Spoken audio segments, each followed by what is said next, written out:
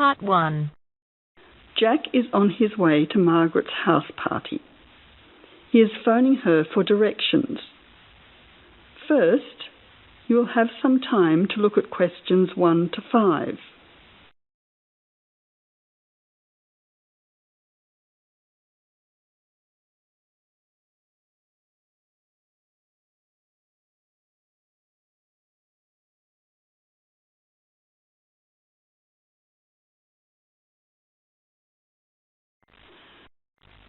Now listen carefully and answer questions 1 to 5. Jack has got lost on his way to Margaret's party. He is phoning her for directions.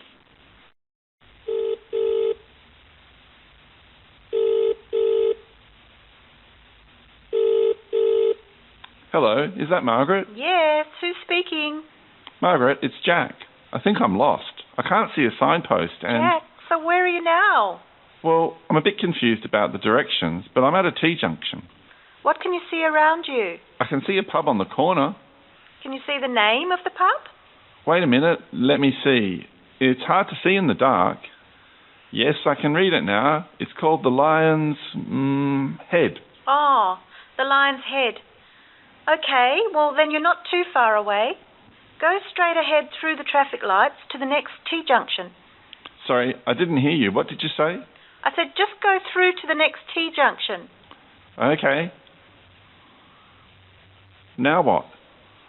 Well, there's a park in front of you and a large 2-story building on the corner.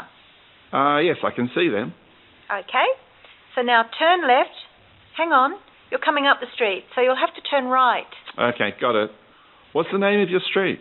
It's Wesley Street, Wesley, number 70.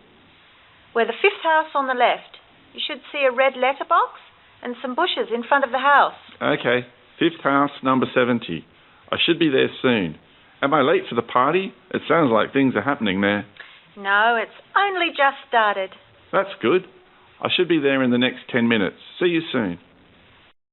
Jack hangs up and walks on. 7 minutes later, he calls Margaret again, as he still can't find the house. You now have some time to look at questions 6 to 10.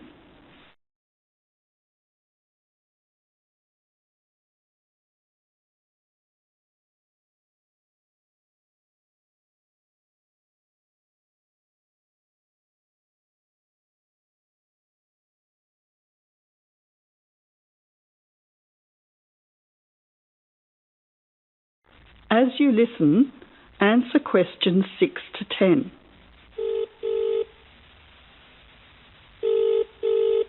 Who's speaking? Hi, Margaret. It's Jack again. Sorry to bother you. Listen, would you mind doing me a favour? Of course, what? Could you tell Mike I have got his camera? I've tried to send him a text message, but it's not going through. Oh, he's not here yet. Oh dear, he said he'd be there early. He might be lost too. Okay, I'll call him. What's his number? 0482 56 3379. Oh, so that's 0485... No, 0482 56 3379. Okay, I'll call him right away. But where are you now? Well, I'm in your street, but I still can't find your house. I can't see the numbers very clearly, or a red letterbox. It's pretty dark. I thought you said it was easy to find. Oh, okay, wait there. I'll come outside and get you. All right then, and don't worry about calling Mike. I'll try to call him now. Hang on, there's someone coming down the street. It looks like Mike. Oh, and I can see the letterbox now. It was hidden behind a bush. See you soon.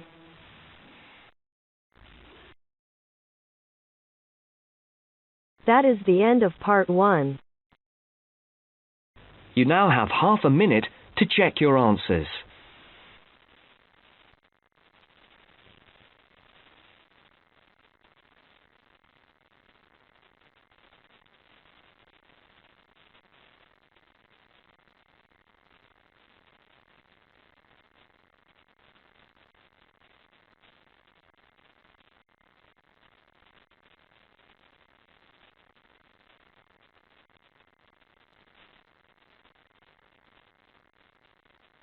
Now turn to Part 2. Part 2. You will hear part of a podcast for visitors to the popular holiday region called the Treloar Valley. First, you have some time to look at questions 11 to 14.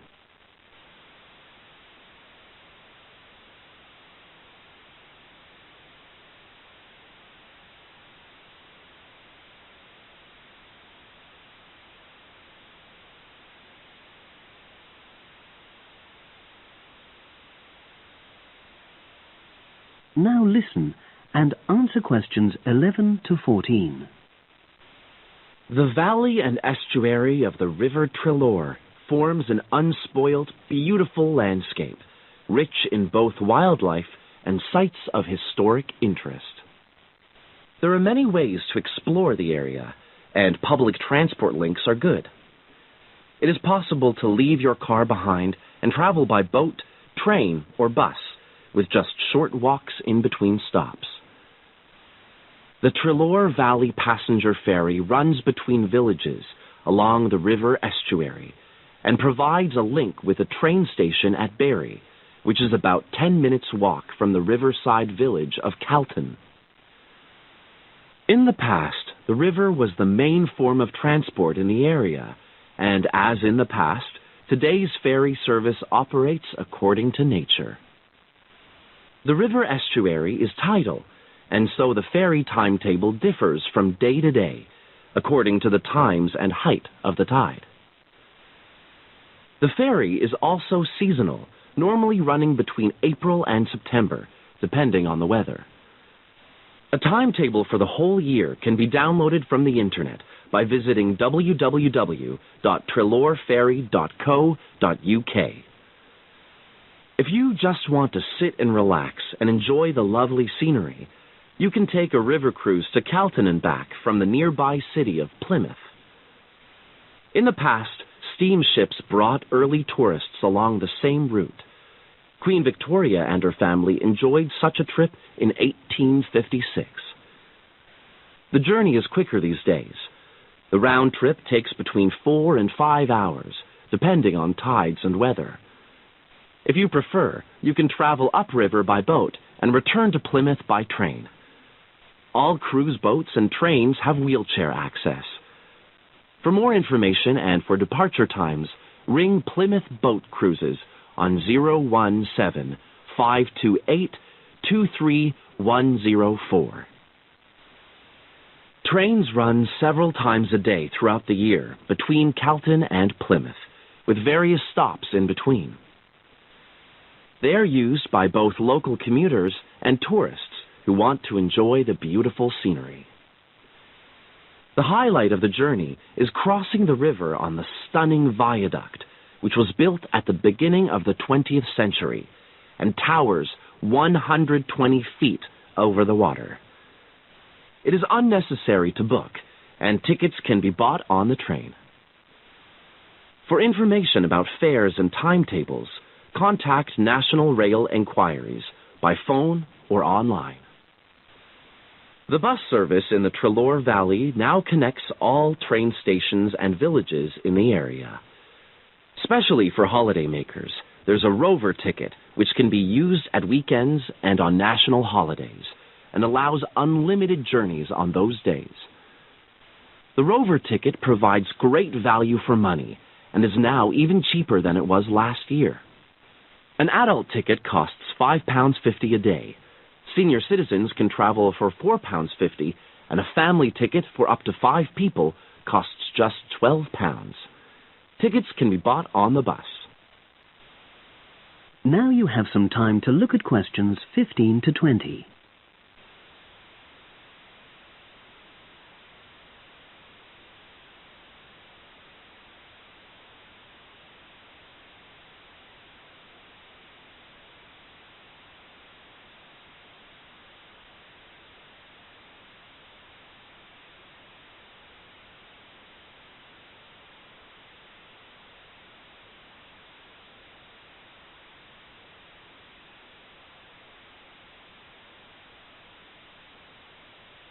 Now listen and answer questions 15 to 20.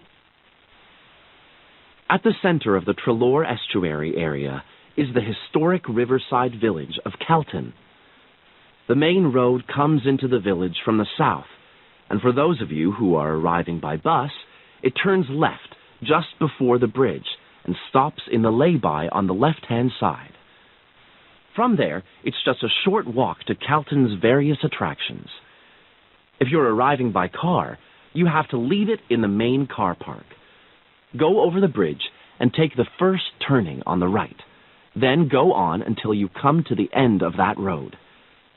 It's the only place to park in 𝐍𝐇N, but there's no charge.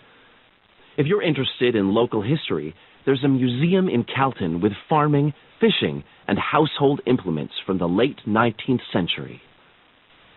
As you come in from the south, cross the river and go straight on the same road until you reach the end. Also, on the subject of history, you can go and see the old mill, which has recently been renovated and put back into use. Turn left before you come to the bridge. Then go straight on and then take the first turning on the right. This leads straight there. If you're interested in arts and crafts, there's a potter's studio where you can watch the artist at work. After crossing the bridge, turn left, and it's the second building on the left. Finally, when you feel in need of refreshments, there's a cafe opposite the old boathouse and a picnic area near the mill.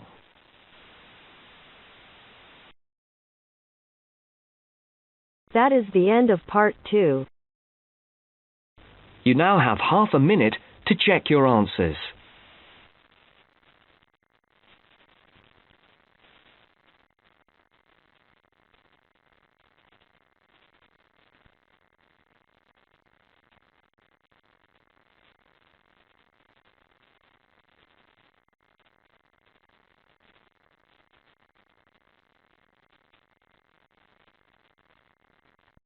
Now turn to part 3. Part 3. You will hear a discussion between 3 students, David, Joseph, and Carrie. In the first part of the discussion, they will be talking about lounges in different school buildings on campus. First, look at questions 21 to 24.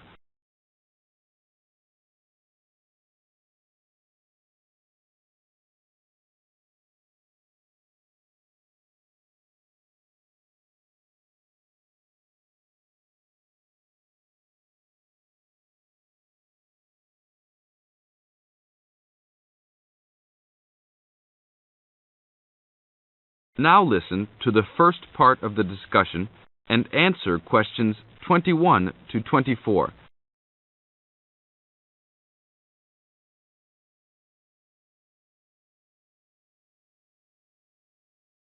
Hey, Joseph. Long time no see. How's it going? Oh, hey, David. It's going fine. I'm a little overwhelmed with all these new courses, but I'm hanging in there. Have you met my girlfriend, Carrie? No. Hi, Carrie. Hi, David. Joseph told me about you. You two had quite the time last semester in European history, I hear. Yeah, we like to hang out after class. Now it's a little harder, though. Lounges aren't as good as they were back there in Wilson Hall. Yeah, they had chairs, couches, and tables to put your stuff on. And that lounge was full. There must have been 25 seats in there. Really? The lounge in Jones Hall, where I have my communications course, only has about 10 chairs. It's awful.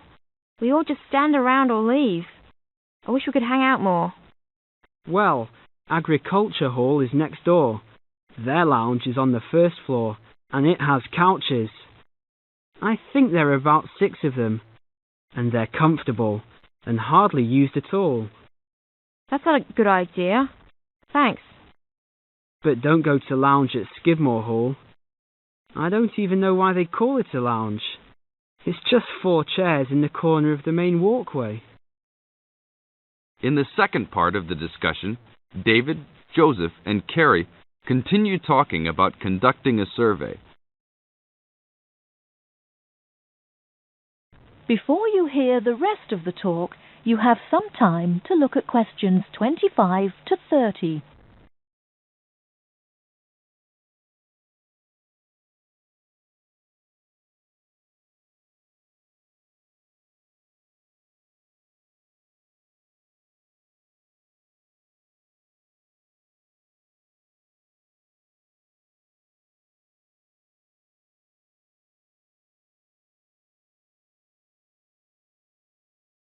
Now listen and answer questions 25 to 30. Guys, we should really do something about those lounges. I mean, couldn't we gather signatures and try to get the university to improve some of the facilities? Yeah, that's a great idea. But we can't just say something random like, oh, you need to make the buildings nicer. We should come up with some kind of ranking system and have students rank buildings, how beautiful they are, how nice they are, etc. Well, if we were ranking on a scale of 1 to 3, you all know that I would rank Skidmore Hall a 1. Like I just said, that place is awful. No facilities. The bathrooms are way down in the basement. You're right. But they do have a nice balcony on the 3rd floor. That might increase its value. But you shouldn't rank the architecture. You should rank how nice the building is, for students to hang out in. Oh, okay. Then I agree with you. So should we do this? I think it's a great idea. But let's try it ourselves on a couple buildings so that we can work out any bugs in it. I think Wilson Hall is the best. Sure, but we've already begun. We will give a building 1 point if it has poor facilities, not enough chairs and no vending machines, that kind of thing. And give a building 2 points if it is okay or acceptable. We can rank buildings that we really like as having 3 points. So like Joseph said, I think Wilson Hall is the best. It should have 3 points for sure. And Skidmore has a 1. Now what other buildings should we rank? How about Merris Hall? No, they're not done with that one yet. But it looks like that will be a good place to hang out. How about Agriculture Hall? You said something about that hall a bit earlier. Oh yeah, they have that lounge with couches that no one uses. But that might indicate that people don't hang out there for other reasons. They don't have any drink machines. That's why I never go there. Oh, well, then I think it's an average building. Let's give it the middle ranking. I agree. It could be improved slightly, but it's got a couple of nice features. I like that lounge in that 3rd floor, for example, but the stairs are too short. I always trip when I'm walking up them. This ranking is getting complex. Okay, one building we haven't talked about is Canton Hall. What do you guys think of Canton? Is that next to the law building? Yep. It's got this excellent connecting corridor with chairs and desks to relax and work at. The cafeteria there is great too. I think that place is just as good as Wilson. Well, I've only been there once, and didn't know that was what it was called. It was kind of confusing, and it's kind of far for me to go, but I liked it. So I'll give it the middle ranking. 2 points because it had nice facilities, but a poor and confusing layout. Oh, Joseph, you like Canton Hall? I hate that place. It's so mechanical, cold and impersonal. The furniture is nice, sure, but it's the last place on campus I would go to. I give it a 1. Interesting. Well, let's write this little survey up and start passing it around. I don't have time to type it up. Can you? Sure. I'll do it after my biology class. Should we meet up at Wilson tonight around 8? Sure. No problem. We'll see you then.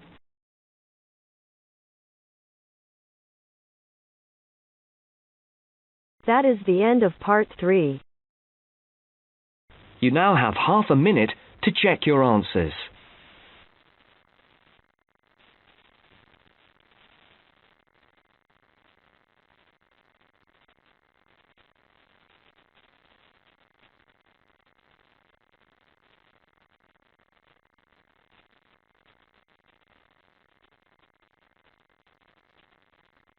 Now turn to part 4. Part 4. Listen to an interview. Mr. Brooks, Mark, Jean and Robert are being interviewed on the subject of friendship.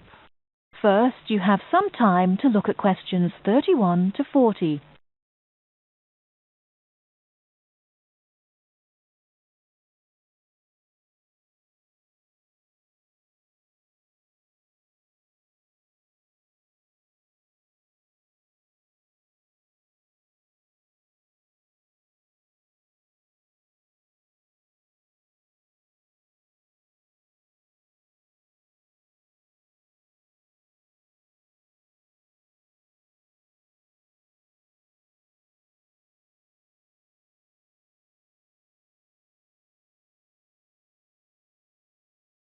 Now listen carefully and answer questions 31 to 40.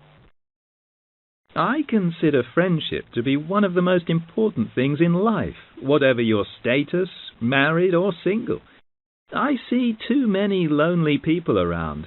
A lot of us get so involved with material values, family problems, keeping up with the Joneses, etc., that we forget the real meaning of friendship.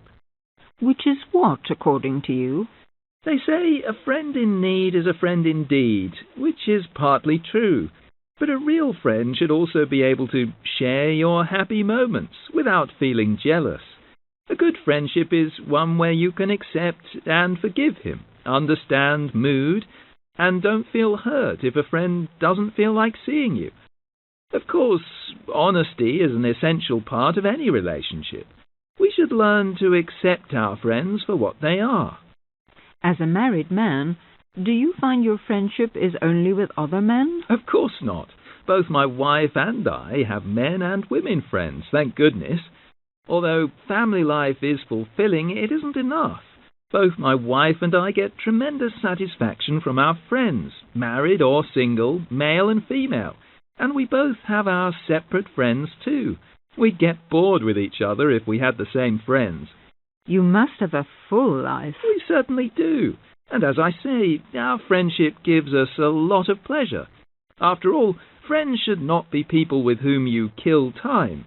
Real friendship, in my opinion, is a spiritually developing experience. I've never had a lot of friends. I've never regarded them as particularly important. Perhaps that's because I come from a big family, 2 brothers and 3 sisters, and lots of cousins. And that's what's really important in my family. If you really need help, you get it from your family, don't you? Well, at least that's what I've always found. What about you, Jean? To me, friendship, having friends, people I know I can really count on. To me, that's the most important thing in life. It's more important even than love. If you love someone, you can always fall out of love again, and that can lead to a lot of hurt feelings, bitterness and so on. But a good friend is a friend for life. And what exactly do you mean by a friend? Well, I've already said, someone you know you can count on. I suppose what I really mean is, let's see, how am I going to put this? It's someone who will help you if you need help, who will listen to you when you talk about your problems, someone you can trust. What do you mean by a friend, Robert? Who likes the same things that you do. Who you can argue with and not lose your temper, even if you don't always agree about things. I mean, someone who you don't have to talk to all the time, but can be silent with, perhaps. That's important, too. You can just sit together and not say very much sometimes. Just relax. I don't like people who talk all the time.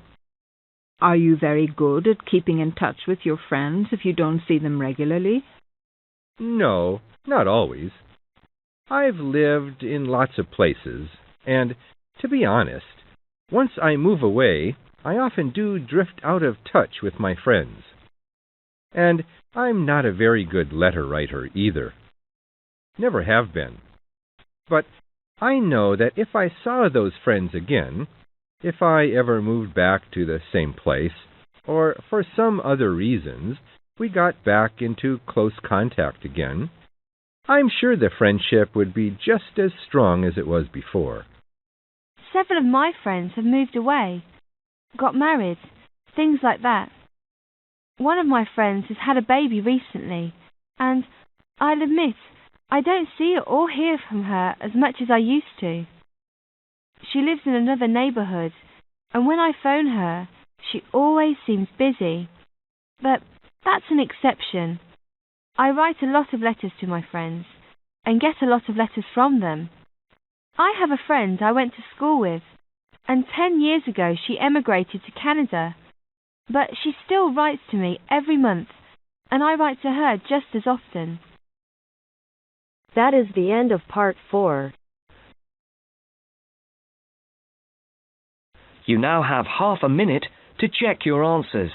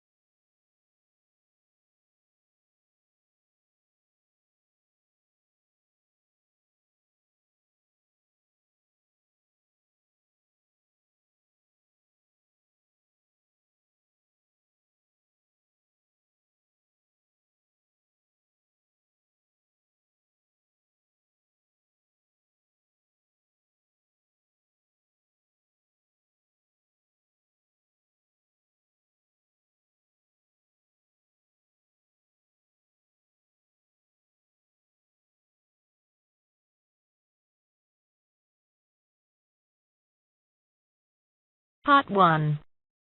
Jack is on his way to Margaret's house party. He is phoning her for directions. First, you will have some time to look at questions 1 to 5.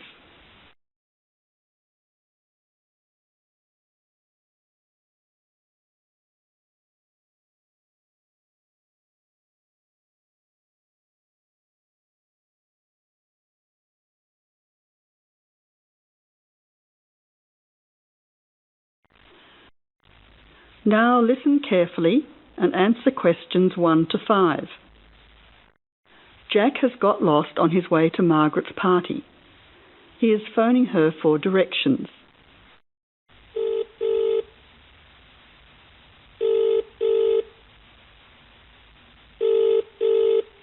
Hello, is that Margaret? Yes, who's speaking? Margaret, it's Jack. I think I'm lost. I can't see a signpost and... Jack, so where are you now? Well, I'm a bit confused about the directions, but I'm at a T-junction. What can you see around you? I can see a pub on the corner. Can you see the name of the pub? Wait a minute, let me see. It's hard to see in the dark. Yes, I can read it now. It's called the Lion's Head. Oh, the Lion's Head. Okay, well then you're not too far away. Go straight ahead through the traffic lights to the next T-junction. Sorry, I didn't hear you. What did you say? I said just go through to the next T-junction. Okay. Now what? Well, there's a park in front of you and a large 2-story building on the corner. Yes, I can see them. Okay, so now turn left. Hang on, you're coming up the street, so you'll have to turn right. Okay, got it. What's the name of your street? It's Wesley Street, 𝐍𝐆𝐀𝐾, number 70. We're the 5th house on the left. You should see a red letterbox and some bushes in front of the house. Okay, 5th house, number 70. I should be there soon. Am I late for the party? It sounds like things are happening there. No, it's only just started. That's good. I should be there in the next 10 minutes. See you soon. Jack hangs up and walks on. 7 minutes later, he calls Margaret again, as he still can't find the house. You now have some time to look at questions 6 to 10.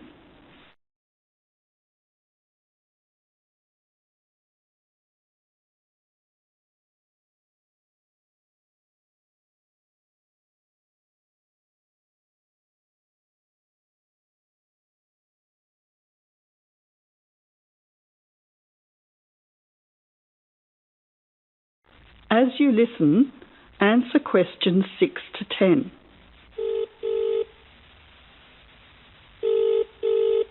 Who's speaking?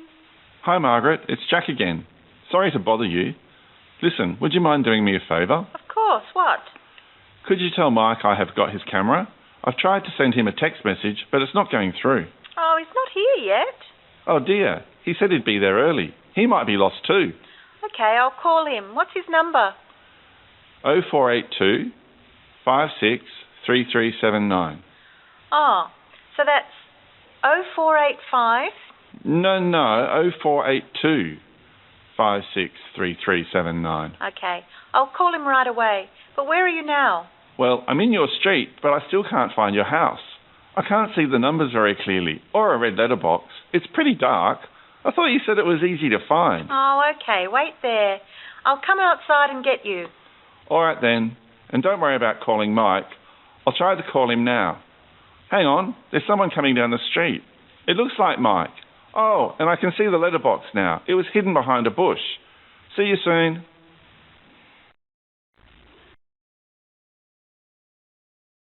That is the end of part 1. You now have half a minute to check your answers.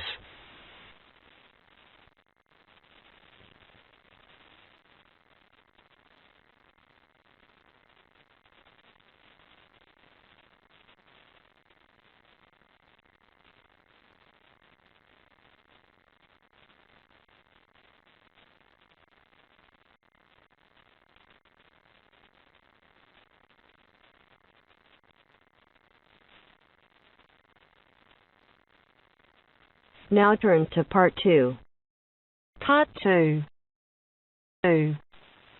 You will hear part of a podcast for visitors to the popular holiday region called the 𝐍𝐶 Valley.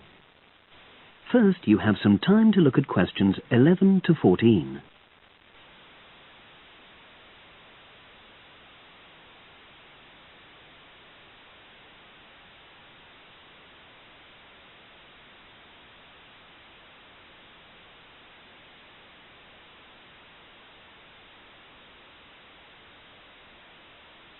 Now listen and answer questions 11 to 14.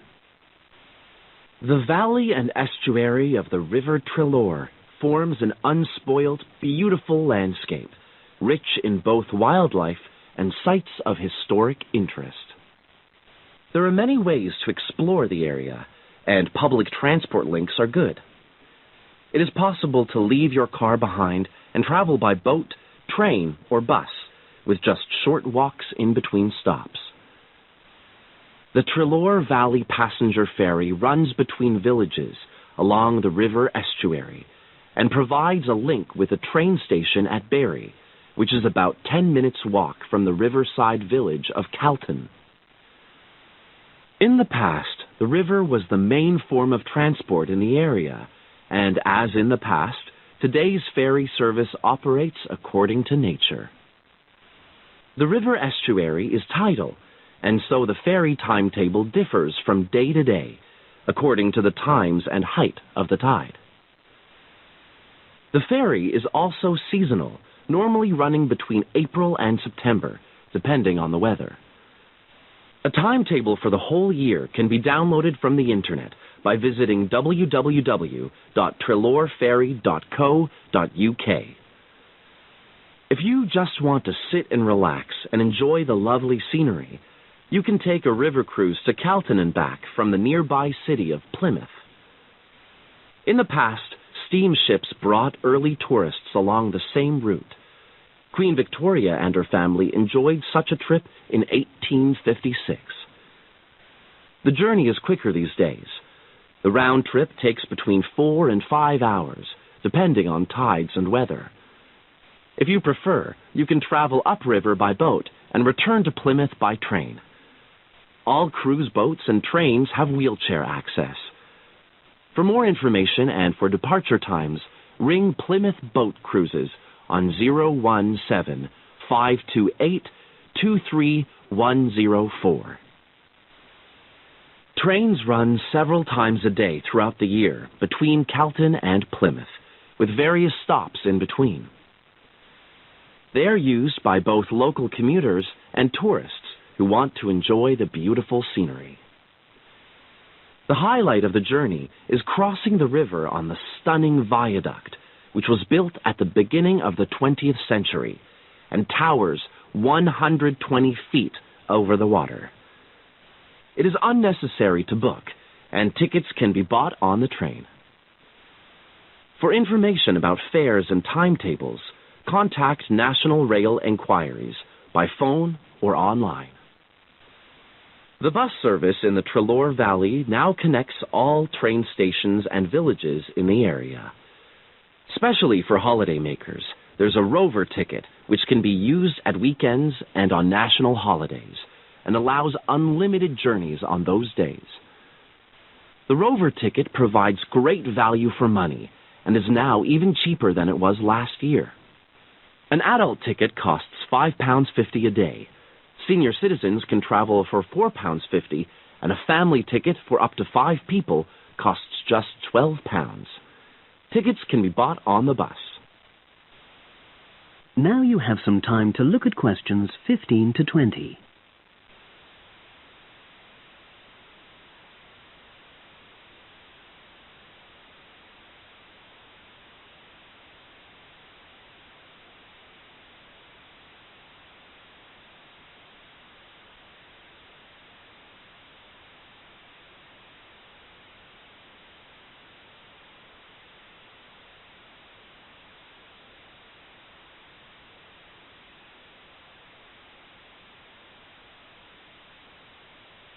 Now listen and answer questions 15 to 20. At the center of the Treloar estuary area is the historic riverside village of 𝐍𝐇ĥ. The main road comes into the village from the south, and for those of you who are arriving by bus, it turns left just before the bridge and stops in the lay-by on the left-hand side. From there, it's just a short walk to 𝐍𝐇ĥ's various attractions. If you're arriving by car, you have to leave it in the main car park. Go over the bridge and take the first turning on the right. Then go on until you come to the end of that road. It's the only place to park in 𝐍𝐇ĥ, but there's no charge. If you're interested in local history, there's a museum in 𝐍𝐇ĥ with farming, fishing, and household implements from the late 19th century. As you come in from the south, cross the river and go straight on the same road until you reach the end. Also, on the subject of history, you can go and see the old mill, which has recently been renovated and put back into use. Turn left before you come to the bridge. Then go straight on and then take the first turning on the right. This leads straight there. If you're interested in arts and crafts, there's a potter's studio where you can watch the artist at work. After crossing the bridge, turn left, and it's the second building on the left.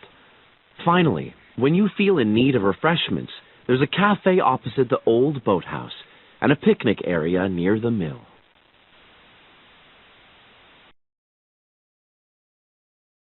That is the end of part 2.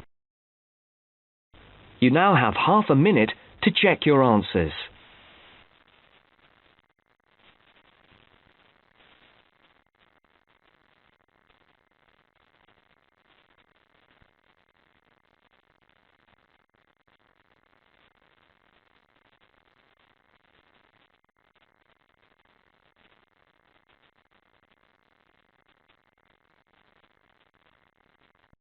Now turn to part 3.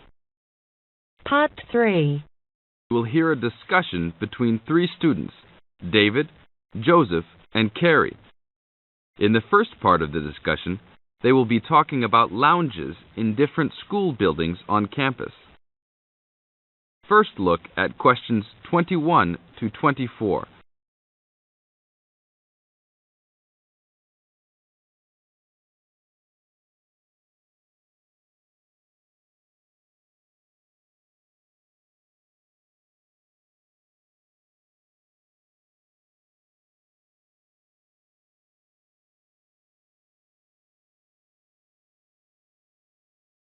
Now listen to the first part of the discussion and answer questions 21 to 24.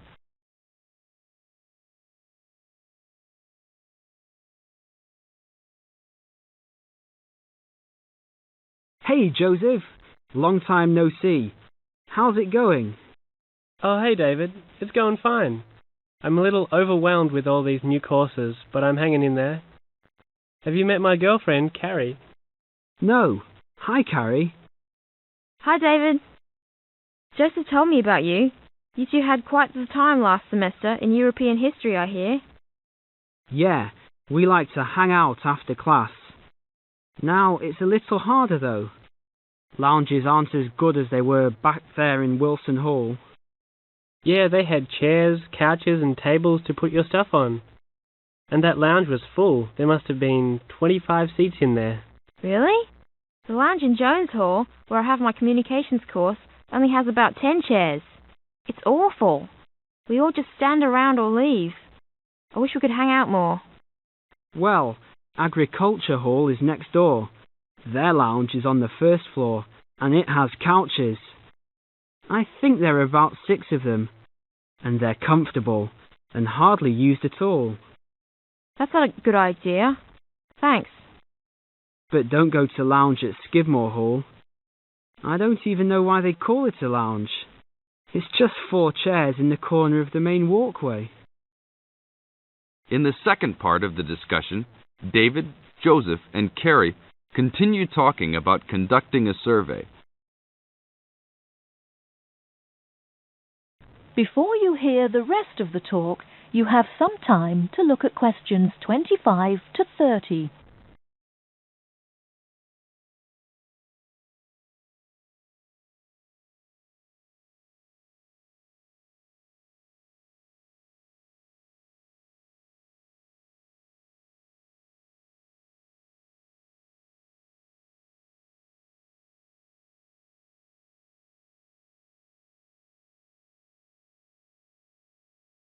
Now listen and answer questions 25 to 30. Guys, we should really do something about those lounges. I mean, couldn't we gather signatures and try to get the university to improve some of the facilities? Yeah, that's a great idea. But we can't just say something random like, oh, you need to make the buildings nicer. We should come up with some kind of ranking system and have students rank buildings, how beautiful they are, how nice they are, etc. Well, if we were ranking on a scale of 1 to 3, you all know that I would rank Skidmore Hall a 1. Like I just said, that place is awful. No facilities. The bathrooms are way down in the basement. You're right. But they do have a nice balcony on the 3rd floor. That might increase its value. But you shouldn't rank the architecture. You should rank how nice the building is, for students to hang out in. Oh, okay. Then I agree with you. So should we do this? I think it's a great idea. But let's try it ourselves on a couple buildings so that we can work out any bugs in it. I think Wilson Hall is the best. Sure, but we've already begun. We will give a building 1 point if it has poor facilities, not enough chairs and no vending machines, that kind of thing. And give a building 2 points if it is okay or acceptable. We can rank buildings that we really like as having 3 points. So like Joseph said, I think Wilson Hall is the best. It should have 3 points for sure. And Skidmore has a 1. Now what other buildings should we rank? How about Merris Hall? No, they're not done with that one yet. But it looks like that will be a good place to hang out. How about Agriculture Hall? You said something about that hall a bit earlier. Oh yeah, they have that lounge with couches that no one uses. But that might indicate that people don't hang out there for other reasons. They don't have any drink machines. That's why I never go there. Oh, well then I think it's an average building. Let's give it the middle ranking. I agree. It could be improved slightly, but it's got a couple of nice features. I like that lounge in that 3rd floor, for example, but the stairs are too short. I always trip when I'm walking up them. This ranking is getting complex. Okay, one building we haven't talked about is Canton Hall. What do you guys think of Canton? Is that next to the law building? Yep. It's got this excellent connecting corridor with chairs and desks to relax and work at. The cafeteria there is great too. I think that place is just as good as Wilson. Well, I've only been there once, and didn't know that was what it was called. It was kind of confusing, and it's kind of far for me to go, but I liked it. So I'll give it the middle ranking. 2 points because it had nice facilities, but a poor and confusing layout. Oh, Joseph, you like Canton Hall? I hate that place. It's so mechanical, cold and impersonal. The furniture is nice, sure, but it's the last place on campus I would go to. I give it a 1. Interesting. Well, let's write this little survey up and start passing it around.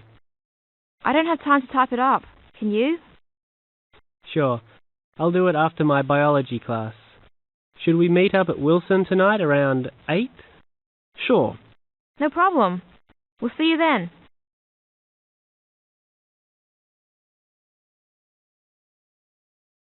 That is the end of part 3. You now have half a minute to check your answers.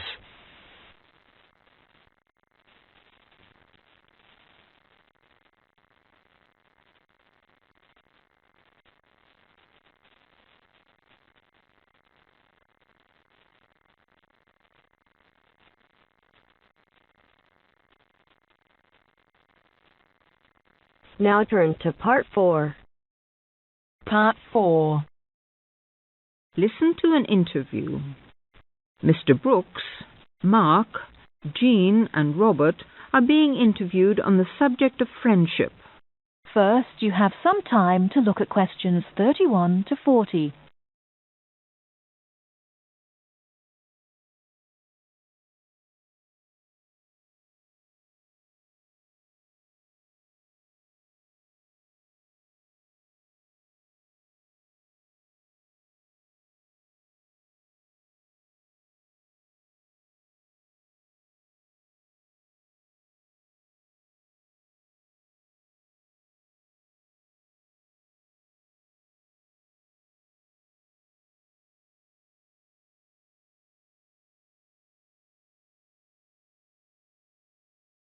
Now, listen carefully and answer questions 31 to 40. I consider friendship to be one of the most important things in life, whatever your status, married or single. I see too many lonely people around.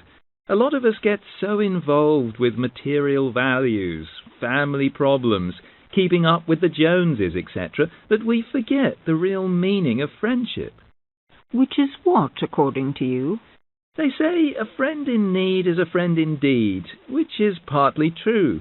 But a real friend should also be able to share your happy moments without feeling jealous. A good friendship is one where you can accept and forgive him, understand mood, and don't feel hurt if a friend doesn't feel like seeing you. Of course, honesty is an essential part of any relationship. We should learn to accept our friends for what they are. As a married man, do you find your friendship is only with other men? Of course not.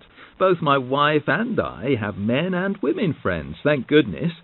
Although family life is fulfilling, it isn't enough. Both my wife and I get tremendous satisfaction from our friends, married or single, male and female. And we both have our separate friends too. We'd get bored with each other if we had the same friends. You must have a full life. We certainly do. And as I say, our friendship gives us a lot of pleasure. After all, friends should not be people with whom you kill time. Real friendship, in my opinion, is a spiritually developing experience. I've never had a lot of friends. I've never regarded them as particularly important. Perhaps that's because I come from a big family, 2 brothers and 3 sisters, and lots of cousins.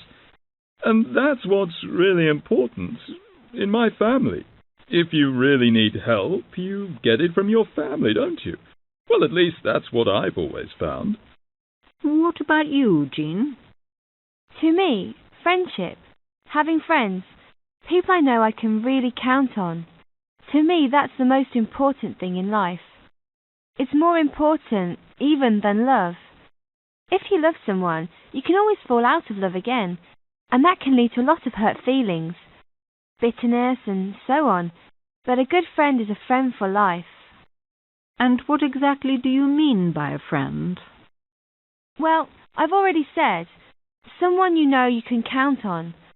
I suppose what I really mean is, let's see, how am I going to put this? It's someone who will help you if you need help, who will listen to you when you talk about your problems, someone you can trust. What do you mean by a friend, Robert? Who likes the same things that you do? who you can argue with and not lose your temper, even if you don't always agree about things. I mean, someone who you don't have to talk to all the time, but can be silent with, perhaps.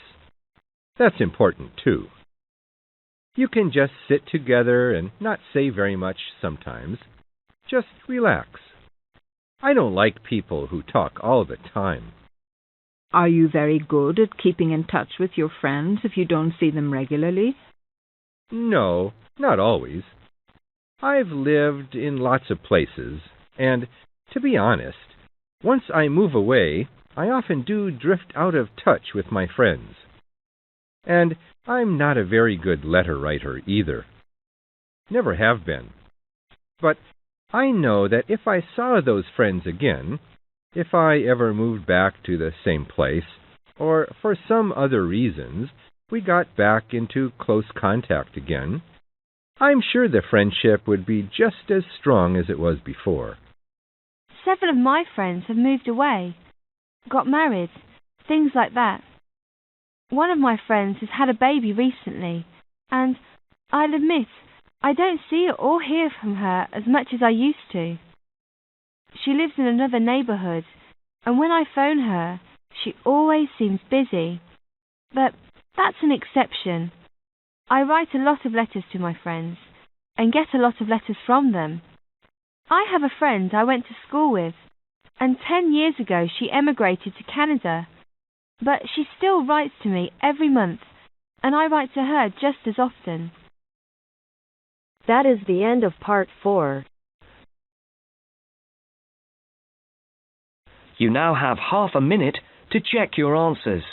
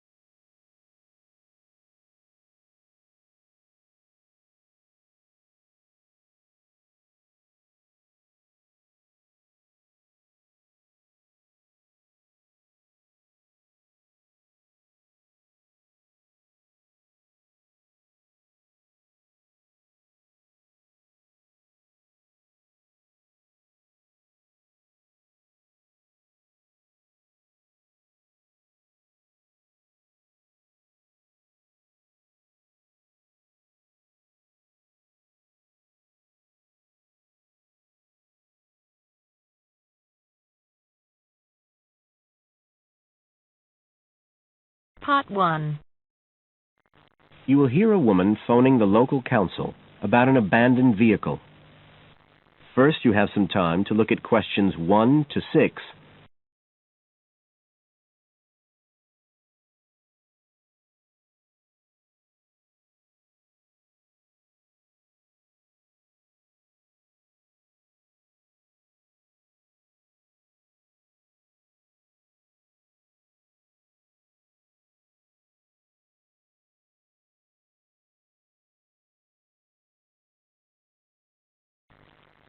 Now we shall begin. You should answer the questions as you listen, because you will not hear the recording a second time. Listen carefully and answer questions 1 to 6.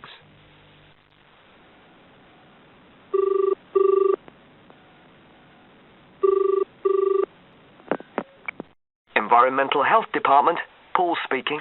Oh, hello. I wanted to report a vehicle that's been left parked near where I live. I think it's been abandoned. I wondered if the council could arrange to get it towed away. Have I got through to the right department? Yes, you have. If I could just take a few details. Your name, please? Mrs. Shepherd. Thank you. It's not my vehicle, though. I just thought someone ought to report it. No, that's fine. What I need to do is take some details first. Then we can decide what to do about the problem. Oh, I see. So the next thing I need to know is your address. Right, it's 41 Lower Green Street. Yes. Barrowdale. And the postcode's WH4 5JP. Fine. And if I could just ask for a telephone number. It's 01778 552387. I'm out quite a lot, but you can just leave a message on the answer phone if you need to. Or I could give you my mobile number. That's all right, don't worry. Now, could you tell me a little more about this vehicle? You say it's been abandoned. Well, it certainly looks like it. Can you give me an idea of where it is? Yes, it's near the main road that goes through Barrowdale. Is that the A69? Yes, that's right. Now, there's a primary school just towards the end of the village, and then next to that, next to the children's playground, there's a field, and it's in there.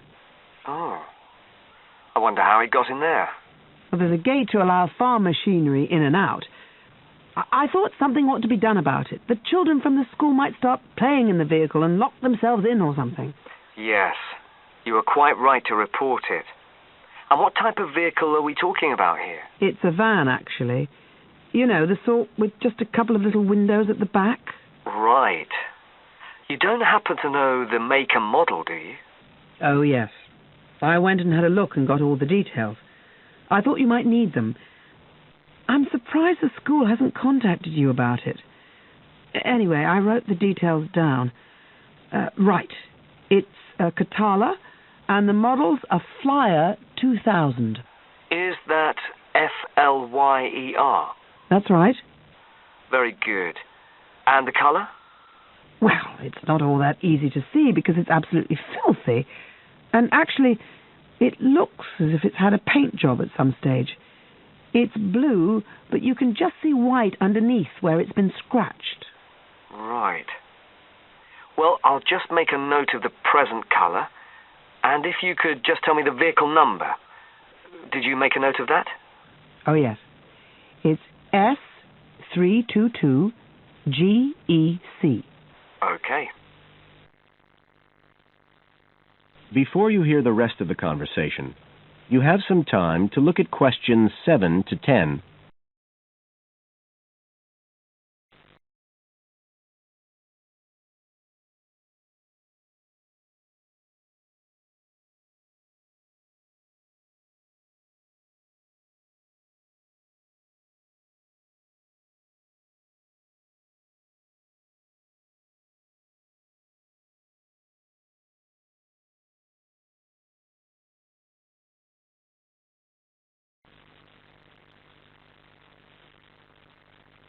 Now listen and answer questions 7 to 10.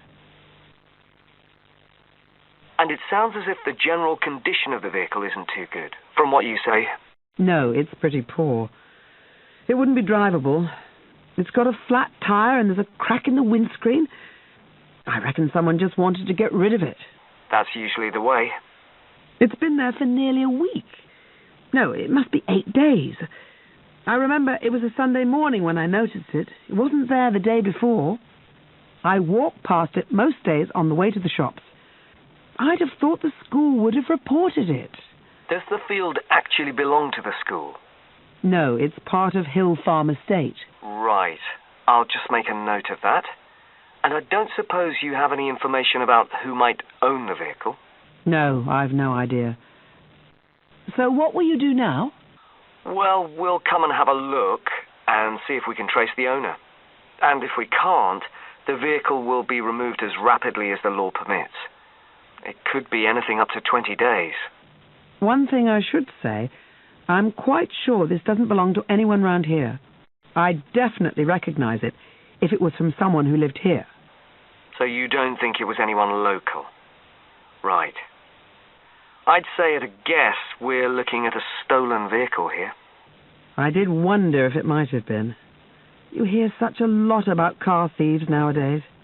Well, we certainly will be looking into that possibility. Anyway, thank you for contacting us, Mrs. Shepherd, and we'll keep you informed of what happens. Right. Thank you very much. Goodbye. Goodbye.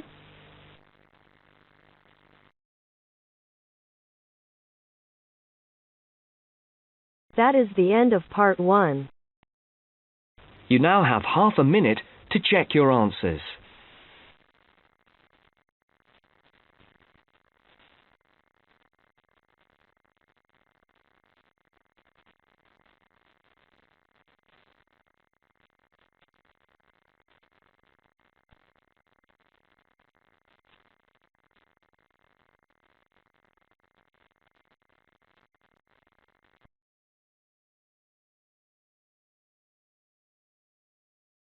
Now turn to Part 2.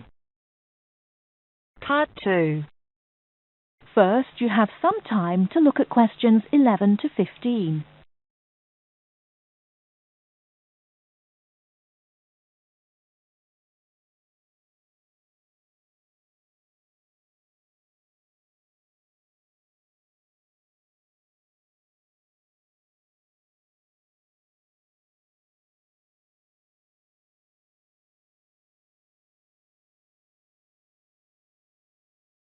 Now, listen carefully and answer questions 11 to 15. Starting at the beginning, you can see the on-off switch just beneath the two lights. Having turned the machine on, these lights now become very important. When the light on the left has gone out, you can begin making coffee, as it means the water is now hot enough. Next to that is the water level light. If this is illuminated, it means the machine does not have enough water. It is essential that you turn the machine off and add more water the moment this light comes on.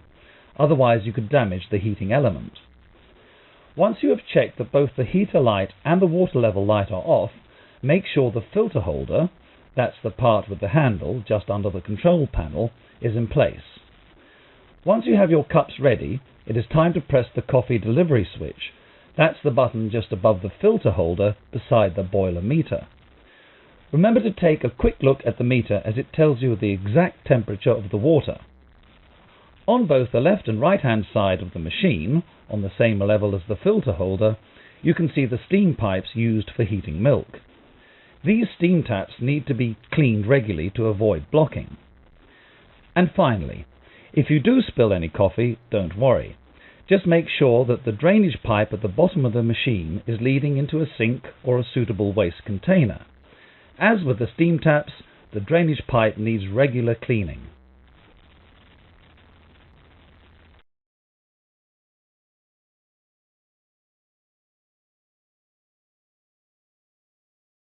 Before you hear the rest of the talk, you have some time to look at questions 16 to 20.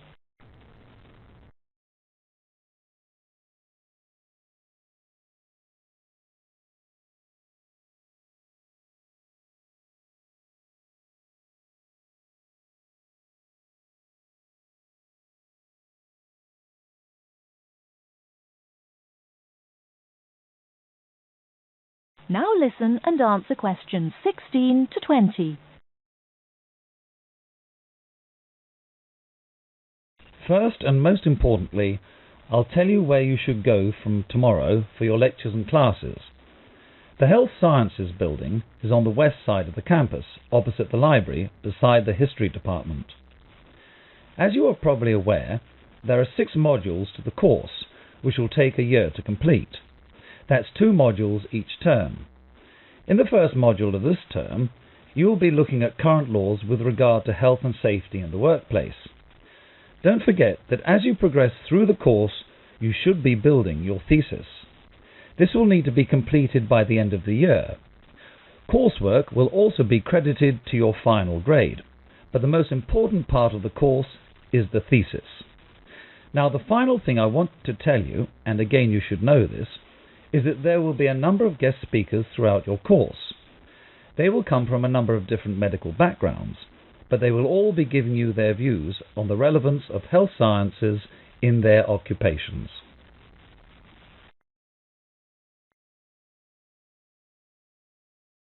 That is the end of Part 2. You now have half a minute to check your answers.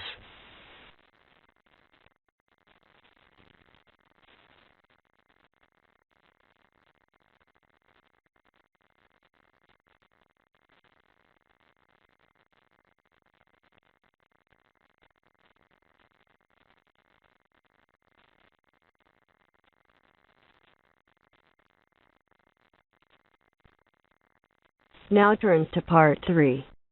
Part 3. You'll hear a lecturer talking to students about America in the 1960s.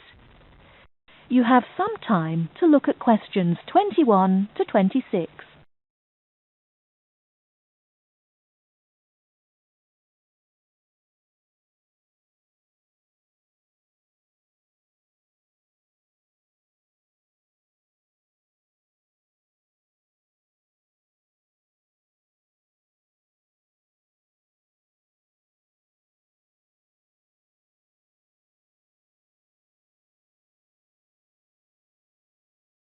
Now listen carefully and answer questions 21 to 26. We begin our examination of America in the 1960s with the usual caution. There is no sense in trying to understand any decade without looking at what came before. Those of you who still have outstanding coursework on the 1950s would do well to complete it now, if for no other reason than it will help make sense of the next series of lectures.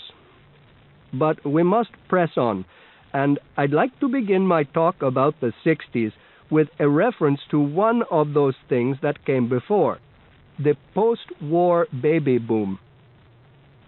With the end of the Second World War in 1945, there began in the USA an era of perceived prosperity and security.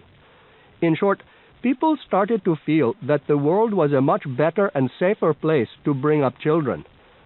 So, at the start of the 60s, all those children born in the baby boom, 70 million in the U.S. alone, were teenagers. As the 60s progressed, and as this large number of people approached adulthood, there was a noticeable shift in the balance of power, and young people began to have a voice in ways that were not considered possible in the more conservative atmosphere of the preceding decade. Things were moving forward at a rapid pace. The literature of the time brought out all the taboos. Everything was covered, such as race in, for example, the book To Kill a Mockingbird. The role of women changed, and equality for women, well, let's just say that once certain books were published, women were no longer going to be satisfied with their roles as devoted wives and mothers. Through literature alone, the whole fabric of society was challenged, and by the end of the 60s, things would never again be as they had pretty much been for the preceding 40 years. It was a decade of protest, civil rights protests, feminism, the rights of minorities, the Vietnam War. All these causes led to peaceful and not so peaceful protests on college campuses and elsewhere. People had been given freedom of speech, and they were going to use it. The crime rate rose to 9 times what it was in the 50s, as respect for the old order faded away. But it was also a time of great development. In medicine, the 60s saw the first heart transplant. In technology and the space race, where we saw the first American in orbit and lasers being invented at the start of the decade, and the first man on the moon, and the first primitive internet at the end. Before you hear the rest of the talk, you have some time to look at questions 27 to 30.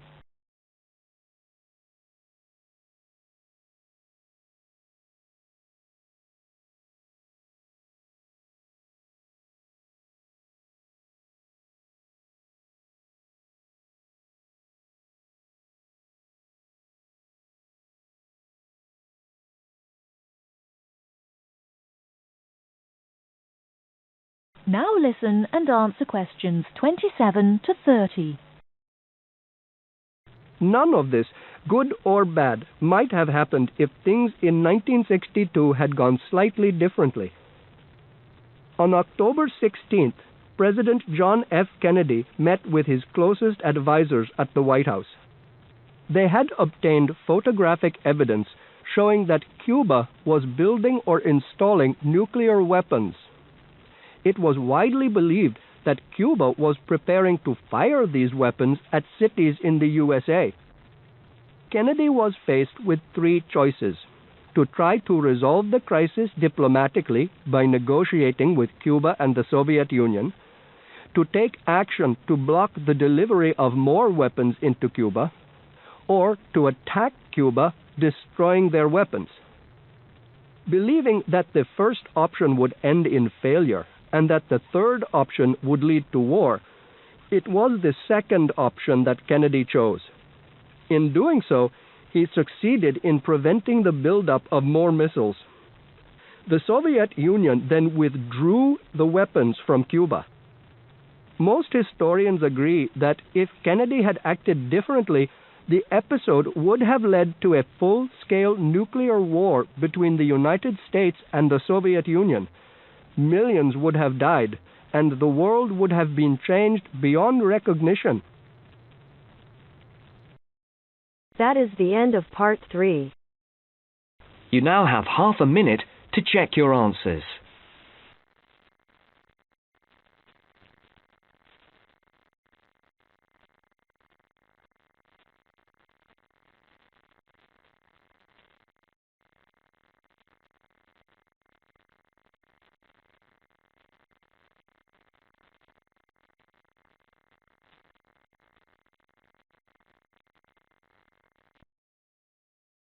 Now turn to part 4.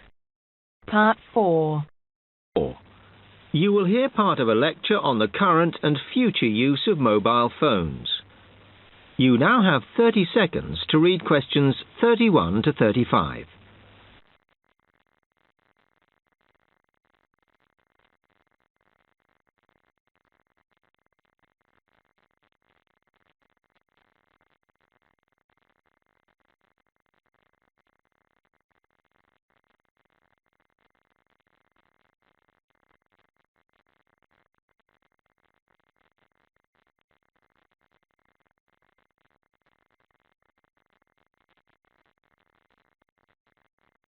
Okay, now today we're looking at changes in communication, and specifically changes that have just happened or are likely to happen in the next few years. Key to this is the mobile phone, which is increasingly being seen as an all-purpose system rather than just a phone. If you only use your phone for texting and making calls now, you will be amazed at how you'll be using it in the future. The technology has been developed for a range of other uses. For example, phones could be used so that if you are meeting someone and they get lost, you could send them a map of your location to help them. This will save all those complicated explanations over the phone and our poor friends or colleagues trying to drive and find out where they are at the same time. And if you get bored waiting, or if you're traveling, for example, you will soon be able to see TV news on your phone as it is actually being broadcast. This means that you won't have to miss any of your favorites if you were away for a few days. Most people have got used to texting now, and young people send pictures to each other. But what is exciting is the possibility of putting music with them before you send them. And it's not all frivolous. Phones are going to become even more critical in business and education. Some recent developments have a highly practical usage. So, for example, as lecturers, we will be able to send everybody a text to let them know if lectures have been canceled. And the new phones could have a further use in education, as well as business, as they will enable us to go to any destination, such as when we are doing a field trip, for instance, and from there to send data directly to a computer so that we can access it when we get home. This means we will no longer be limited by what the phone can store. You now have 30 seconds to read questions 36 to 40.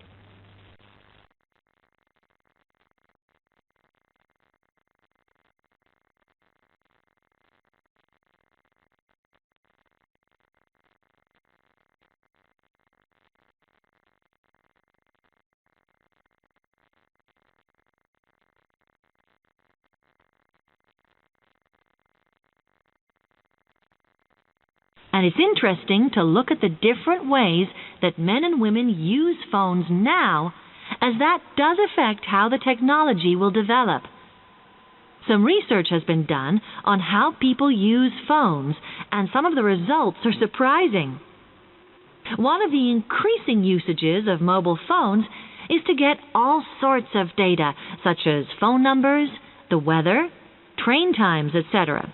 And while there's been an attempt to set up connections with things that women might be interested in accessing, it is overwhelmingly men who do this. But what about the traditional use of a phone? To speak to people?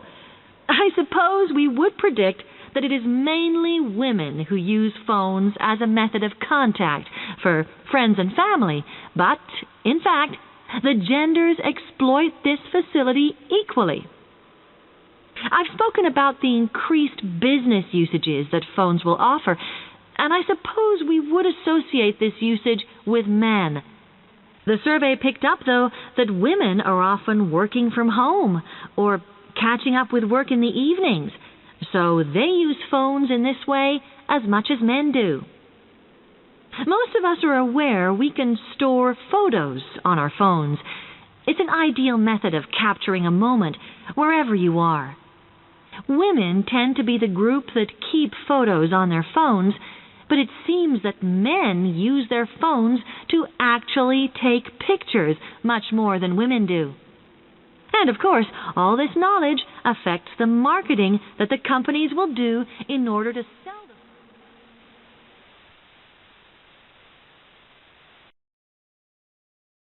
That is the end of part 4. You now have half a minute to check your answers.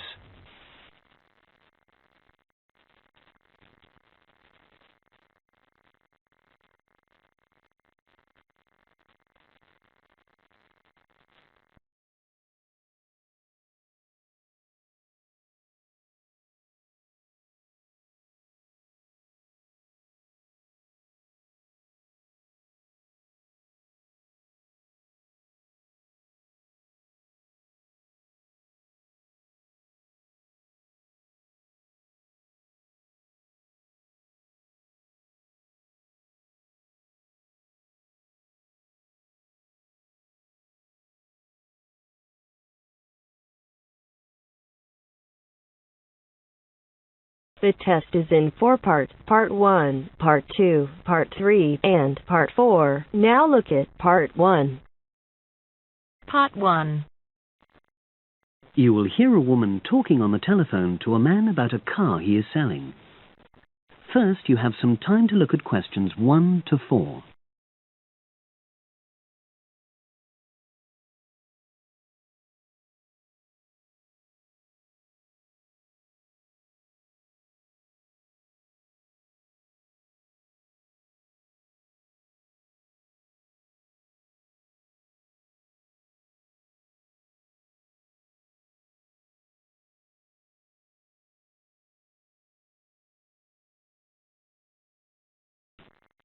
Now we shall begin.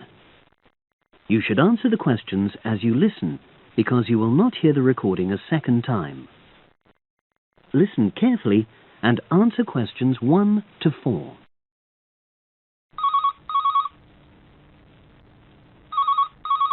Hello, Brian Park speaking. Oh, hello. I'm calling about the advert in the paper. For the car? Yes, the Mini you've got advertised for sale. Oh, yes.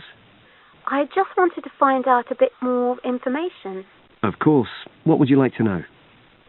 It's my brother who's interested, actually, but he's not in today, so he asked me to call you. Fine. Great, thanks. So, it's a Mini, Yep. and how old is it? Just coming up to 13 years old. And I seem to remember from the ad that it's grey. That's it. Doesn't show the dirt. Absolutely. Anyway, the colour shouldn't be a problem for Jeff. You know, the important thing is the quality. Yes, of course. And what about mileage? With it being pretty old, it's probably over 100,000? Actually, it's 40,000 less than that. 62,000 on the clock. Great. I remember now. I'm confusing it with another ad I was looking at. Right. Pleasant surprise then. Yeah. Have you been the only owner, or was there a previous one? I'm the second one. Before, it was owned by a teacher who was a very careful driver, didn't have any accidents. Very good. And what about you? What do you tend to use it for? I haven't used it all that much, mostly for shopping. You know the sort of thing. So not much wear and tear. I'll make a note of that. I know Jeff wanted me to check that. Right. Before you hear the rest of the conversation, you have some time to look at questions 5 to 10.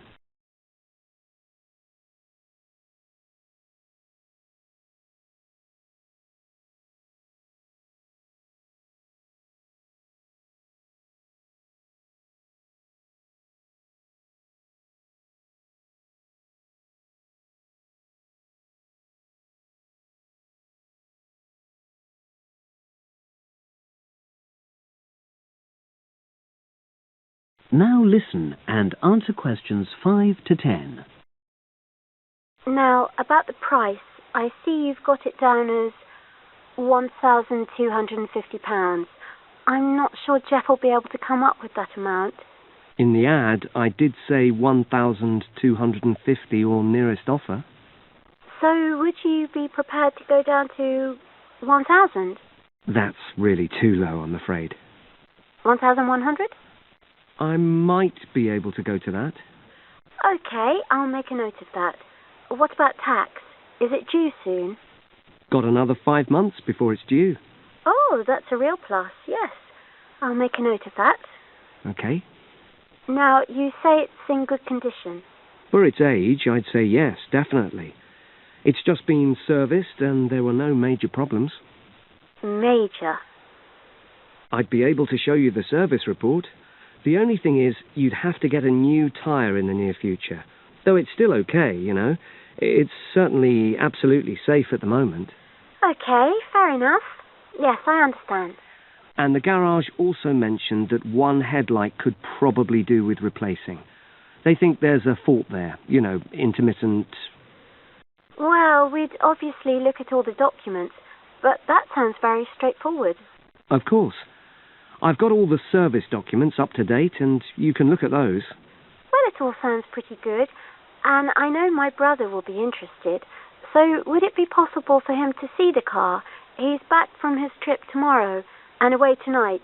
So how about tomorrow? Tomorrow? Wednesday? I'm afraid that's not possible. I'm out pretty much all day. Well, Thursday then? That'd be fine, yeah. In the morning? Yes, that'd suit me perfectly. Great. Now, you'll need my address.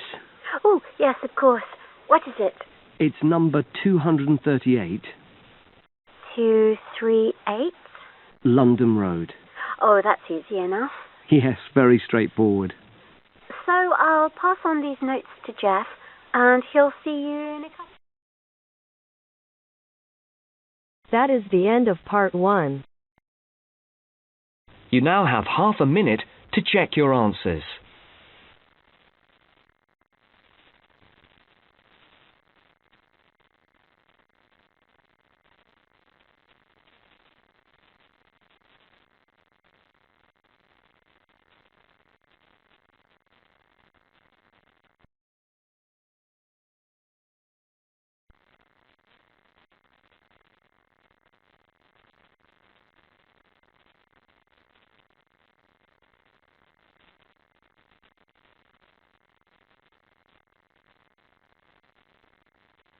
Now turn to part 2. Part 2. You will hear 2 students talking about a class assignment about wild bird rescue and rehabilitation. First, you have some time to look at questions 11 to 15.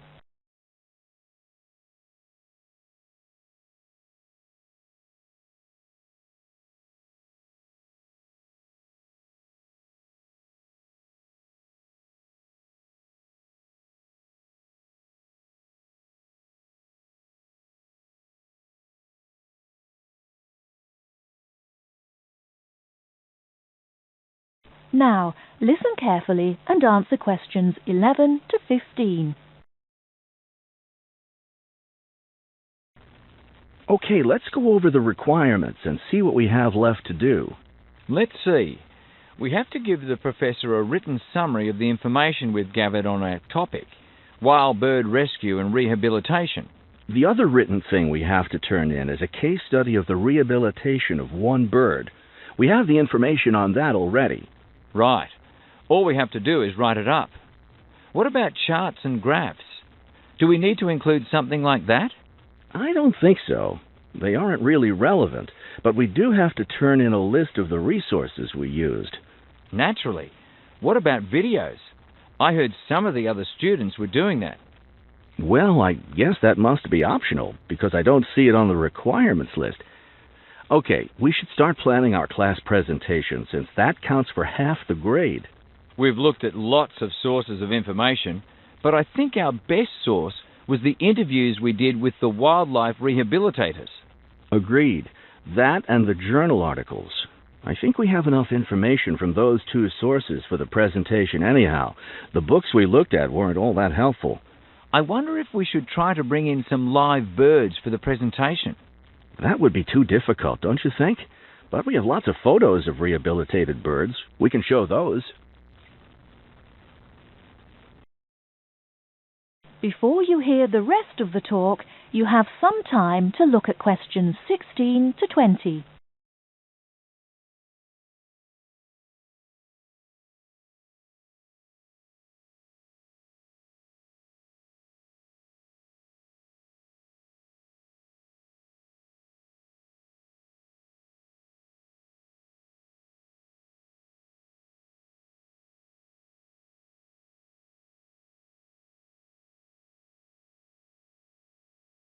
Now listen and answer questions 16 to 20.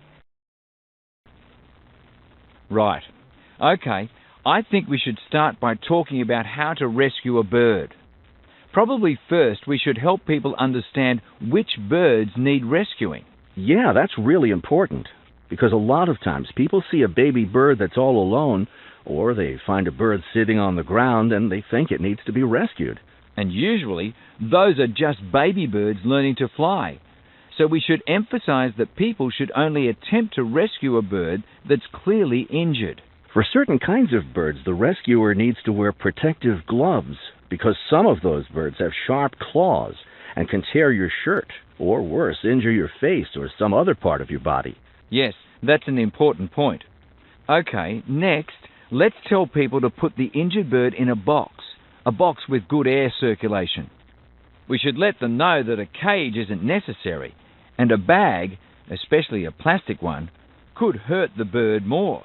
Another thing we need to say is that the best way to help the bird stay calm is not by petting it or talking to it, but by leaving it completely alone. Then people should take the bird to the bird rescue center as soon as possible. Right, and we should also point out that when they're driving the bird to the rescue center, it's better not to play music on the radio or talk loudly, because those things just stress the bird. Yes, it's better just to speak quietly while you have the bird in the car. Okay, we've got that part covered. Next we should talk about what happens at the rescue center. That is the end of part 2. You now have half a minute to check your answers.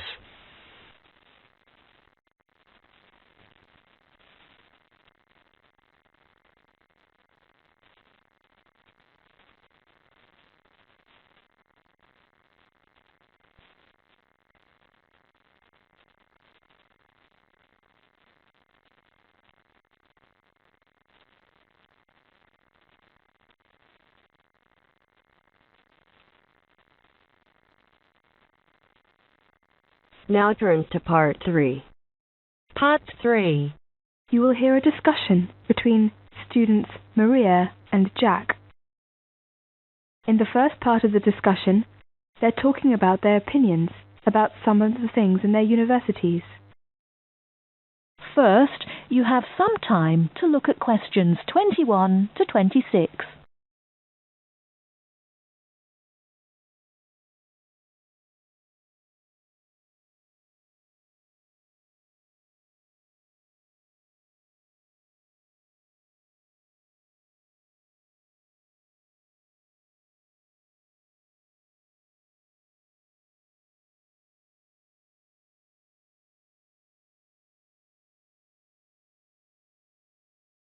Now listen carefully and answer questions 21 to 26.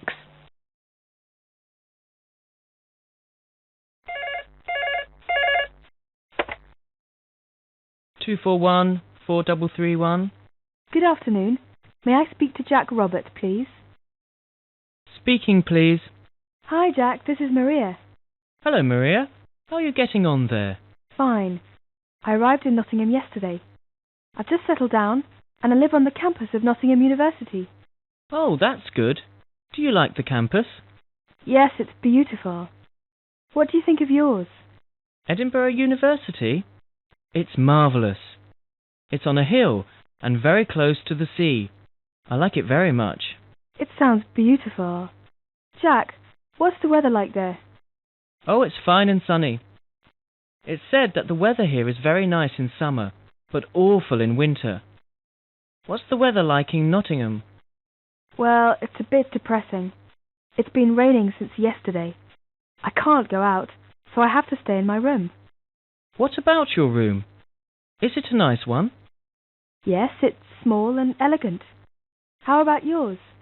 Mine is an ordinary one. It's a twin study room. I share it with one of my classmates. He's intelligent and very friendly. We're getting on quite well. How's your roommate? She's very nice, but a little bit quiet. She likes reading and seldom speaks. By the way, do you like the Scottish food there? Oh, I like it. It's very delicious. Oh, really? I don't like the food here. It's disgusting. It has no taste. I have to cook for myself in my room. Well, Maria, as the saying goes, when in Rome, do as the Romans do. Come on, don't be too choosy. Oh, someone's at the door. I have to answer it, Maria.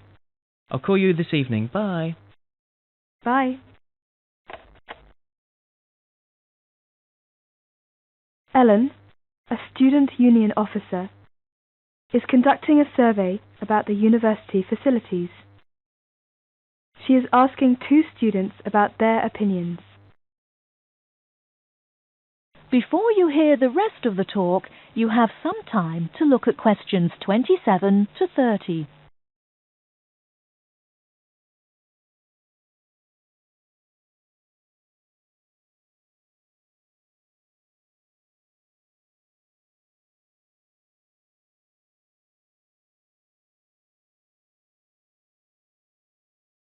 Now listen and answer questions 27 to 30. I'm Alan, and I work for the Student Union. Now, I'd like to hear your opinions about a few things in the university. We've asked for some volunteers to help us conduct this survey into how satisfied students are with the university facilities. First of all, let's take the lecture rooms. We could score them, for instance, 1 is excellent, 2 satisfactory, 3 rather poor, and 4 really bad. Robert, you first, please. What do you think about the lecture rooms here? Not so good, I'm afraid. I would score 3. They're too small for one thing. Sometimes we can hardly find a seat. Yes, but that doesn't happen very often. Personally, I think they're all right. They're comfortable, and the acoustics are quite reasonable. It doesn't matter where you sit, you can always hear the lecture. I would give 2 for them. How do you feel about the car parking facilities? Are they adequate? You must be joking. I can never find a car parking space when I need one, and when I finally do, it's a very long walk to the university's teaching building. I'd give it a 4. I'm afraid I also agree. We need more car parks urgently. This is perhaps one of the major shortcomings of this campus. It gets a 4 from me as well. I come to the university 20 minutes early, just so I can drive around looking for a parking space. What about the computer center then? I think it's first class. The software base contains a large selection of learning programs, language games, and word processing facilities. I would give a score of 1. I quite agree with you. It's very modern, and also under the supervision of qualified staff who can offer help to us while we work, should we need them. Oh, good. Well, what do you think of the library facilities? Let's say the periodical room first. Well, I've scored that 3. I'm sorry to have to say, but I think the room has poor lighting, and I'm disappointed about that. I've given it a score of 1. As far as I'm concerned, it's excellent and well stocked. Thank you, Robert and Mary. Now, let's turn to the photocopying facilities. I would give it a score of 2. Personally, I think it's all right and it's very helpful. Huh? I would score 3. I think it's too expensive for photocopying, and there are not enough machines. Sometimes we have to stand in a line. Okay. Now, let's talk about the... That is the end of part 3. You now have half a minute to check your answers.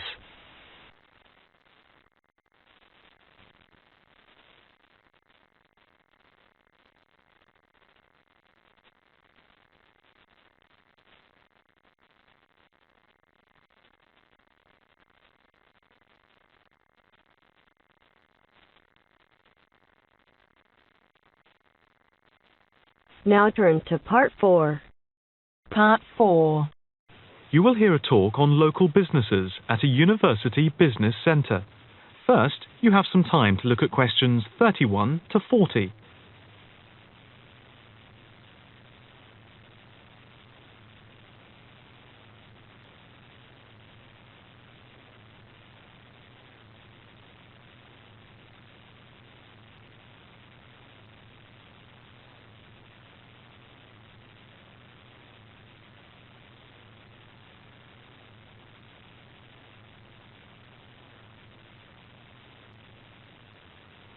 Now listen carefully and answer questions 31 to 40. The subject of this evening's talk at the North Bank Business Centre is local businesses in the area surrounding the university and the benefit they bring to the employment prospects of people in the local area, especially young people at the beginning of their career. We established the centre in response to approaches from several business people in the area who had wanted to start up new businesses, but who had not managed to find any help locally and did not know where to turn. Moreover, they had all, without exception, come up against enormous bureaucratic obstacles. We therefore invited them in as a group to meet the members of the department and the students. Stemming from that is the centre, which now focuses mainly, but not exclusively, on business startups. Just after the centre was set up, snapshot research conducted by the department over the telephone gave some startling results. The information about local businesses revealed that 3 out of every 10 local business startups that we could collect information on had failed within the first 6 months, and another 5 had gone within the year, leaving only 2. The most common reasons given for the businesses closing were, first, high rents, which are 33% higher than the national average due to the area being very central. Second, lack of knowledge about grants, basically because of ignorance about how to access them. And thirdly, a lack of business support because they did not know where to obtain advice from. Since the centre came into existence 3 years ago, we have helped change this climate of failure. The current statistics show a remarkable turnaround in the fortunes of local businesses. And now, after a year, only 2 businesses close out of every 10, compared to 8 before the centre was set up.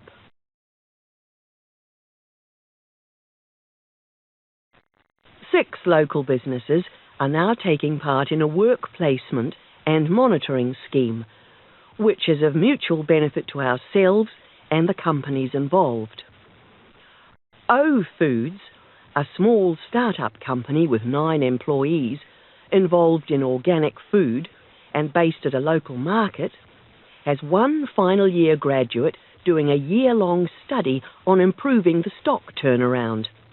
This was a particular problem because the company found that they were losing sometimes up to 30% of their stock. Another start-up is Innovations, which deals with producing video games. This company, which employs only 5 people, all under the age of 25, is receiving support in attracting business partners and achieving production targets. In the smaller business category, Sampson's Limited, a courier company which is interested in developing a taxi service, is being offered help with their business expansion plans. Another small niche company called Vintage Scooter, which specialises in revamping old scooters, is taking part in a product monitoring scheme, offering customer service up to a year after purchase to check the quality of their restoration. The first of the 2 medium-sized companies that the scheme is monitoring is Build Limited, which employs 47 people. A comparison of their products and services with other businesses in the area is being carried out by a researcher who is trying to support them in their efforts to extend the company's product range. The last company, Jones Systems, is perhaps the most interesting because it has been the victim of considerable personnel problems, which have been affecting the day-to-day operations of the company. And so, we are looking at conflict management and team building within the company. To sum up, advisors help the companies look at different business options and models, apply for grants, deal with employment issues, systems creation, and also provide accommodation at the centre to help them start up.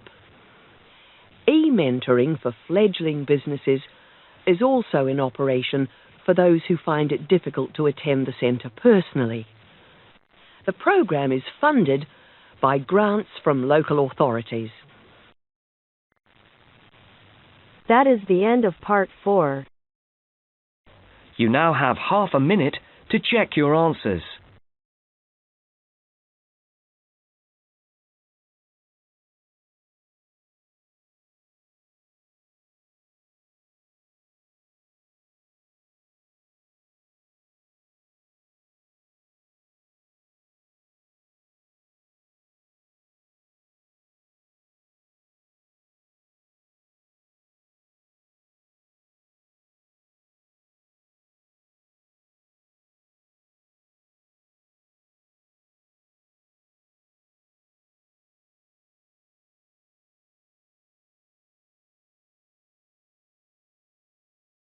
Part 1. First, you have some time to look at questions 1 to 4.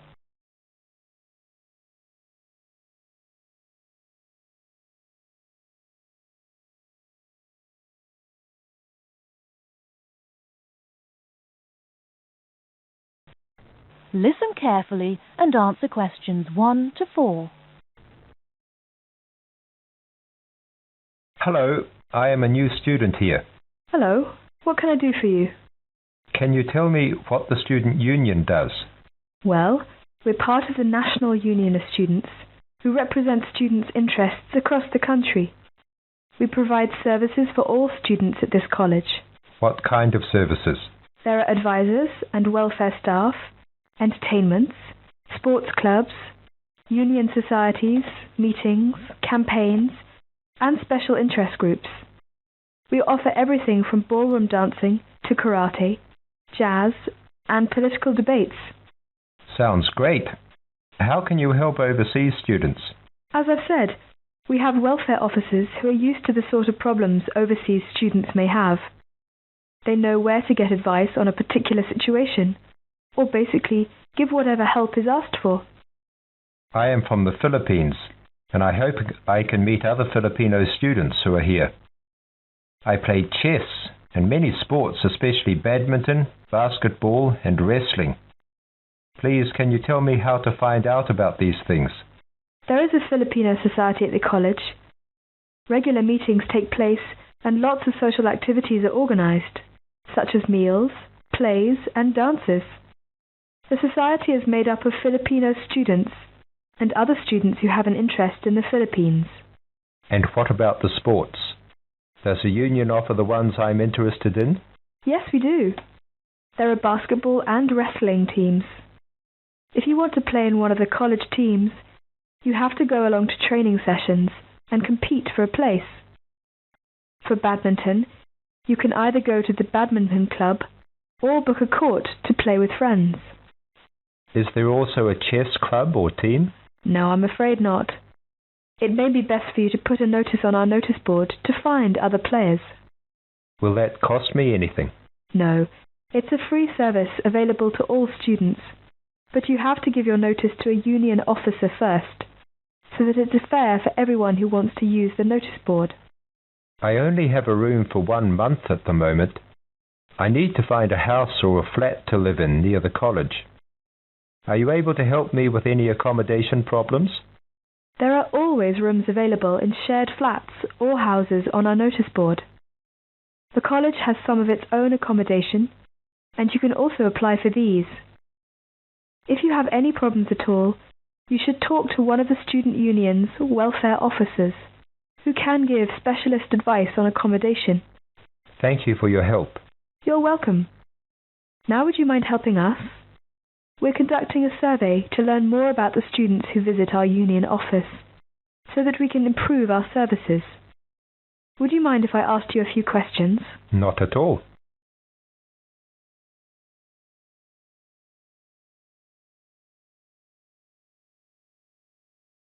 Now look at questions 5 to 10.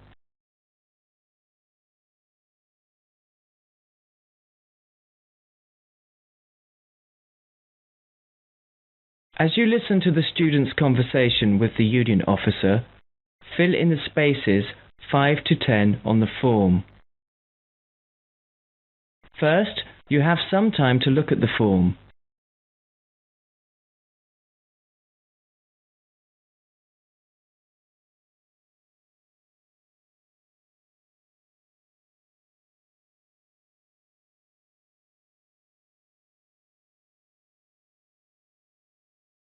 Now listen carefully and fill in gaps 5 to 10.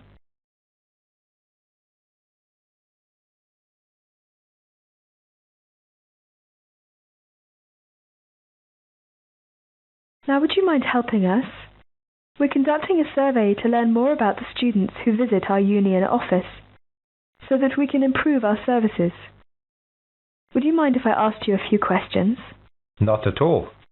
First of all, what is your name? My name is 𝐍𝐆𝐀𝐘. How do you spell your last name? Bautissto. Thank you. And what are you studying? Development economics. I see. And how long is the course for? 1 year. It's a postgraduate diploma. What would you like to do at the end of it? Have you made your mind up yet? Yes, I'd like to be a United Nations project advisor. Oh, would you? That sounds interesting. Tell me, though, why have you chosen this university? It's got a good reputation in the field of economics. And you say you come from the Philippines? Yes, that's right. And which city do you come from? Manila. Oh, that's the city I've always wanted to go to. What do you do in your spare time?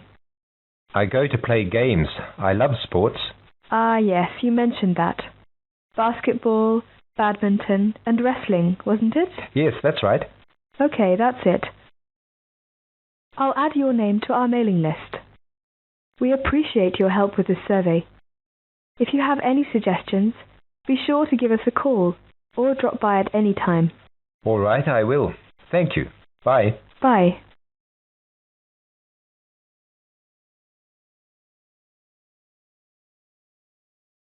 That is the end of part 1. You now have half a minute to check your answers.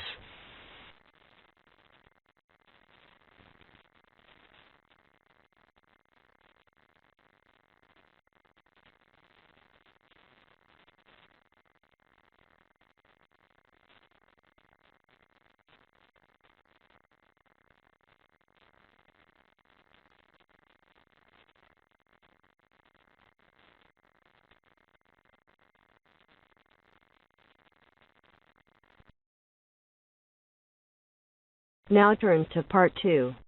Part 2. Everyone knows that we have achieved a huge amount in terms of space exploration. First, you have some time to look at questions 11 to 16.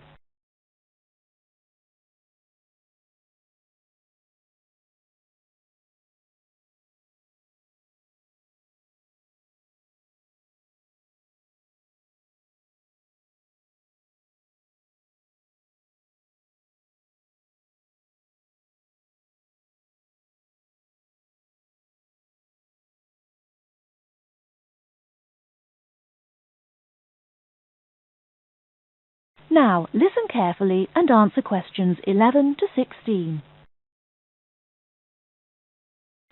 Everyone knows that we have achieved a huge amount in terms of space exploration. The space race between ourselves and Russia went on for nearly 20 years, but we were the first to land a man on the moon. At that time, the space race was very close, and the Russians very nearly got to the moon before us. For me, the most exciting invention, and the invention that really showed we were ahead in the space race, was the reusable space shuttle.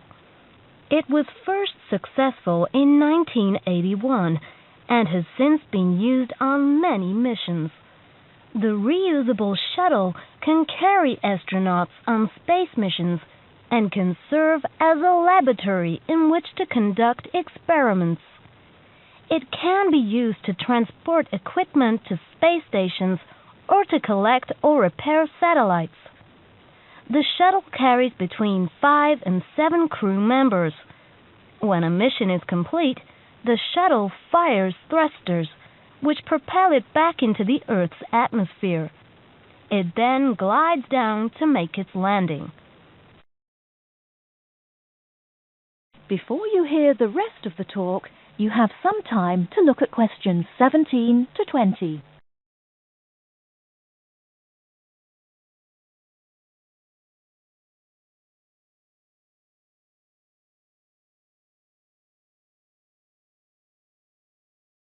Now listen and answer questions 17 to 20.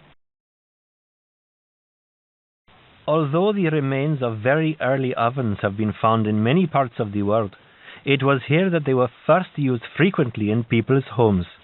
In ancient Greece and in other parts of Europe and Turkey, people used ovens to bake bread. But it seems there was only one large oven that everyone shared. Here, the remains of villages from 5,000 years ago show that each mud brick house was constructed with an oven, and that baking bread and perhaps cooking meat was very common. The ovens were made of clay and shaped like a beehive. Inside they had shelves, so that a number of loaves could be cooked together, and an opening at the bottom from which ash could be removed. That is the end of part 2. You now have half a minute to check your answers.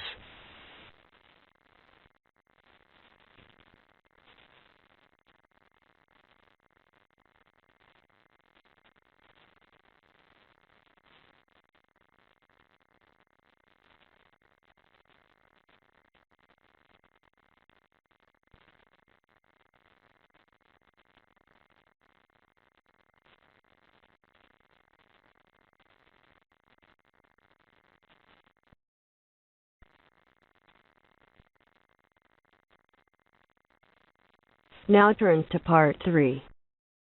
Part 3. You are going to hear a conversation between a student and a tutor. First, you have some time to look at questions 21 to 25.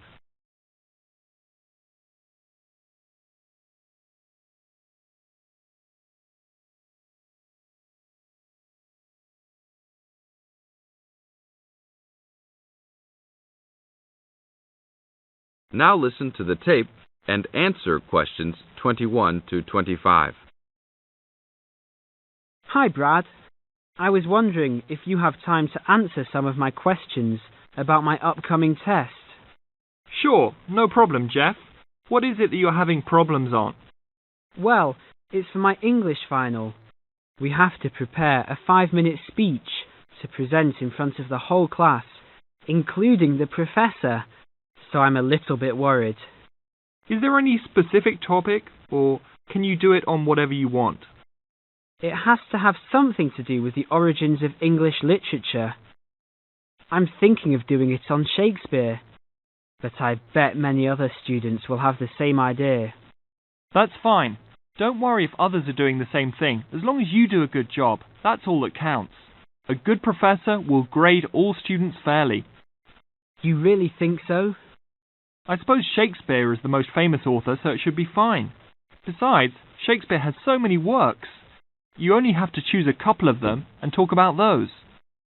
I guess you're right. Do you have any advice about how to prepare a speech? First, you need to select your topic. Have you done this yet? Yes, I have lots of information on Shakespeare. Good. Next, you should do a research on a specific topic. Do you have a deadline for which to turn in your speech topic? The deadline is next Tuesday. So you should have a detailed outline of what you will say by then. Do not just turn in a piece of paper saying Shakespeare on it. That will not give your professor any idea as to what you will be talking about. Okay, so you think I should write out an outline of my speech? Of course! Writing your speech out in outline form is essential. No one can give a speech from scratch. Even the president must refer to his outline when giving a speech. An outline will give you a good structure to base your speech on. Now look at questions 26 to 30.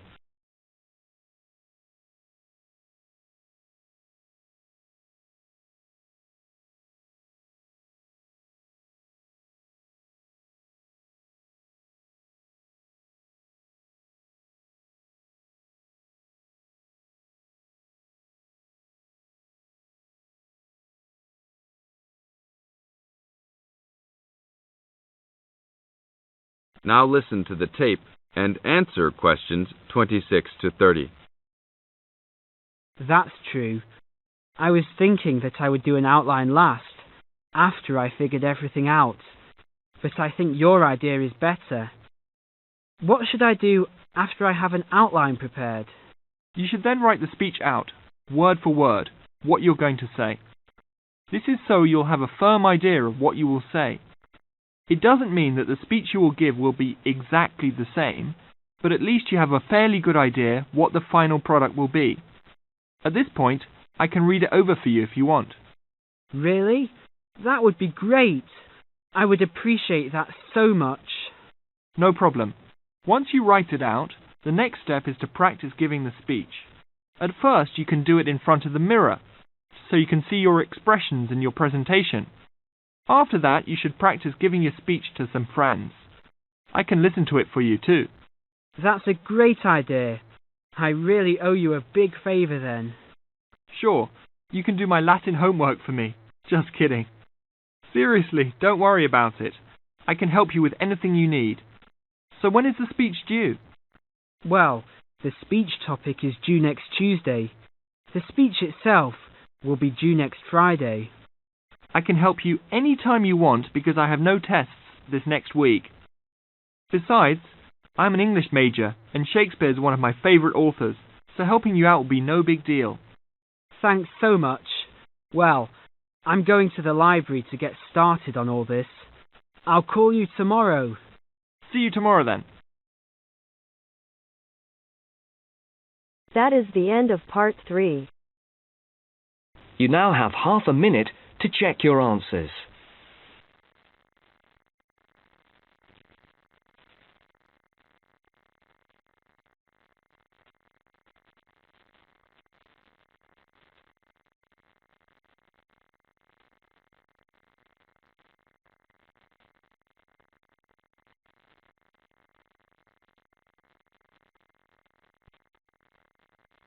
Now turn to part 4.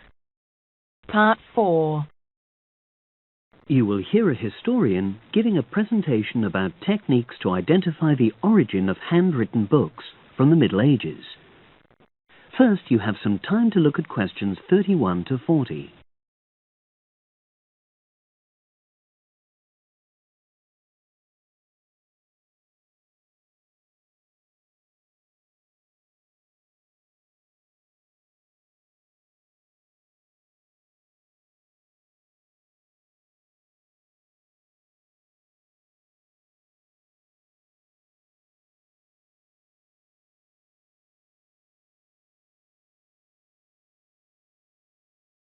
Now listen and answer questions 31 to 40.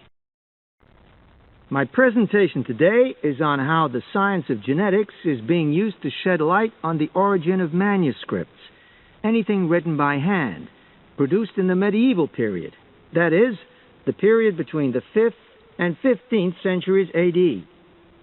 As many of you know, thousands of medieval handwritten books still exist today. Some of them have a clear provenance, that is, we know exactly where and when they were written. But the origin of many manuscripts has been a complete mystery, that is, until 2009, when geneticists started using DNA testing to shed light on their origins. But before looking at the new research, I need to explain something about the way the manuscripts were produced, particularly what they were written on.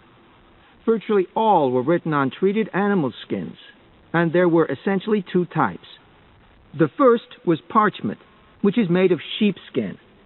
It has the quality of being very white, but also being thin. It has a naturally greasy surface, which meant it was hard to erase writing from it. This made it much sought after for court documents in medieval times. The second type is vellum, which is calfskin. This was most often used for any very high-status documents, because it provided the best writing surface, so scribes could achieve lettering of high quality. So, once the animal hides had been chosen, they had to be prepared. Where the right materials were on hand, the skins were put into large barrels or vats of lime, where they were agitated or stirred frequently. But if lime wasn't available, then the hides were buried. Both these techniques were designed to cause the hair to slough off and the skins to become gelatinous and therefore more flexible. The next stage was to put the hides on stretcher frames and pull them very tight. While on the frame, they were scraped with a moon-shaped knife in order to create a uniform thickness. For parchment, that was the end of the process. But for vellum, there was an additional stage, where it was bleached in order to achieve the desired color.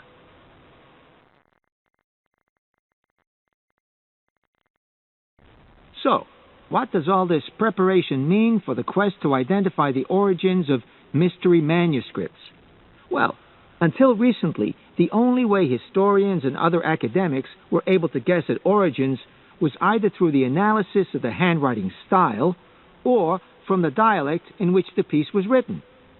But these techniques have proven unreliable for a number of reasons. It was thus decided to try to look at the problem from a different angle, to start from what is known, that is, the small number of manuscripts whose origins we do already know. Because these parchments and vellum are both made from animal hides, it was possible to subject them to DNA testing and to identify the genetic markers for the date and location of production. From this was created what is known as a baseline. The next stage was to test the mystery manuscripts, finding their DNA characteristics, and then making comparisons between the known and the mystery scripts. Genetic similarities and differences enabled the scientists to gain more information about the origins of the many manuscripts we had known virtually nothing about up to that point. Now you might ask, what are the potential uses of this new information? Well, obviously, it can shed light on the origin of individual books and manuscripts. But that's not all. It can also shed light on the evolution of the whole of the manuscript production industry in medieval times. And because that was such a thriving business, involving very large-scale movements right across the globe, the new data in turn help historians establish which trade routes were in operation during the whole millennium. Now, if anyone has any questions... That is the end of part 4. You now have half a minute to check your answers.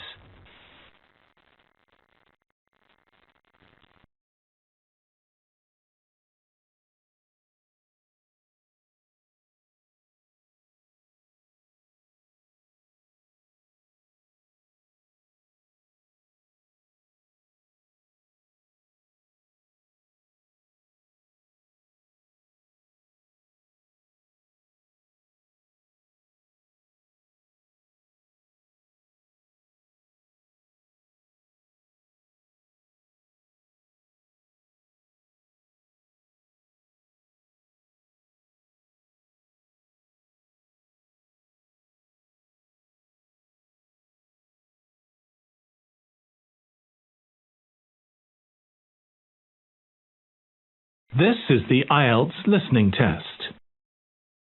You will hear a number of different recordings, and you will have to answer questions on what you hear.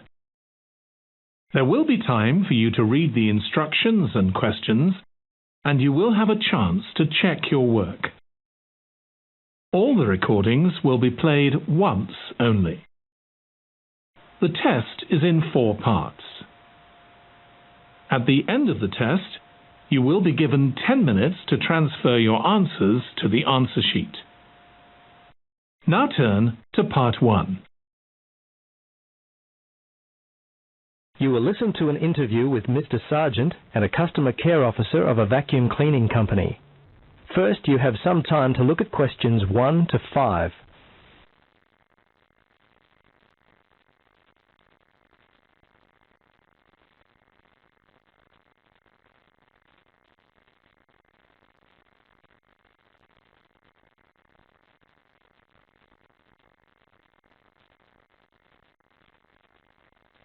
Now, listen carefully and answer questions 1 to 5. Hello. Yes, hello. It's Tom Burlinson calling from Clean-It Vacuum Cleaners. Mr. Sargent, is it? Yes. I understand you recently purchased a vacuum from us. Is that correct? Yes, that's right. Well, this is simply a call to find out if you've been happy with your purchase. Our company prides itself on its after-sales service. Just because you've bought from us doesn't mean you're no longer important to us. Could you spare a few moments to answer some questions? Sure. How long will this take? Well, not long at all, Mr. Sargent. Usually only about 3 or 4 minutes. Okay. What would you like to know? Okay, great.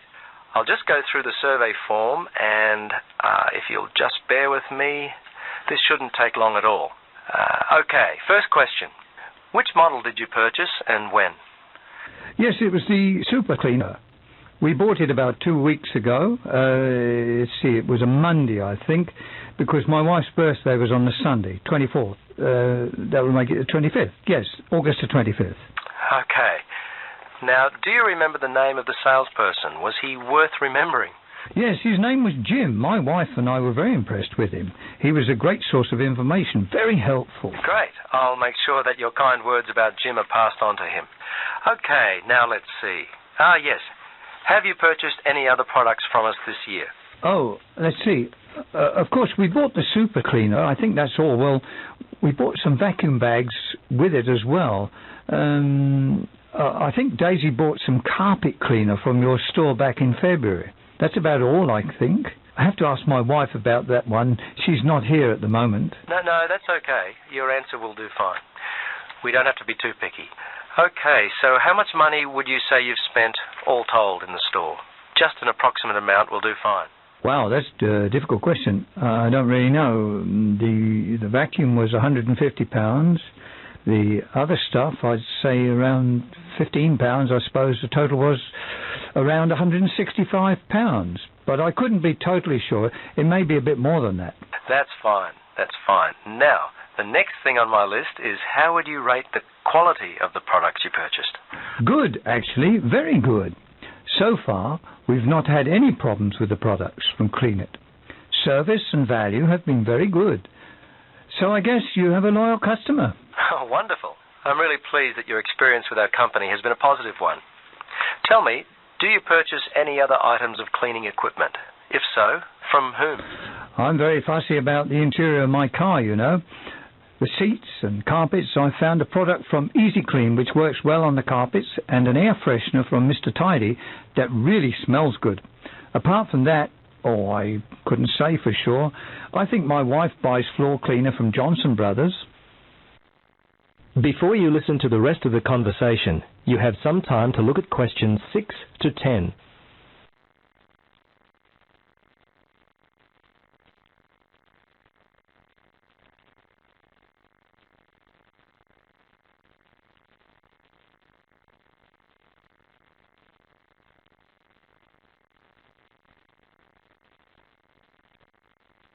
Now listen and answer questions 6 to 10.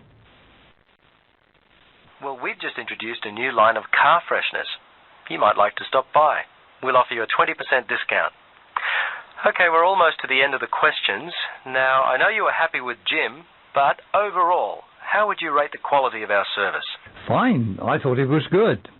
The lady in accounts was a little unfriendly, but overall I would say the service was quite good, actually. Jim made all the difference, and you certainly seem to be a very nice person. Oh, thanks, Mr. Sergeant. Please, Tom, call me Terry. Oh, okay, Terry. Very good. Second last question. We're thinking of expanding our trading hours. When are the best times, the most convenient for you to shop? Oh, I'm not a shopper. I mostly leave it all up to my wife. She works full time. Let's see. For me, I guess I'd have to say Sundays between 1 and 3, and I'm not working on Thursdays now, so if I had to, I guess Thursdays between, say, 11 and 12 noon. Okay. Last question, Mr. Sergeant. Terry, do you have any other suggestions for us? Anything at all? Well, come to think of it now, there was one thing. Turn up the air conditioner. I seem to remember sweltering in there, and it was unpleasant and hot. Also, and this is just me, I always like to have some music playing, quietly in the background. It just makes the place seem friendlier, more professional. Well, I'll certainly mention that to management. Well, that's it. Thanks so much for your time, Terry. If there is anything we can do in the future to help you, don't hesitate to call us. Okay, bye now. Yes, bye-bye, and thanks again. That is the end of part 1. You now have 30 seconds to check your answers.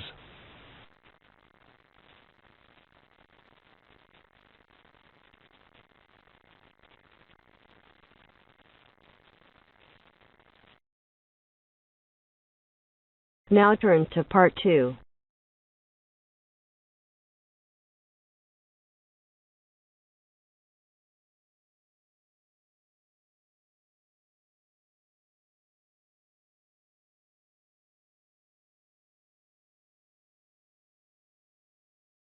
You will hear a childcare worker telling some mothers about the advantages of her centre. First, you have some time to look at questions 11 to 16. Now listen carefully and answer questions 11 to 16. Hello everyone, and welcome to the Stanfield Childcare Centre. Now I know you're all new mothers, and you like to cling to your children. You've certainly spent a lot of time raising them to the age of 4, and are perhaps reluctant to leave them here at our centre. Well, one of the first things you should understand is that here it is safe. Very safe. Look around and you'll see that every room has padded walls. Other centres have standard painted walls, but here we have invested a lot to ensure your children will not hurt themselves when running around and possibly tripping over. This padding extends around all corners. That is, the areas most likely to bruise and cut your active little child. So, you can rest assured that any accidents of a physical nature are not likely to happen here. Now, you don't want to dump your child at this centre and let them waste their time. You want them to learn, and that's one of the greatest assets of our establishment. Our staff are not only trained childcare workers, but all of them have a special skill which they can impart to your child. Whether it be teaching the ABC, some basic mathematics, artistic skills, or physical education. We are particularly known for our preschool literacy program and have a wealth of learning toys specially designed to develop your child's potential. Of course, one concern many mothers have is that, in environments such as these, colds and flus and other viral nasties can be easily spread around. It's a very legitimate concern, and one which we take seriously, and we pride ourselves on our precautions. For a start, unlike most centres which clean with standard detergents, we disinfect every service at the end of every day, using a special disinfectant wash. Some places just wipe surfaces daily with a damp cloth, but not us, and that's just the start. We also physically check your children when they arrive every day, and if we feel your child is sick, we ask him or her to wear a face mask to ensure germs are not transmitted. If your child is noticeably sick, then we ask you to take them back home to recover.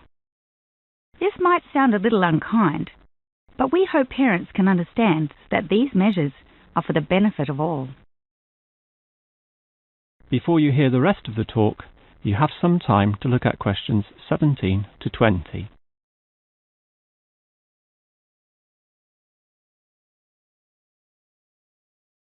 Now listen and answer questions 17 to 20.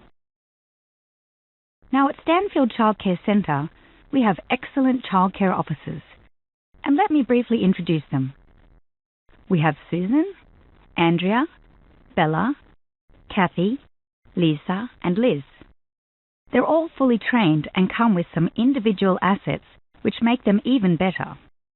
Bella, for instance, knows children very well, having worked here for 5 years, and Kathy has her own family, 2 little girls, so she can talk to you with first-hand knowledge of what it's really like to raise children. But getting back to Bella, she often relaxes here after work, spending long hours chatting to parents, as does Kathy in fact. But in terms of hours, nothing can compare to Andrea, who will sometimes spend the night here, staying in our overnight room. Why? Because this centre is very friendly and simply a great place to be. Bella, for example, used to be quite shy herself, but now is marvellous with the little kiddies, as outgoing as any of them. We let Kathy, though, deal with the particularly quiet and introverted children, since having her own family, she knows what can really bring them out. Of course, what better way to do this than with yummy homemade cakes, and Kathy often gets these from Bella, who can make some of the best in town. Yes, everyone here brings something special, which is why we're one of the best childcare centres in the business. That is the end of part 2. You now have half a minute to check your answers.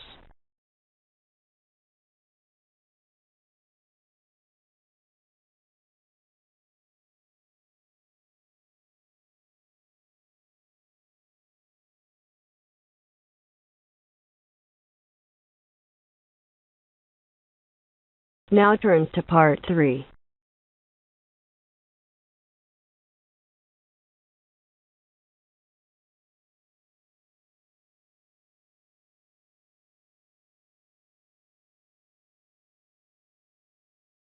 You'll hear 3 students discussing an assignment they are doing together.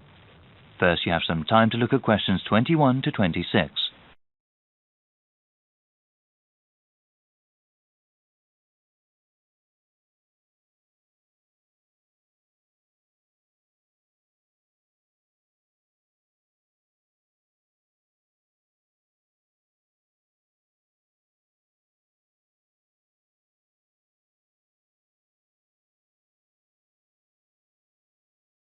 Now listen carefully and answer questions 21 to 26. Hi, Alice. Wow. I'm about 15 minutes late. Sorry about that. The bus got stuck in a lot of traffic. You want to go over the presentation we have to do now, or get something to eat? No problem.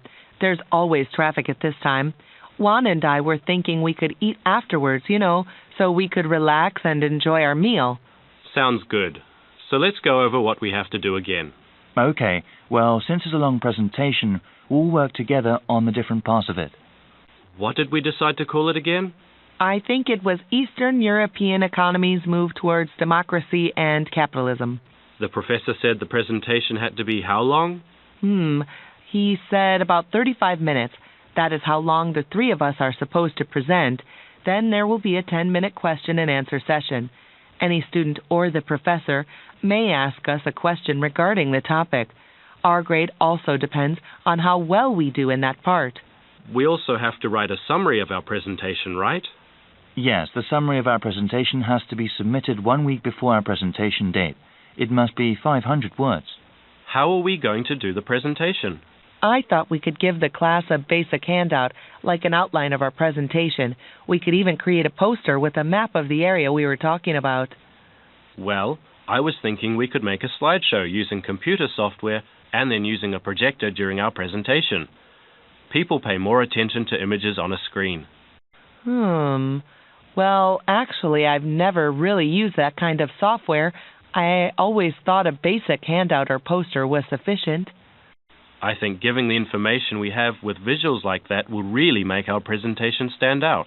Well, it would have to be done really well to make any sort of impact, and I'm not sure if that would be a good use of time.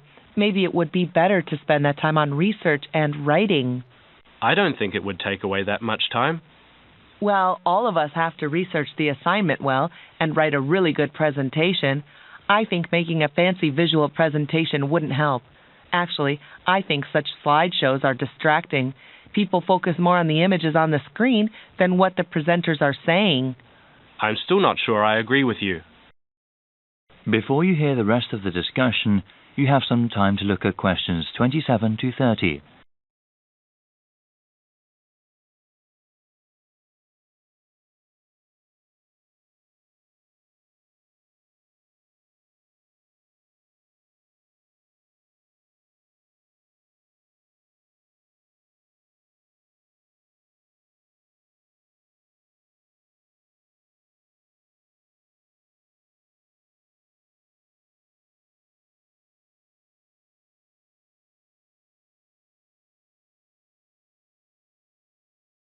Now listen and answer questions 27 to 30.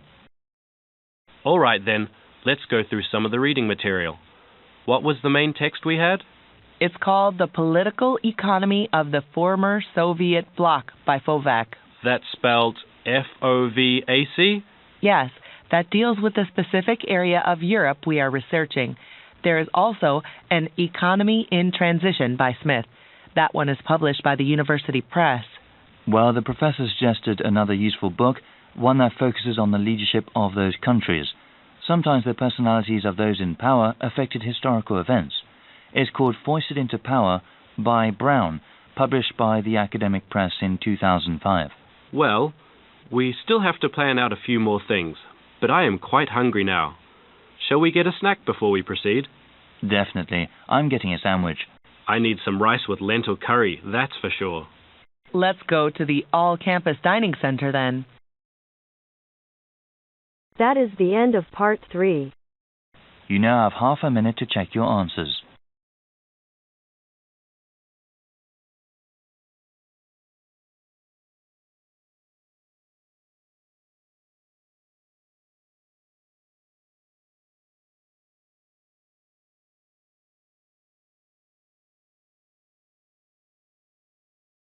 Now turn to part 4.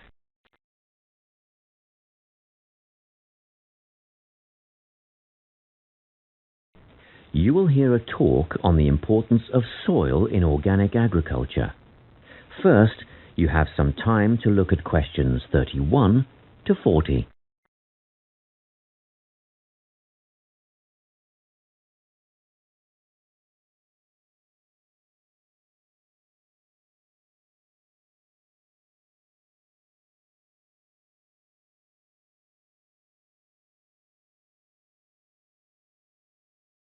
Listen carefully and answer questions 31 to 40.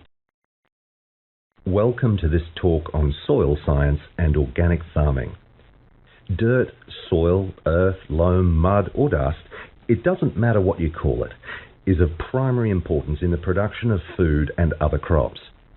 Most people think of it just as a substrate or medium in which plants grow, but it's more than that. It's actually a living entity. Or it should be if it's healthy, and human health is affected by the health of the soil. Healthy, living soil is literally crawling with life. There are the obvious earthworms, which burrow in the soil and help to aerate and improve it, beetles and other hard-backed insects, and various invertebrates like centipedes. Then there are fungi and bacteria, also living forms.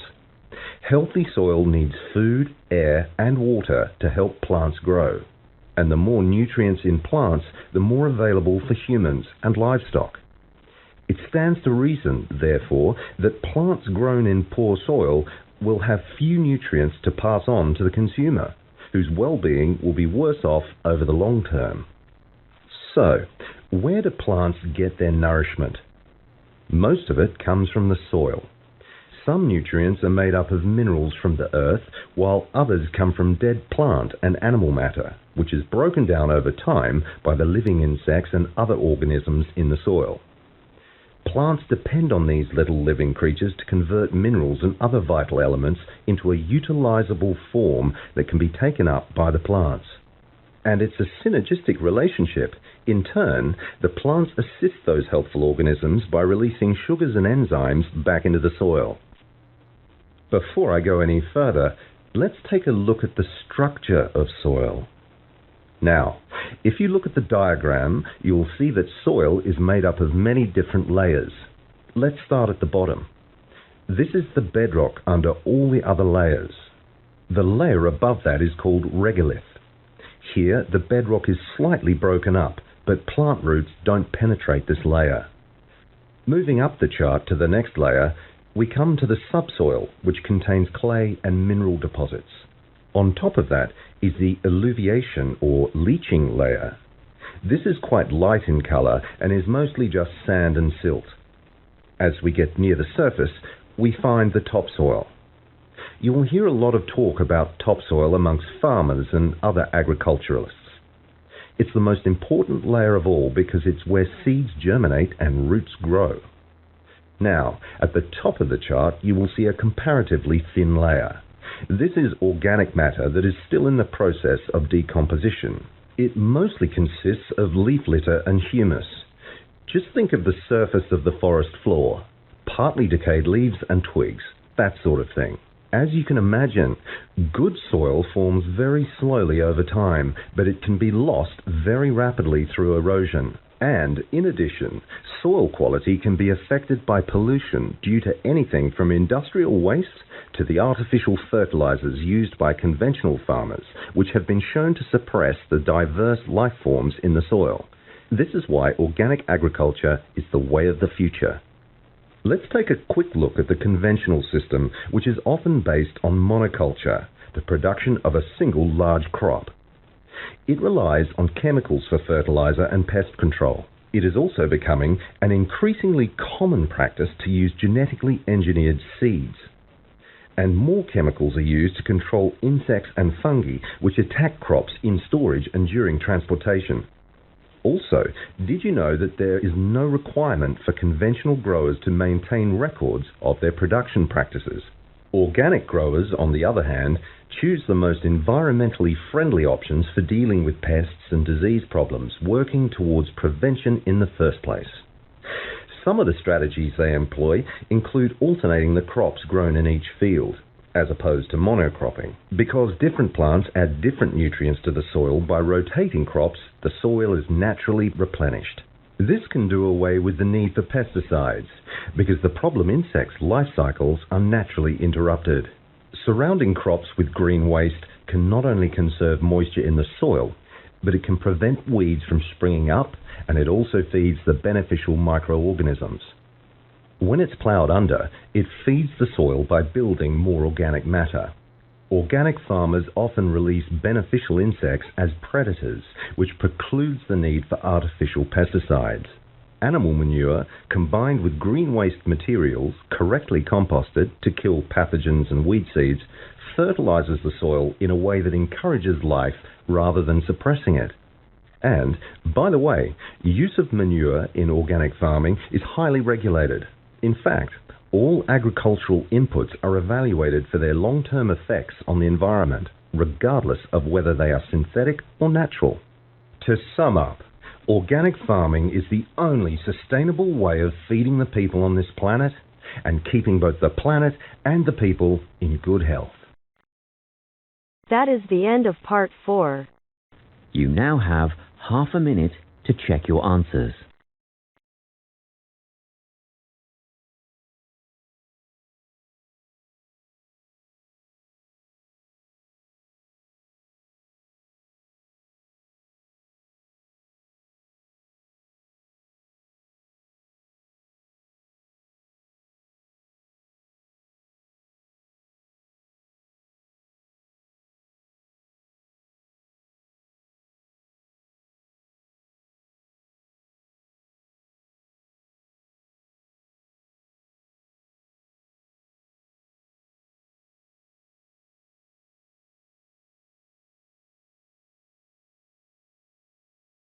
This is the Ielts listening test. You will hear a number of different recordings, and you will have to answer questions on what you hear. There will be time for you to read the instructions and questions, and you will have a chance to check your work. All the recordings will be played once only. The test is in 4 parts. At the end of the test, you will be given 10 minutes to transfer your answers to the answer sheet. Now turn to part 1.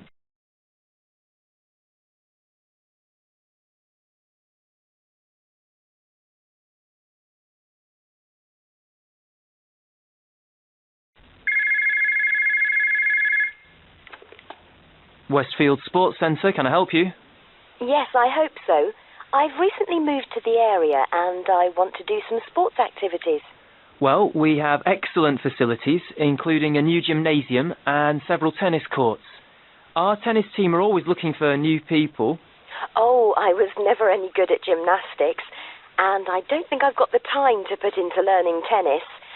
No, I'm more interested in swimming, and I'd also like to take a few yoga classes if I can. Okay, well, we have 3 swimming pools, an Olympic-size 50-metre pool and a 25-metre pool, which are both outdoors, and a heated indoor pool, which is just 15 metres long, but is very popular with our members in the winter. I bet it is. Do members have to pay to use the pools? Well, members don't pay for the pools if they just want to swim laps on their own. We even offer complimentary classes for beginners, but we do charge a small fee if you want to take part in the advanced training sessions. And there's also a fee for our water-based Keep Fit class. Right. And would I need to book any of the facilities, or can I just come whenever I want? We don't actually allow anyone to book the swimming lanes or the gym equipment, but for safety reasons, we can only have a maximum of 7 people in the sauna at any one time, so you do need to put your name on the list for that. Fine. Now, I'd also really like to take a yoga class. Do you have any? Yes, there are classes on Monday, Tuesday and Friday in the morning from 10 till 11, and then every Saturday and Sunday in the evening. Those classes are a bit longer, starting at 6 and finishing at 7:30. Right, I'll just make a note of that. So, does that mean that if I enroll, I can come on each of those days? No, each day is a different level, so you only come once a week. Oh, I see. Well, I've been doing yoga for a little while now, but I am still finding it quite difficult. Which level do you think I should choose? Most people start at the lowest level, and then you can talk to the instructor about changing if you think it's too easy. Okay. How much are the classes?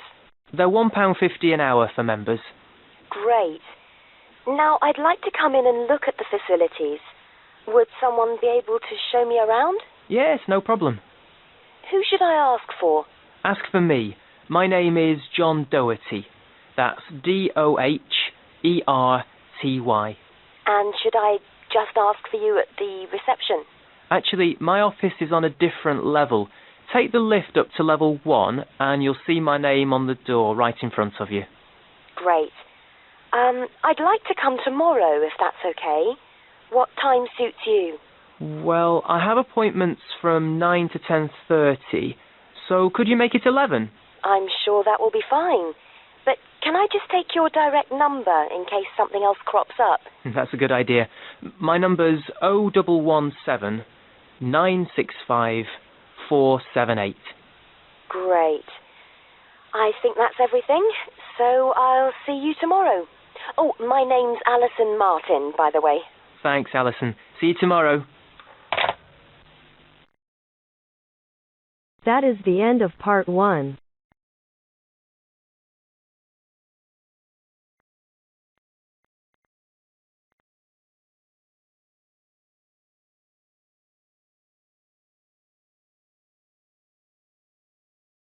Now turn to part 2.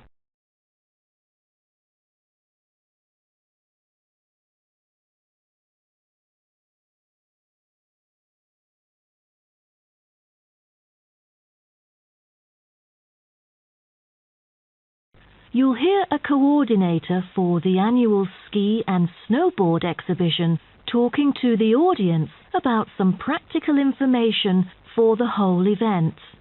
First, you have some time to look at questions 11 to 15.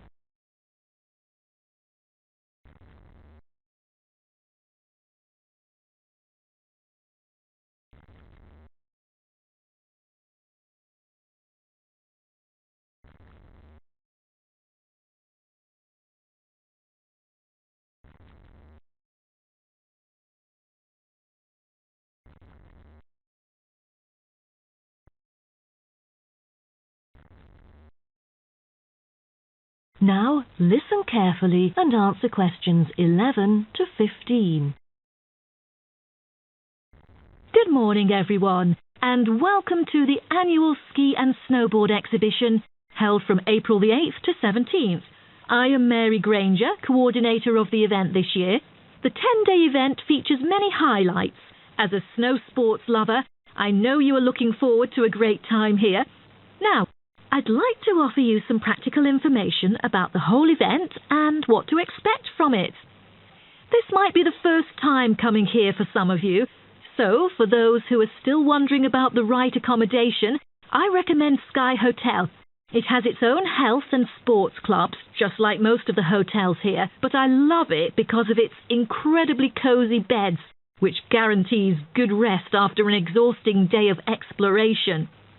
If you haven't brought your own equipment, like poles, boots and skis, they are available for purchase or rent at Ski Set or Snow Rental.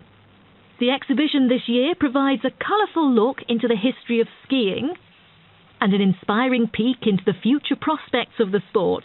Apart from the fascinating photo exhibitions and the most up-to-date skiing gear like always, this year we have added 4 computers which can imitate the process of skiing, ensuring the same physical activity and sensations that appear during the skiing process on downhill slopes. But I have to warn you that it might be quite time-consuming to line up for the free trial experience. Many have posed the question as to how to enter the skiing and snowboarding competition. Well, rather than filling out the back of the entrance ticket or bombarding the committee with emails, the most effective method is by checking out the exhibition newsletter delivered every month for availability. At the most beloved local event, the exhibition has also drawn attention from the press. Last year, massive media coverage was on the worrisome amount of snowfalls. In order to avoid the same predicament, several artificial skiing slopes have been built. With more participants this year, we have lowered the entrance fee, which has been widely reported to local newspapers. A bonus for our participants is the ski program. It offers a wide variety of lessons and sessions with qualified instructors, ensuring that all ages and abilities are catered to, from the first-timers to seasoned amateurs. I strongly advise you to sign up for the program, as it is offering an unprecedented 30% discount. That's mainly because we are cooperating with the program organizer, who promises affordable prices only for the participants of the festival this year. Before you hear the rest of the talk, you have some time to look at questions 16 to 20.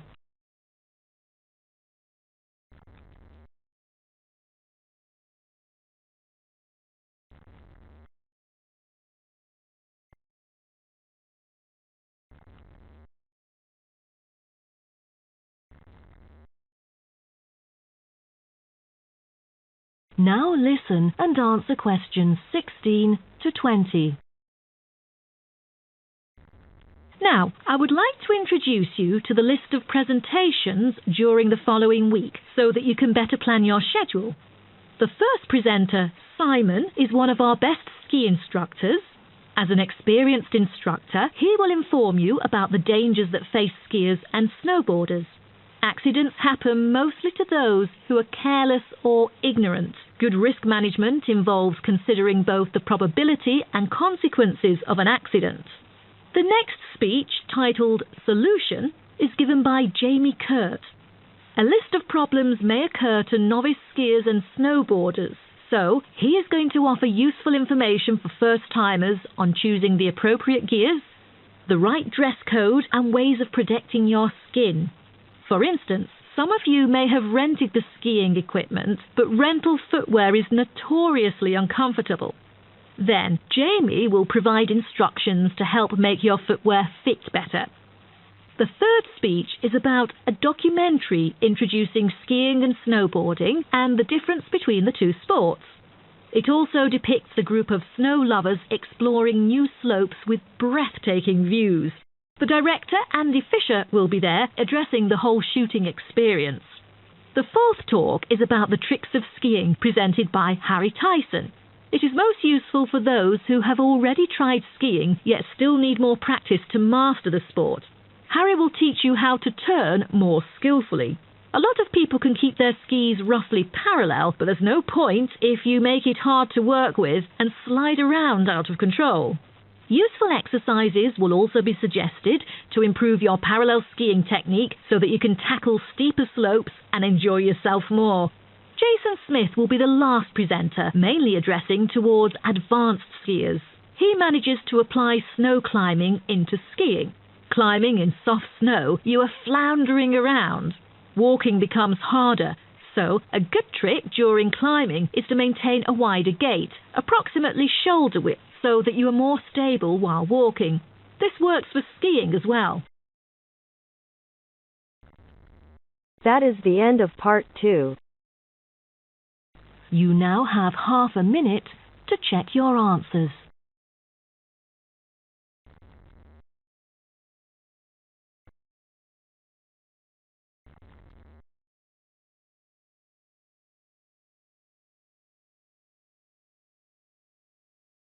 Now turn to part 3.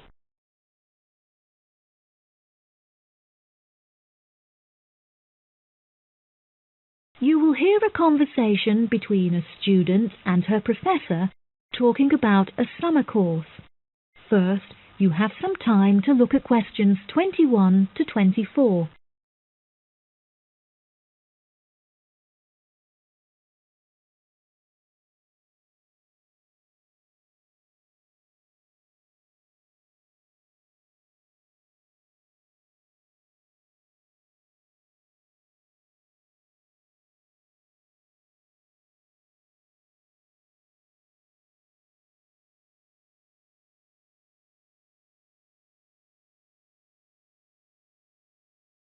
Now, listen carefully and answer questions 21 to 24.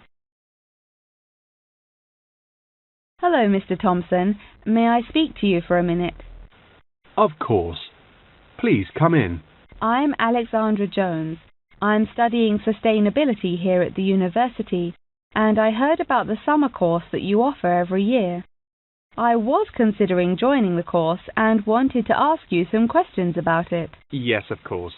Please fire away. Has the course been effective in improving the environment? Yes, absolutely. We have seen great results. Last year we planted a small field of trees, and we have been measuring their oxygen outputs to see the benefits that they have provided to the environment. Since we were regulated by law last month, we are now able to hugely enhance our efforts. Our current goal is to introduce a lot more tree species to the plot so that we can establish a complex habitat and compare the benefits of each species. In order to do this, we need to get a lot more students involved in the project, so I am very pleased to hear about your interest. Well, the project sounds fascinating. I would definitely like to be involved. Absolutely. Over the years, we have received funding from private investors and from selling shares. But the biggest improvement in our research came from a government fund that we received in the first year. This has greatly improved the organization, and we have since won prizes for our research. Wow, how impressive! Yes, it is of the utmost importance to our organization that we find a way to repair the terrible damage that has been done to the environment by the human species. This is no small undertaking, and our resources still need management, but from reports taken of our studies, we have found that teachers and students have greatly benefited from field trips to the tree plantation. Yes, I visited the plantation myself on a field trip 2 years ago, and I found myself greatly impressed by it. We have received a lot of feedback from visiting groups, telling us how impressed teachers, researchers, and students alike have been during their visits. Due to the educational facilities that we have carefully structured, I know that the visits are useful and engaging for students, and that their experience is particularly special. Before you hear the rest of the conversation, you have some time to look at questions 25 to 30.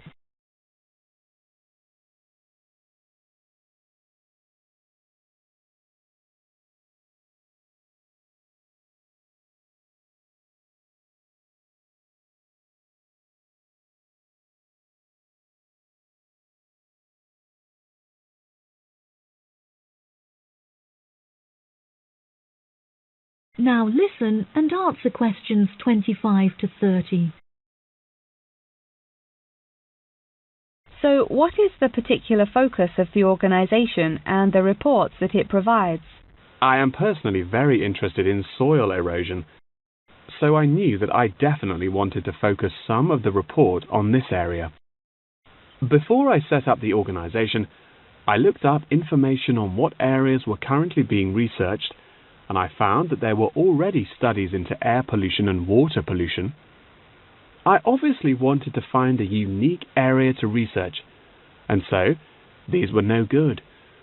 I was tempted to look into the background of overgrazing, but the impacts of forest exploitation are far more devastating, and very little research has been carried out on this subject. So I decided that this should also form some focus for the report. Yes, that makes sense. What have you found to be the greatest benefits of the activities carried out by the organization? I have found that the greatest benefits are not the ones that anyone can learn from a book, like how to collect data, but more importantly, are life lessons that one can gain only from experience. Students who have partaken in the summer course have massively enhanced their confidence, which will prove invaluable for the rest of their lifetime. The people who partake in the summer course already know the importance of environmental protection, so it is not important that we spend time teaching them this. Students instead benefit from learning the importance of punctuality, as each day they have to wake up early to make sure that they are not late for their practical experience sessions. If I decide to attend the summer course, what will I be doing for the rest of the time when no activities are going on? Well, we unfortunately don't yet have a library on site, so you would be unable to read reference books, although you are obviously welcome to bring some books of your own with you. We offer a range of fun hobbies, such as games and painting, for students to participate in outside of their classes, so you could participate in one of these activities. We do not offer tutorials outside of the scheduled classes. However, you are free to interview teachers and ask them any questions you may have about the research. Well, the course sounds fantastic. I would definitely like to participate during the summer. Thank you so much for your help. No problem at all. Here is a form with all of the details. I look forward to seeing you there. That is the end of part 3. You now have half a minute to check your answers.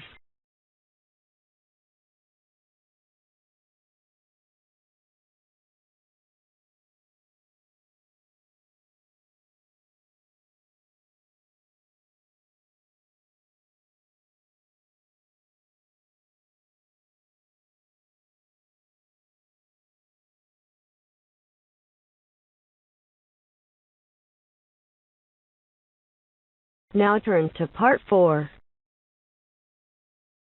You will hear part of a lecture about time measurement. First, you have some time to look at questions 31 to 40.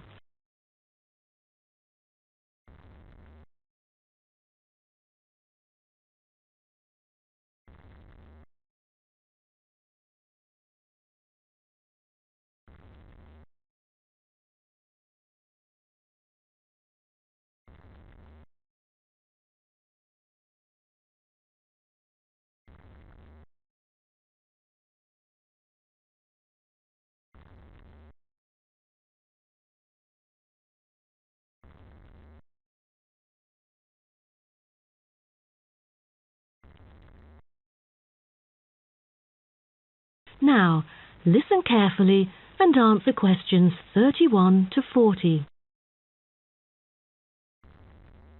Good morning, everyone. Today, I'm going to talk about the research project I've been involved in on time measurement. Do you know how time is measured? Consider how we measure length and how, with time, we encounter a difficulty. Before we could grasp it, it would slip through our fingers.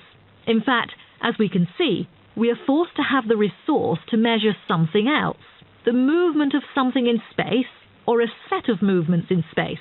All the methods that have been employed so far really measure time by a motion in space.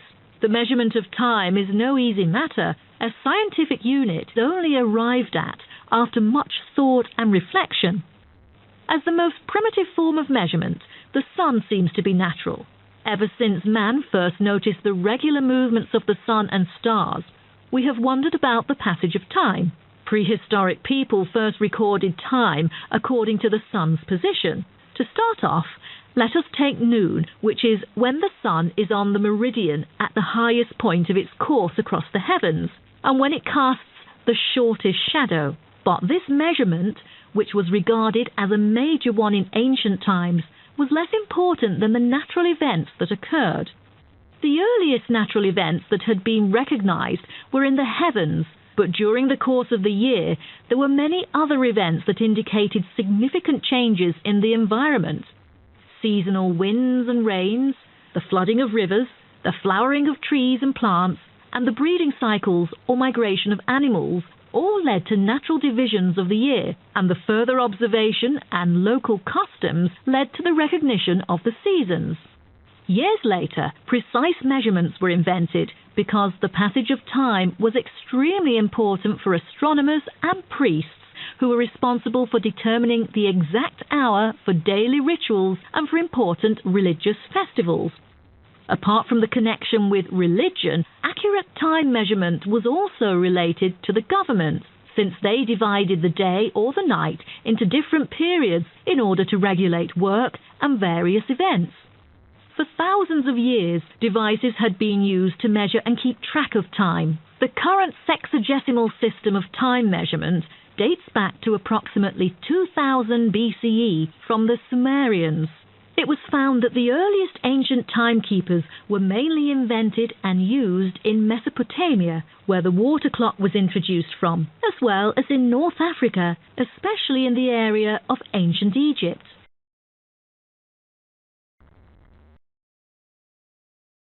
So, now I'd like to introduce you to some of the most well-known ancient timekeepers, as well as the disadvantages of them, for which they were replaced by various new forms of clocks that were used afterwards. A sundial is a device that tells the time of day by the apparent positioning of the sun in the sky. In the narrowest sense of the word, it consists of a flat plate and a gnomon which casts a shadow onto the dial. As the sun appears to move across the sky, the shadow aligns with different hour lines which are marked on the dial to indicate the time of day. However, it was quickly noted that the length of the day varied at different times of the year. Therefore, there could have been a difference between clock time and sundial time. In addition, the sundial was of no use at night, so a water clock was invented. The water clock, or clepsydra, appeared to have been invented around 1500 BCE and was a device which relied on the steady flow of water from or into a container. Measurements could be marked on the container or on a receptacle for the water. It was reliable, but the water flow still depended on the variation of pressure and temperature from the top of water in the container. As the technology of glass blowing developed, from some time in the 14th century, it became possible to make sand glasses. Originally, they were used as a measurement for periods of time like lamps or candles, but as clocks became more accurate, they were calibrated to measure specific periods of time. The drawback, however, as you can imagine, was the limited length of time they could measure. The last timekeeper to be introduced is the fire candle clock. Candle clocks took advantage of a simple concept, the slow and consistent nature of a burning wax candle.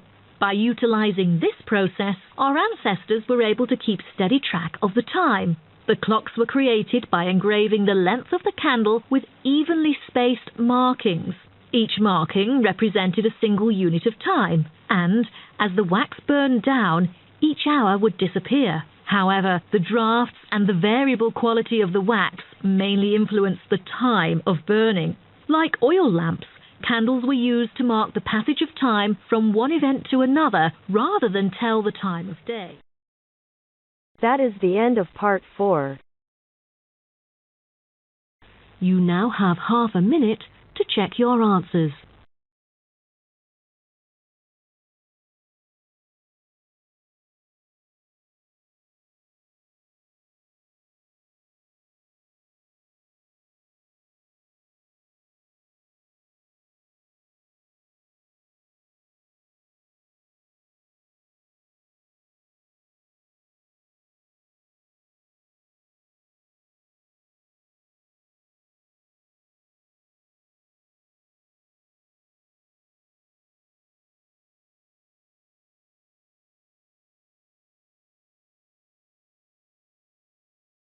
This is the Ielts listening test. You will hear a number of different recordings, and you will have to answer questions on what you hear. There will be time for you to read the instructions and questions, and you will have a chance to check your work. All the recordings will be played once only. The test is in 4 parts. At the end of the test, you will be given 10 minutes to transfer your answers to the answer sheet. Now turn to part 1. You will hear a conversation between an officer of the Small Claims Tribunal and a consumer who wants to make a claim. First, you have some time to look at questions 1 to 6.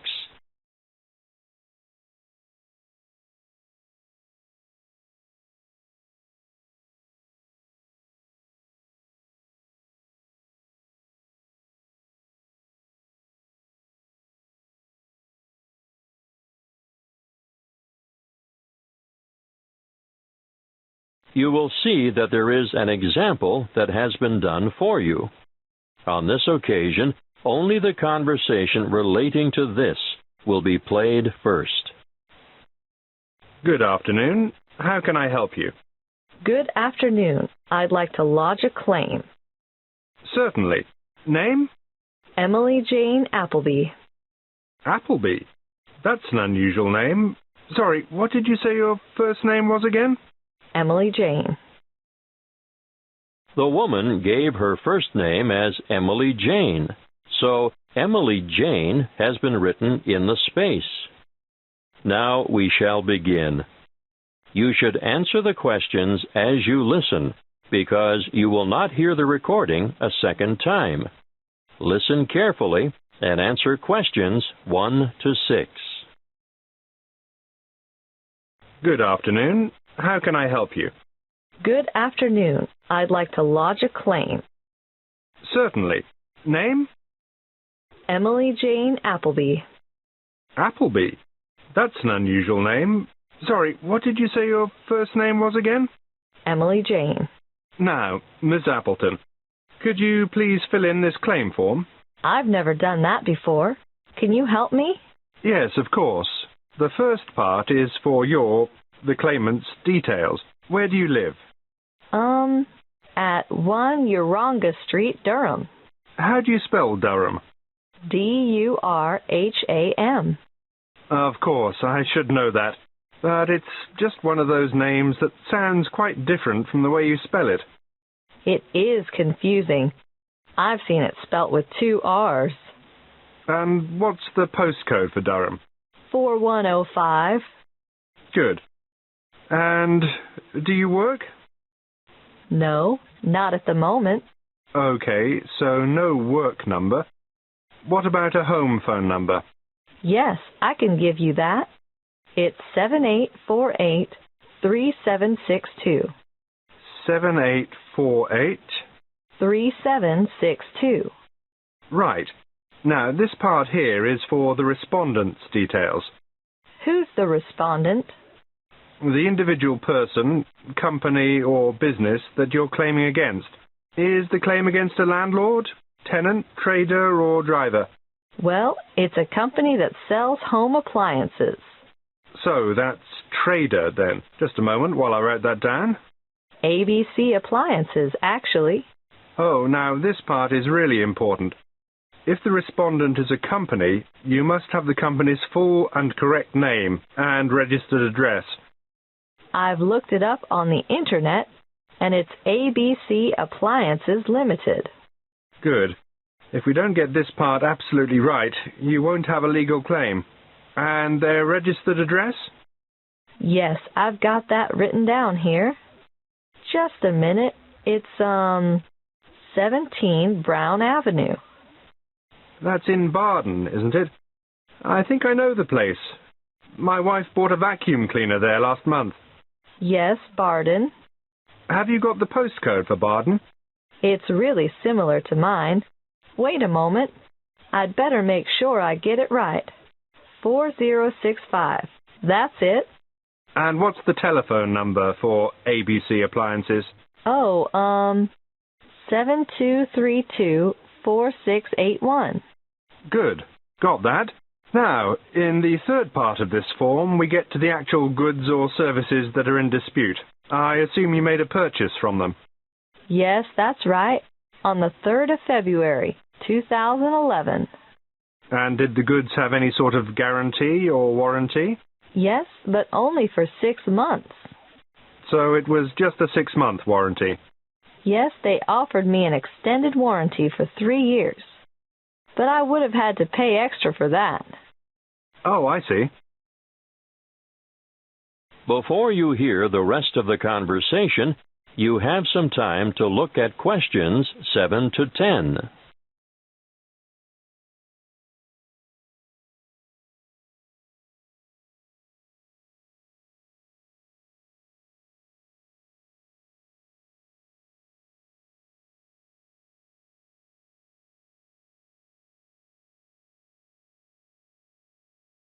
Now listen and answer questions 7 to 10.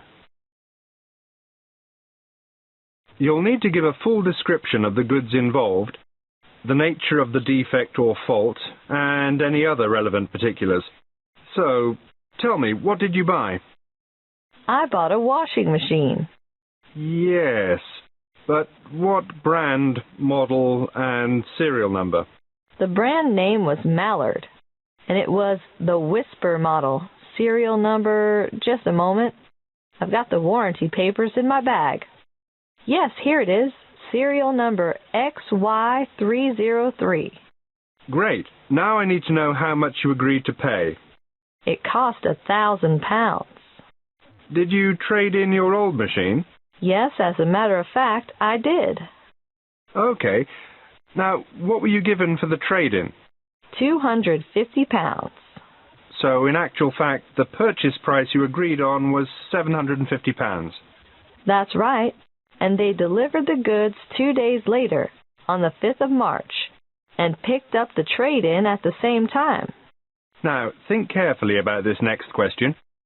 What did the respondents say about the quality of the goods, or the way they would perform? The salesman who served me at the appliance shop said, the Mallard Whisper model has a much shorter cycle, so it uses less power. Oh, and he added, and it will also use less water. Is that true? Well, partly.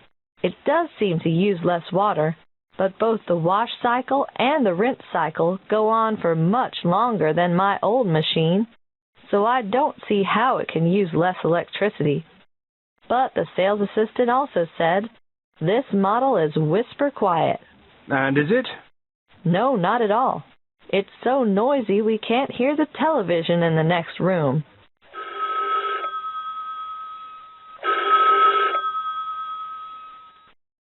Excuse me, I have to answer that. Would you mind waiting? I'll get back to you in a minute. That is the end of part 1. You now have half a minute to check your answers.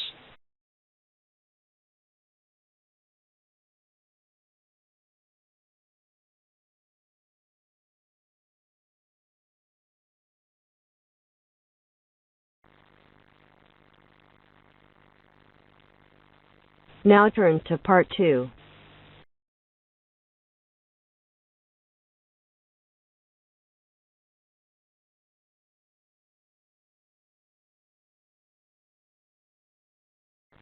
You will hear a local radio program about cycling courses in London. First, you have some time to look at questions 11 to 14 on page 90.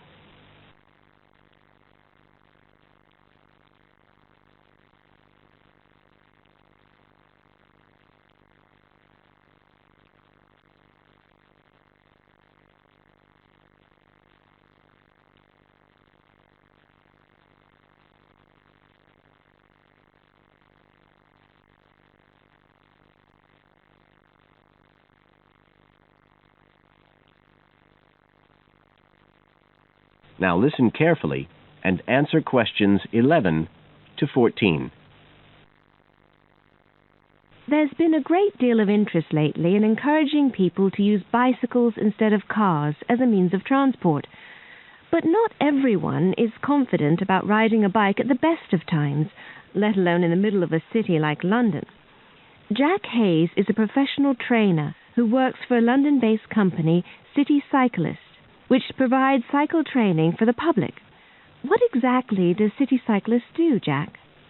Well, our basic purpose is to promote cycling as a sustainable form of transport. We believe the best way to promote cycling is to teach people to use their bikes safely and with confidence. In European countries, people all learned from their parents, and they also learned in school. And when I tell them I teach people to ride bikes, they laugh. They think it's crazy. But here in London, it's completely different. You're approaching the point where a whole generation of people have grown up not being allowed by their parents to cycle because it was considered to be getting too dangerous. And so, in turn, they can't teach their children. We believe in realistic training. So if someone wants to use a bike regularly, say to get to work or school, we aim to train them by teaching them to ride on the actual roads they'll use, so they can develop the basic skills they need and build up their confidence that way. At 𝐍𝐇ĥ, we believe cycling's for everyone, no matter what age or level of ability or mobility. We do complete beginners and also advanced courses. That's for urban cyclists who want to deal with things like riding in streets with complicated intersections and things like that. We don't promote the use of personal protective equipment for cyclists, and we endorse the policy of the European Cyclists Federation that parents should be allowed to make an informed choice as to whether or not their child wears a helmet. We believe the key to safe cycling is assertiveness, taking your place on the road. This has to be instilled right from the beginning. Assertive road positioning and behavior is the key to safe cycling in congested urban environments. Some people are surprised that we don't promote the segregation of cyclists from motorized traffic, but we don't think that's practical in all urban environments. Instead, we teach people to use as much road space as they need to travel safely and effectively. You now have some time to look at questions 15 to 20 on page 91.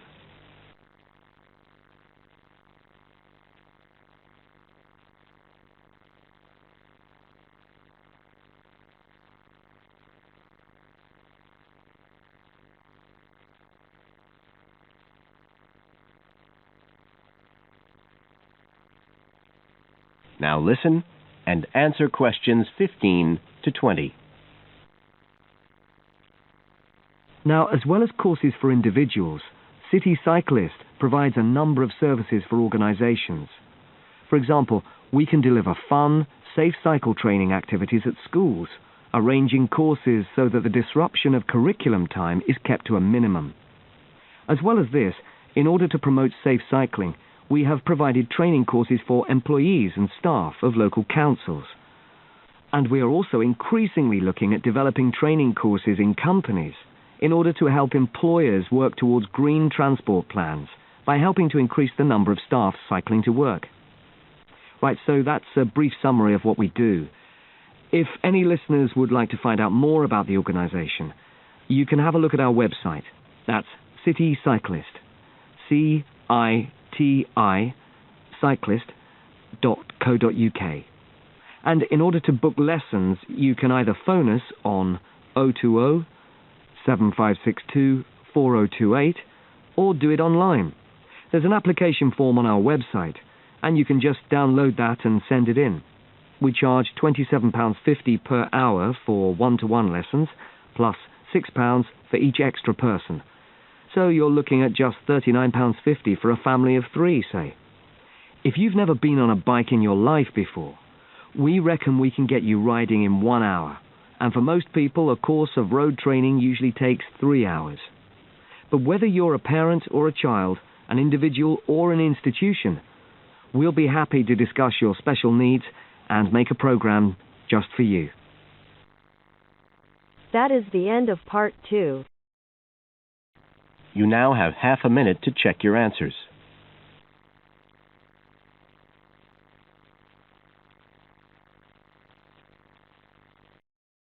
Now turn to part 3. Zoe goes to talk to her academic advisor.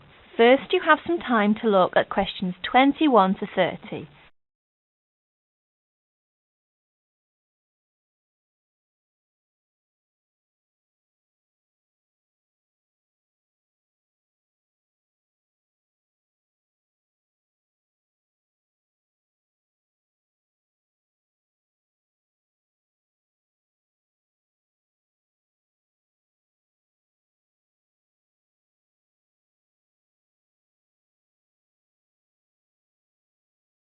Now, listen carefully to the conversation between Zoe and her advisor and answer questions 21 to 30. How are you getting on, Zoe? Feeling at home yet? Well, more or less. There are still some things I need to buy, and I haven't found my way to all the facilities yet, but I really love the campus, and I've already made a few friends. Fantastic. Now let's see what we can do to get your studies off to the right start too. You're on the foundation course, so you can take up to 8 modules. What we advise is that you take 4 modules in the first semester and, assuming everything goes well, 4 in the second. Have you decided which you want to take in this semester? I haven't made my mind up yet. I can't decide whether to take Principles of Marketing or Introduction to International Trade. Well, that depends on your career goal. You're planning to work in the biotechnology sector, aren't you? Well, that's my present thinking, but I guess I might change my mind. Right, well, marketing is a broad general subject that you will find really useful in a number of careers. International trade, on the other hand, is more specific. That's fine if you're sure it's the sort of work you want to do. A lot of students start off thinking about that option because it seems glamorous, but marketing can also be an exciting career, and there's a wide choice of jobs. Maybe you ought to wait until your career ideas are a bit more definite before you go down that road. Yes, I see. I could take international trade next year, couldn't I? Sure. You could do international finance as well. So, in your first semester, you've got Principles of Marketing, Introduction to Economics, Banking and Finance, and let's see, Principles of Financial Accounting. How do you feel about that as a package? It's okay, I think, but I'm a bit worried about the maths. There'll be some statistics to do, won't there? Basic statistics, yes, but nothing more difficult than your last year of school maths. I know, but our maths syllabus was a bit old-fashioned. Mostly algebra, geometry, trigonometry and stuff, hardly any stats. Right, well, it sounds as if you could do with the maths brush-up course. Can I arrange for you to attend just the classes on statistics, if you like? That'd be great. I didn't want to do the whole of maths again, but the stats classes would make me feel much more confident, thanks. Hang on a minute, there's one more thing. Your English. Now, you know you have to reach a satisfactory standard in English by the end of your first year to be allowed to go on to the main BSc course. Yeah, now I'm in an English-speaking environment, and I have to speak English all the time. I'm sure I'll be all right. It certainly helps, but speaking isn't everything. You'll have to get your reading up to the standards where you can understand the books on your course reading list quickly. To get the information and ideas, you need to write your essays. That means you have to develop a high level of comprehension skills.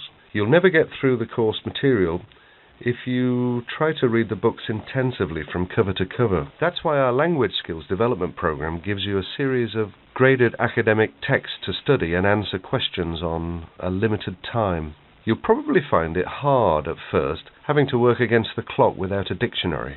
How can I improve my skimming and scanning skills? Good question. For that, you'll have to do a range of specially designed exercises. Sometimes these will be from a transparency, because it is often how the lecture material is presented. Sometimes I think I'll never learn all the vocabulary. English is such an enormous language. I know what you mean.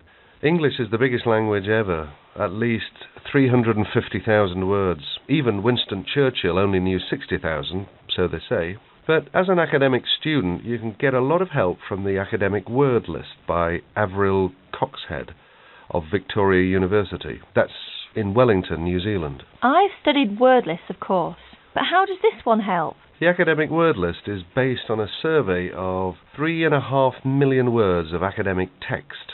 It contains 570 families of the words most commonly found in academic texts. Well, that's apart from the 2,000 most useful words in English. They come in a separate list. You can see copies of both in the library. You said word families. Do you mean words that are similar? In a way, yes. It means that all the different grammatical forms of a word are listed together, so you can see the nouns, verbs, adjectives, forms with prefixes and suffixes and so forth. It'll be clearer when you look at it. Anyway, 𝐍𝐆𝐀𝐘 gives you really great hints about how to learn the words, so it shouldn't be too daunting. The trouble is, I tend to forget the words I learn. Well, there are two ways you can tackle that. First, always try to learn the words in a context. Either learn a whole sentence using a word, or learn a phrase that the word typically comes in. We call phrases like that collocations. That's a new one on me. Collocations. I'd better make a note of it. You do that. You can find collocations in most modern dictionaries. Anyway, as I was saying, there's a second study aid I recommend for vocabulary learning. When you get an assignment, take a sheet of paper and write 4 headings. Words I can use, words I can recognize but can't use, words I'm not sure of, words I don't know. Don't bother with the simple words, of course. Then go back after 2 weeks and look at the list again. Can you move any of the words into a better column? That is the end of part 3. You now have half a minute to check your answers.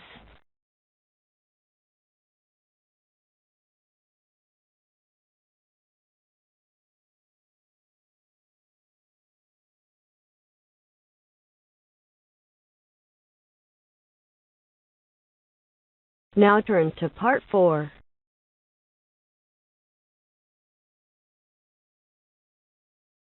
You will hear a tutor giving some business students instructions about a finance project.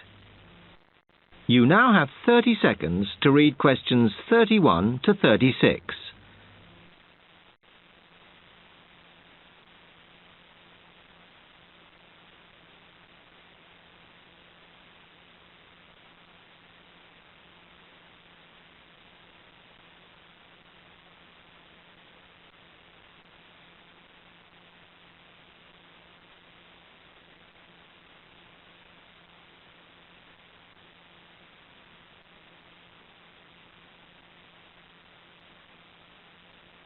Okay, can you quieten down, please? Now, today I'm going to talk to you about your assignment.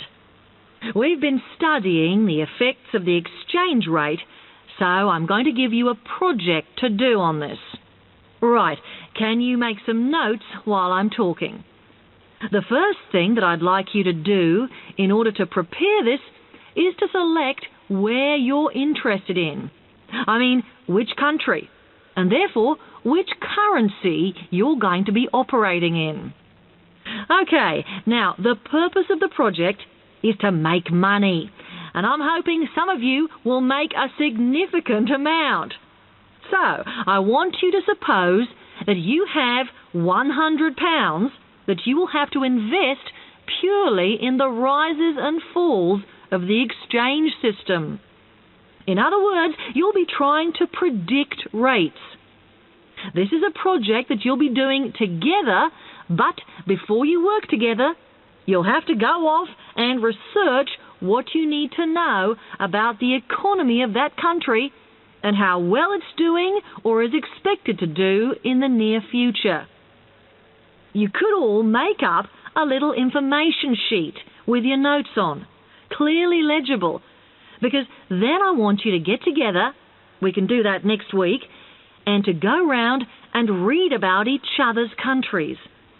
When you see how well or badly each country is doing, I want you to decide what your exchange rate is going to be against all the other currencies. After that is all sorted, what you're going to do is go round the other students and attempt to sell your money to the others. Remember, this will depend on the success of your country's economy and the rate you fixed for your currency. Now, you're not allowed to just swap currencies with each other, but you may wish to buy from the other countries. But you must do a proper transaction. All the way through this, you must keep your accounts properly for each transaction. I'll give you 1 week to do this, and then we will set a time for the deals to finish, a bit like the stock exchange. And at that point, I will ask you to calculate how much you have made. Is that clear? You now have 30 seconds to read questions 37 to 40.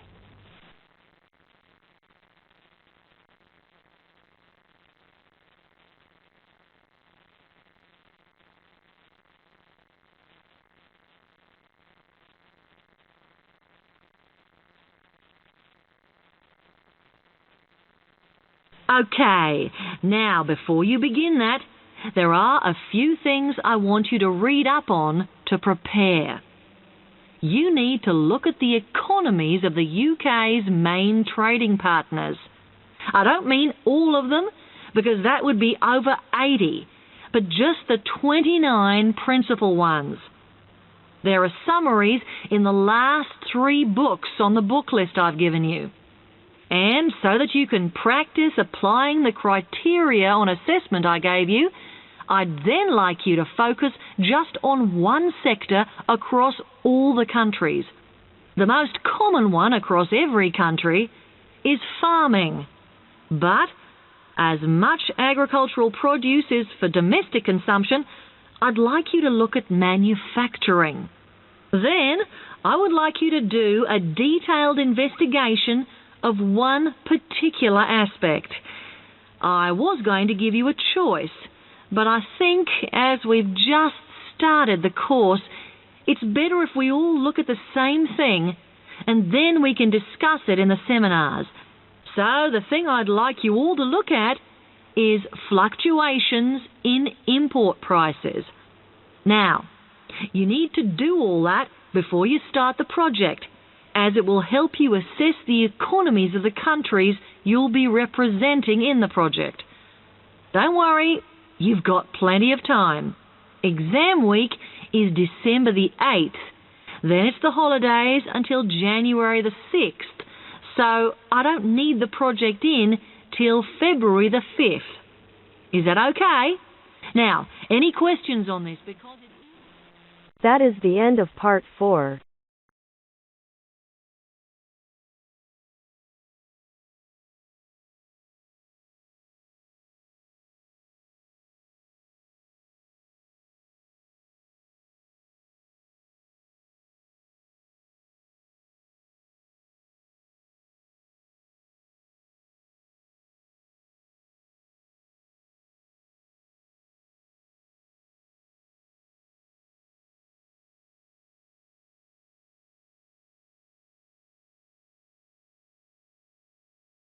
This is the Ielts listening test.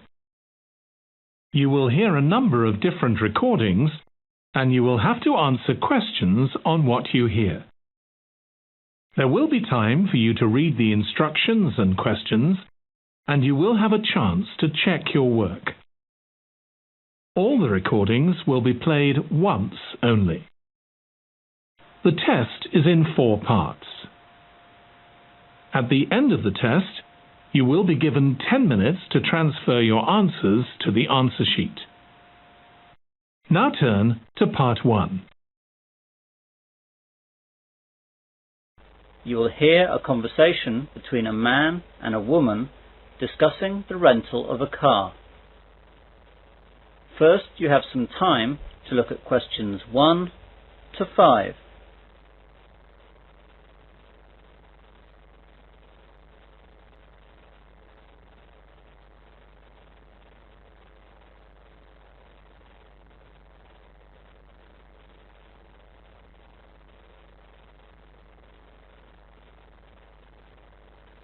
You will see that there is an example.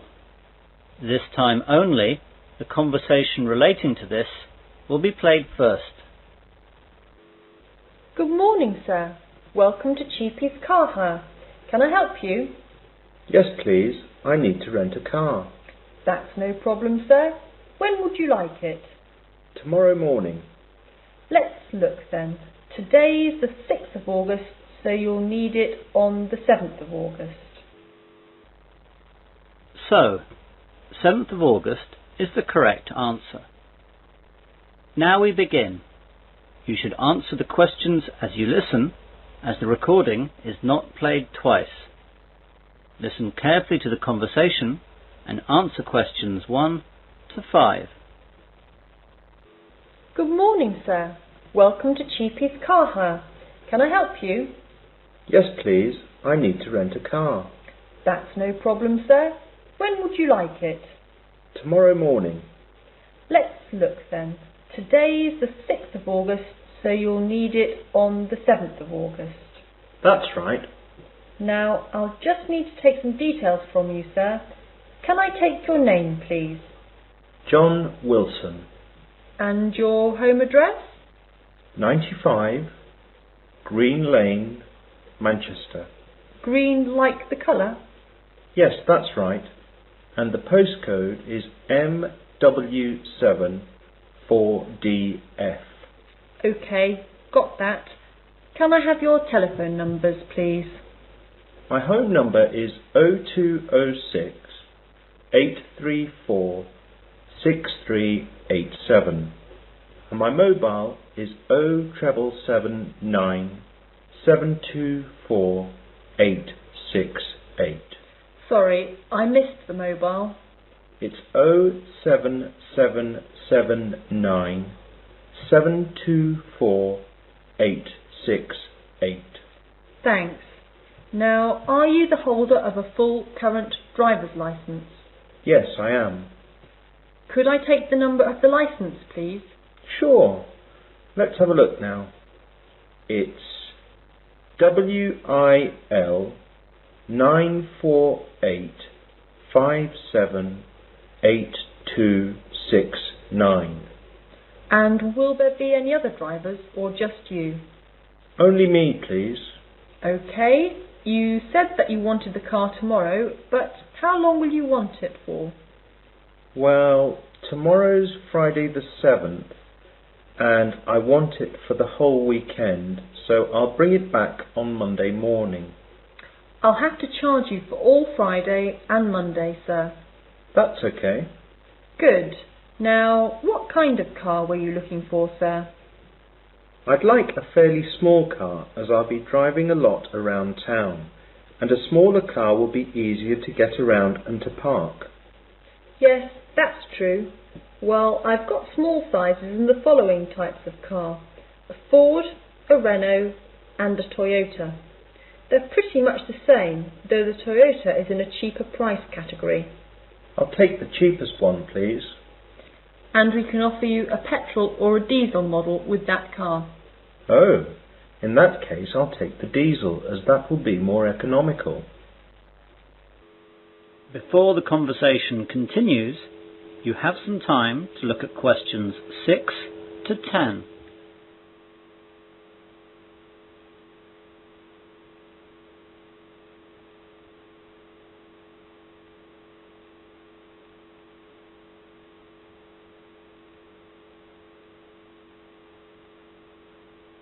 Now listen carefully and answer questions 6 to 10. Now, how much will this cost me? Well, the daily rate is £50, but it's only £40 if you take the car for 4 days or more. Let's see. There's also an additional £10 for insurance. That's not obligatory, but we do recommend that you take the insurance. Yes, definitely. So that'll be £170 for the 4 days then. Fine. Where can I pick it up? You can pick it up here, at the airport, or at your hotel. Which hotel are you in? I'm staying at a friend's house next to the International Hotel. So, can you leave it at the International Hotel, and then I can walk around to pick it up? I'll drop it off at the same place if that's okay. Yes, that's fine.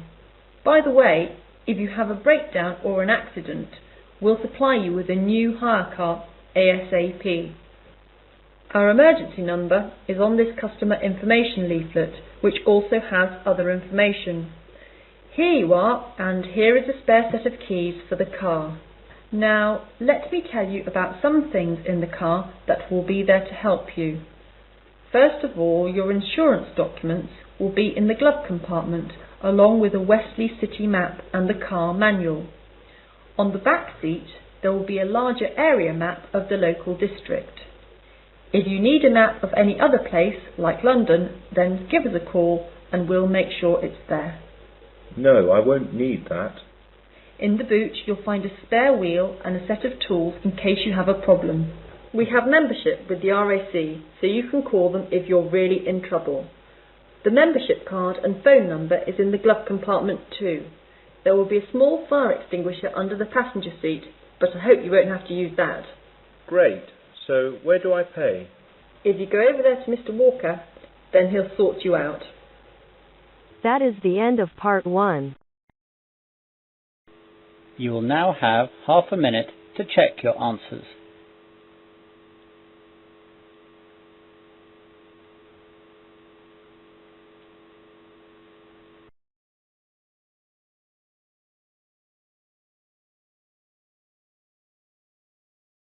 Now turn to part 2.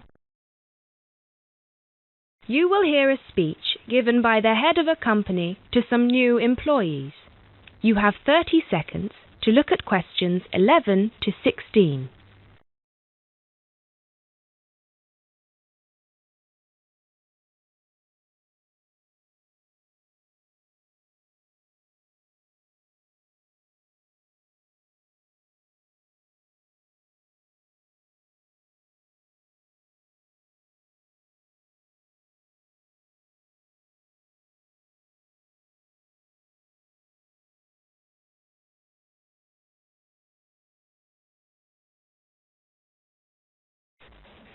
First of all, a warm welcome to Barker's Country Safaris. We're delighted to have you all on board for this season. I know you've all been told a bit about the company when you had your job interview, but I thought it would be worth telling you a bit more about ourselves. Barker's was set up 10 years ago by myself, John, and my then girlfriend and now wife, Nancy. We started it initially just as a hobby.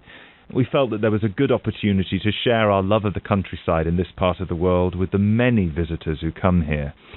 As you know, most people come for the beaches in the summer, but there is so much more to the region, and this is what we wanted to exploit.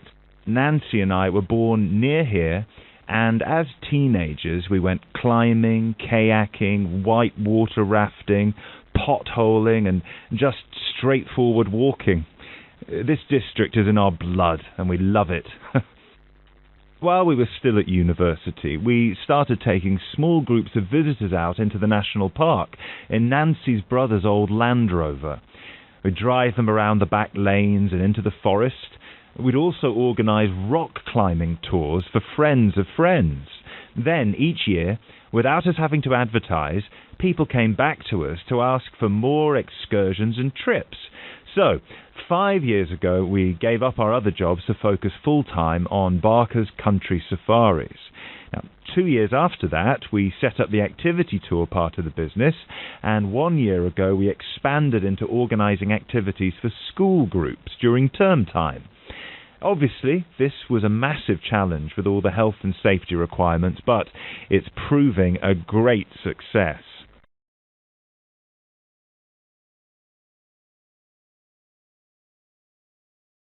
You now have 30 seconds to look at questions 17 to 20.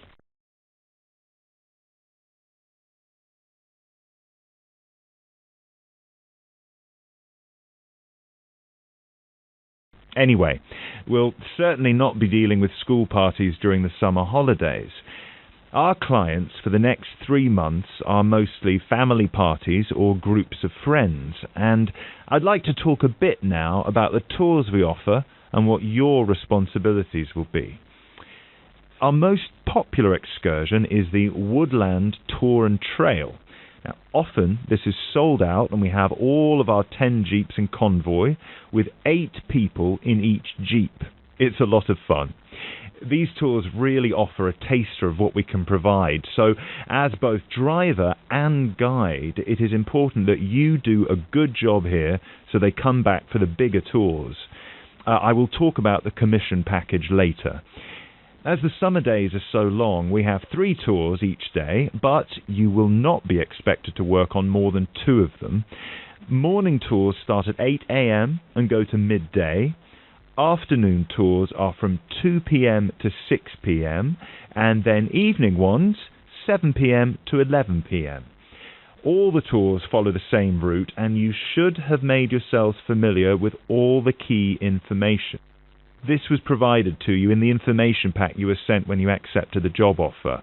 This is important, so if you haven't had time yet, please do so now. Our second most popular tour is the Family Exclusive. Now, this tour is for the whole day and for only 1 group. Usually it is just 1 jeep, but sometimes there are 2 if the party is large. These tours go from 10 a.m. till 5 p.m. and include lunch at the Brown Bear in Lower Middleton. We have a number of different routes for these tours as we don't want our premium clients being made to feel that they are part of a large package deal. You will be told which route to take with your weekly schedule. Now, I'd like to move on to the specialty tour packages. These are the ones that we are keen to book people on once they've done the Woodland Tour and Trail trip. That is the end of part 2.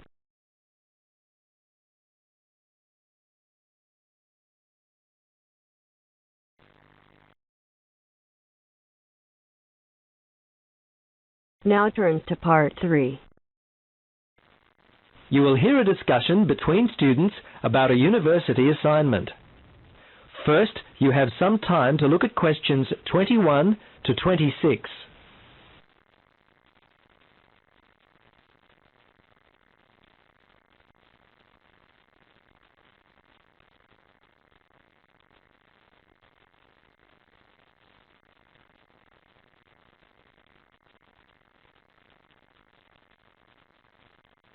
Now listen carefully and answer questions 21 to 26.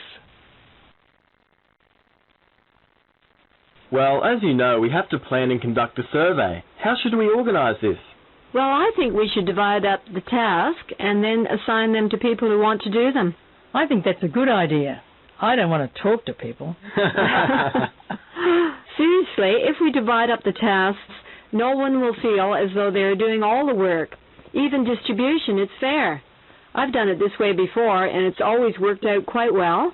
Yes, I agree, but what if some tasks are longer than others? Then it doesn't seem fair. Well, then we have to make sure we divide the tasks up according to time estimates. Some tasks may take longer, for example, the interview stage, and others shorter, like perhaps the layout of the survey form. Okay then, Carol. That sounds like a great idea. I seem to recall reading somewhere in our lecture notes that dividing up tasks was highly recommended for group work, so I feel good about what we're doing.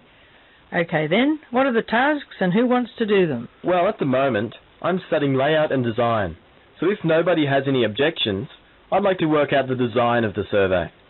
I'll have this finished by mid-March, the 23rd to be exact. I've got other assignments to do around that time. That's fine with me. I hate design and layout. What about organising the questions? Someone's going to have to do this. Could I? I promise to be all finished by mid-March. What do you think, Carol? Yes, that all sounds good. I guess someone's going to have to do the questioning. Why don't I conduct the survey? The assignment is due on April the 3rd, so I will have the survey completed by late March, just in time for the oral report. Before you hear the rest of the conversation, you have some time to look at questions 27 to 30.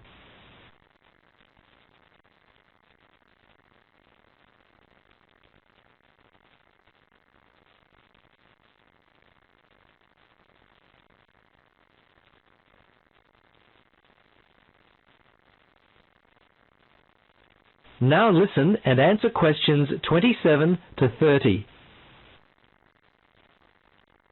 Yes, about that oral report, does anyone have any notes from last lecture? There were some good ideas about how to give a good oral report. Yes, I happen to have them right here. There were some very helpful suggestions given by Professor Thompson. Should we take a moment to go through them? Yeah. Yes, please. Well, firstly, the report itself is due after the survey has been handed in. I believe our group will be presenting it on the 12th of April. 12th of April? That's the date of my accounting exam. Anyway, Professor Thompson said we mustn't speak longer than 20 minutes, or less than 15. He said when it comes to assigning grades, he will be looking for speakers to maintain eye contact with the audience. In other words, don't just stand up and read the presentation. That's been my problem in the past. I spend all my time looking at my notes and the audience gets bored. Yes, that's right. Another point to remember is to make good use of gestures. Standing there like a robot is also very boring for the class. Another thing to consider is visual aids. He said we should include a variety of them, things like overhead transparencies, handouts. We can use the whiteboard, DVDs or video were also suggested. Okay, let's decide who wants to do what. That is the end of part 3. You will now have 30 seconds to check your answers.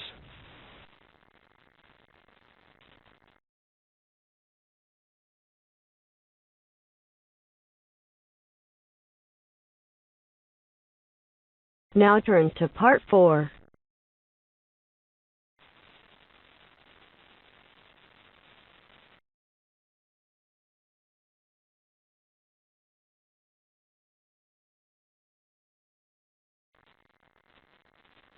You will hear a woman talking about retail psychology. First, you have some time to look at questions 31 to 40.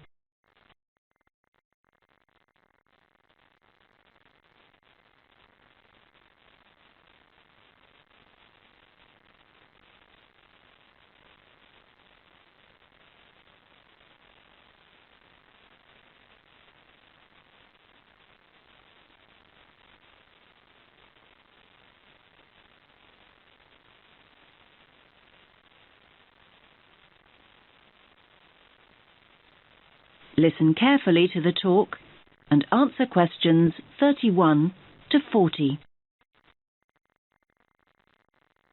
Hello everyone. Let's get started on the final lecture in our module on retail psychology. Today we're going to focus on supermarket layouts and how retailers display their products to encourage us as customers to spend as much of our money as possible.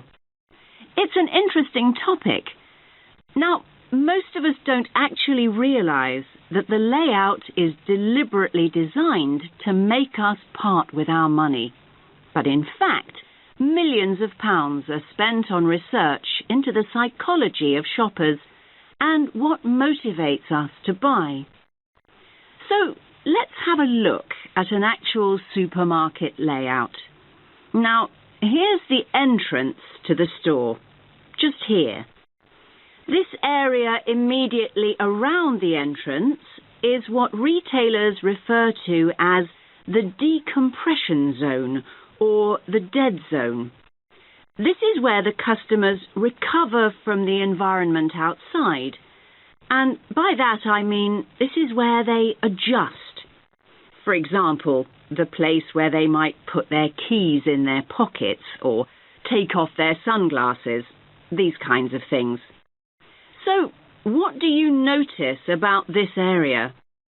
It's very empty, isn't it? Yes, it's pretty much clear of stock altogether. This area is not designed or used to sell us anything. Basically, the supermarkets never put any merchandise here because they know that no one's ready to buy yet. However, the retailers want their customers to feel comfortable.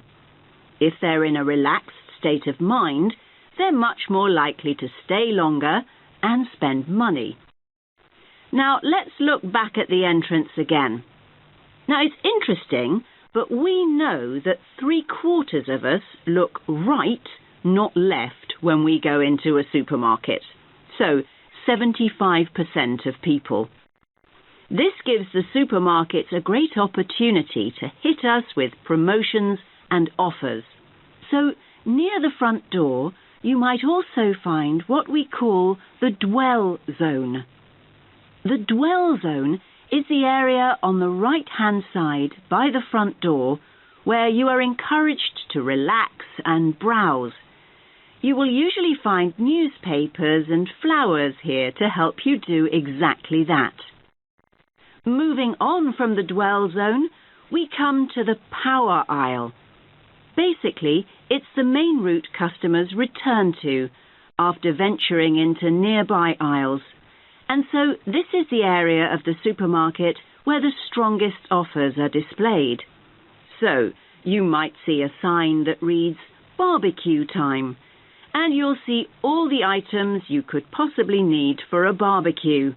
The charcoal, the sauces, the skewers and the drinks, everything you need, all in one place. Were you planning a barbecue before you went shopping? Do you even have a garden? Yes, the power aisle has a very powerful effect on sales, even though most of us don't even realize we are being sold to here.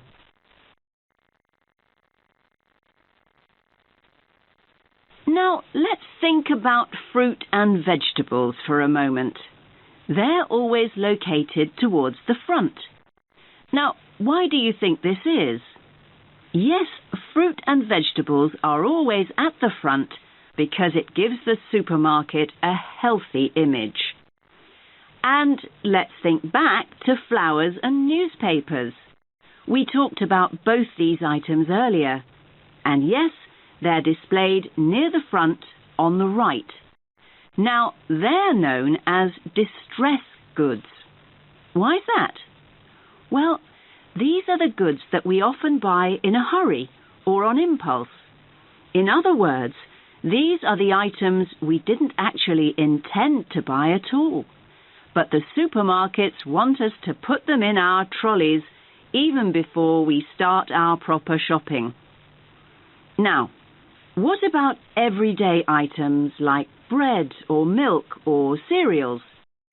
They're always placed right at the back of the supermarket. Yes, in this area here. Again, this is a deliberate strategy by the supermarkets. Basically, they want us to walk through the whole store to get them in the hope we will buy other things on the way. That's why items like these are often called destination goods. Now, where products are placed on the shelves makes a real difference. We read shelves a bit like we read a book. Our eyes go from left to right. And they want you to focus on the more expensive items, so they place them at eye level. It's often quite hard to spot items like cheap tinned food. Why is that? Well, They're normally placed very low on the shelves. Basically, the supermarkets don't want the cheapest products to be the ones you see first. Finally, let's have a look at the checkout area here. Now, we all know that sweets are deliberately placed within the reach of children at the checkout. But all kinds of things are displayed at checkouts these days. In fact, supermarkets can change what's on offer almost by the hour. It's a quick and easy way for them to rotate their stock. So, if the sun comes out, the checkout is an ideal place to display sunglasses. And if it rains, umbrellas can be placed there instead. Now, does anyone have any questions? That is the end of part 4. You now have half a minute to check your answers.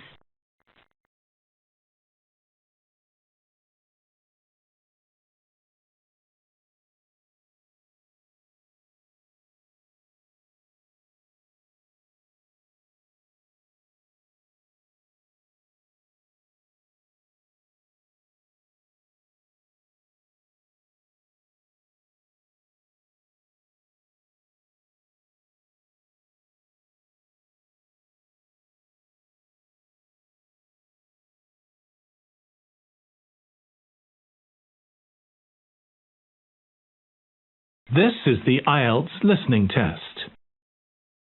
You will hear a number of different recordings, and you will have to answer questions on what you hear. There will be time for you to read the instructions and questions, and you will have a chance to check your work. All the recordings will be played once only. The test is in 4 parts. At the end of the test, you will be given 10 minutes to transfer your answers to the answer sheet. Now turn to part 1. You will hear a woman phoning an electrical repair company about a problem with a piece of household equipment. First, you have some time to look at questions 1 to 7. In the exam, you would have 20 seconds to look at the questions. Pause the recording for 20 seconds now. You will see that there is an example that has been done for you. On this occasion only, the conversation relating to this will be played first. Hello, Sinclair Electrical Services, Kevin speaking. Oh, good morning. I believe you do television repairs. That's right, we do. The woman is calling about her television, so television has been written in the space. Now we shall begin. You should answer the questions as you listen, because you will not hear the recording a second time. Listen carefully and answer questions 1 to 7.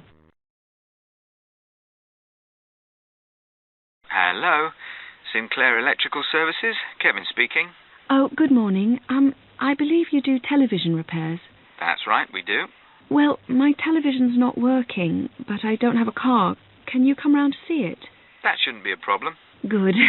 Can I just take a few details then? Certainly.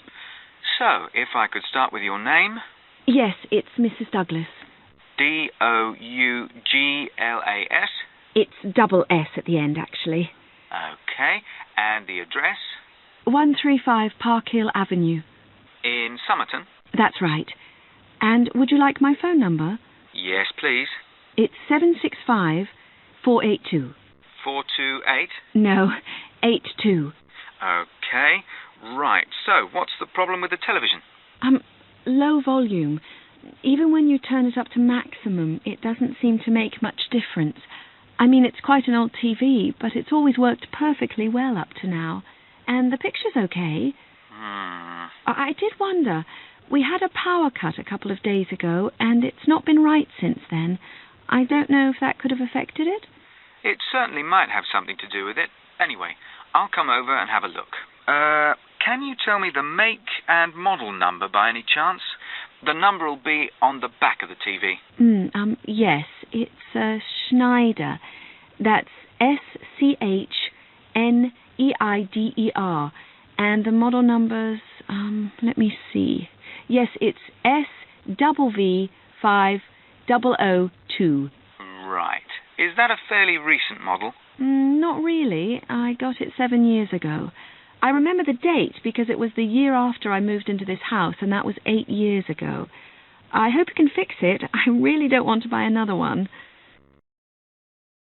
Before you hear the rest of the talk, you have some time to look at questions 8 to 10. In the exam, you would have 15 seconds to look at the questions. Pause the recording for 15 seconds now. Now listen and answer questions 8 to 10. Well, I'll see what I can do when I come round to the house to look at it. I think I know your road. Is it the one that's off the high street? That's right. The house is on the left if you're coming from the high street, just before the road bends to the right. I'm afraid it's getting harder and harder to park on the road, but if you drive on round the bend, you can usually find somewhere. That's all right. Now, let's see. When would it be convenient for me to come round? Well, as soon as possible, really. Well, what's today? Friday. I'm booked up today, and then we've got the weekend, so I'm afraid it looks like Monday morning's the earliest. You can't come tomorrow? Well, Saturday morning I'm in the showroom, and I don't work Saturday afternoon and Sunday. Okay. I'll make sure I'm in. Oh, and one last thing. I wonder if you'd mind telling me how you heard about us. We've just opened a new web page, and we're interested to see how effective it is. No, I actually heard about you from the woman next door. She couldn't remember your number, but I looked it up in the phone book. Oh, right. It's always the best advertising, word of mouth. Right. Okay. Thank you, Mrs. Douglas. Thank you. Goodbye. That is the end of part 1.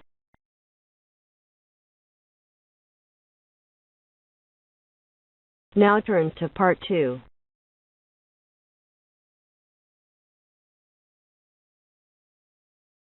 You will hear a speech given by a man called George Dyson about Northfield Sports Complex.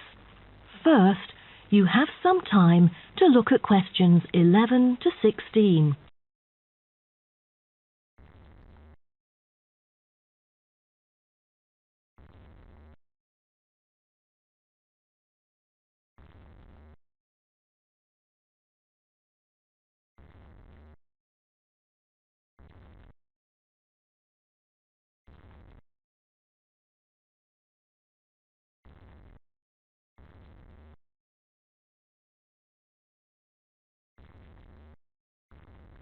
Now listen carefully and answer questions 11 to 16. On behalf of Northfield Sports Complex, I'd like to extend our warmest welcome to you all here this evening. I'm George Dyson, founder of Northfield Sports Complex. I am giving this speech today to celebrate a special occasion.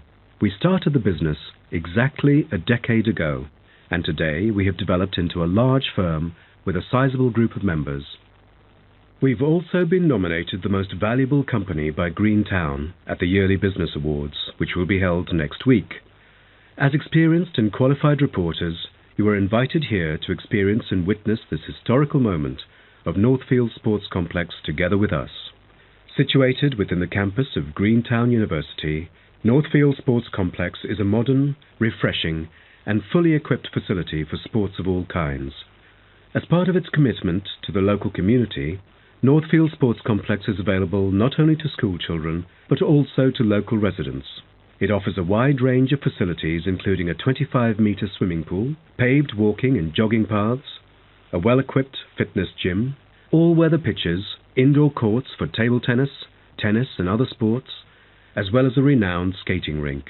Different age groups can all find the right sports to participate in. That's why local residents enjoy working out here. As a result, natives here are healthier than most of the people within our nation. The whole town is very proud of having nurtured 2 world champions who were once both trained right here in our skating rink. Thus, it has become the ideal venue to learn to skate and have fun.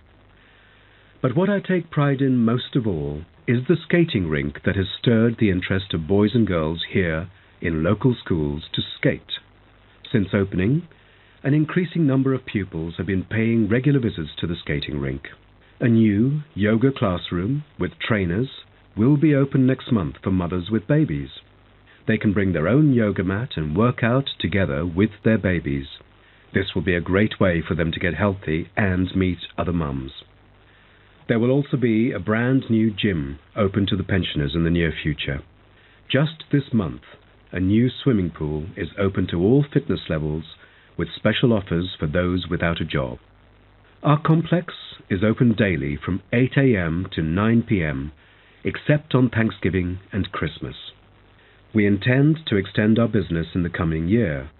A list of equipment will be put up for sale, ranging from exercising equipment like cardio machines to sports recovery and injury prevention facilities. Within our complex, we try our best to avoid injuries of any kind. We train knowledgeable staff to guide our clients through correct workout regimens. For those who want to further ensure workout safety, they are welcome to apply to be a member of our standing committee. They are responsible for revising the safety guidelines and supervising its enforcement. Before you hear the rest of the talk, you have some time to look at questions 17 to 20.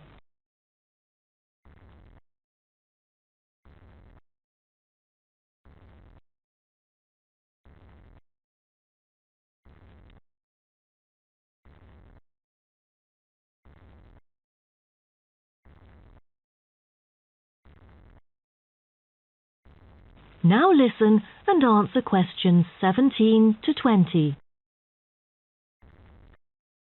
Now, I would like to introduce some of our most popular sports facilities here at Northfield Sports Complex. Our 25-metre swimming pool is the centrepiece of the complex, combining modern, bright and airy surroundings with fully up-to-date changing facilities. The pool is excellent for learning how to swim, improving techniques and, of course, competing in school competitions. It is also bookable for private functions, including pool parties where lifeguards are available. Next, we have the only climbing wall throughout the whole town. Many would see rock climbing as a type of extreme sport, exposing great risk to those who participate. But actually, under proper guidance and with close supervision by the coach here, it is a perfect sport for the youth to increase their flexibility and strengthen their muscles. I have to mention our skating rink once again. As our most popular facility, it has been prominently featured in a TV commercial we've released recently. There is no other skating rink larger than ours within the whole nation. Also, our state-of-the-art gym is an inspiring place to train and keep fit in relaxed and friendly surroundings. The Techno gym equipment enables our clients to measure their performance. If you book a one-on-one trainer, he or she might suggest a future training plan and help you train more systematically. That is the end of part 2. You now have half a minute to check your answers.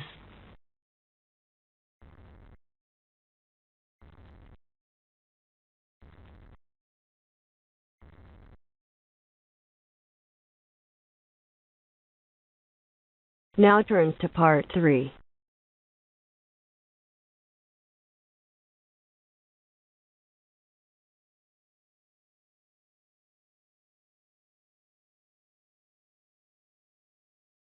You'll hear 2 students discussing their project. First, you have some time to look at questions 21 to 26.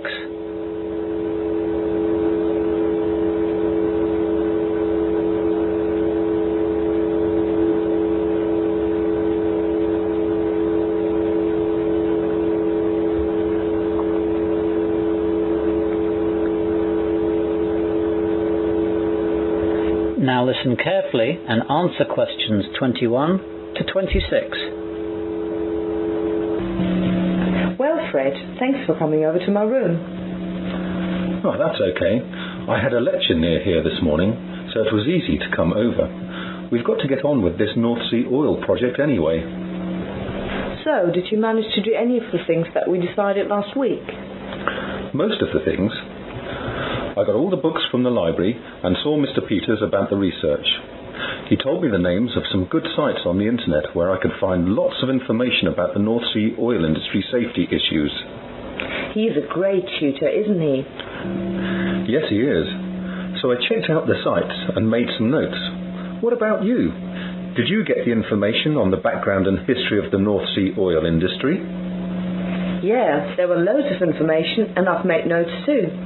I think I've got it all covered. So let me tell you what I found out. I'll run the ideas past you and you can tell me if it's okay. Good idea. So, as you know, the North Sea lies to the east and northeast of England and Scotland. Apparently, the North Sea was long dismissed as a potential source of oil or gas, but over the last 4 decades, it has become the centre of one of the world's most productive energy industries. Gas was actually first found in quantity in the Groningen area of the Netherlands in 1959. This was followed by the first British discovery of gas in the West Sole field off the coast of East Anglia by the BP drilling rig 𝐍𝐆𝐀𝐘 late in 1965. Actually, the first accident was on that rig too. Anyway, sorry. Go on, Judith.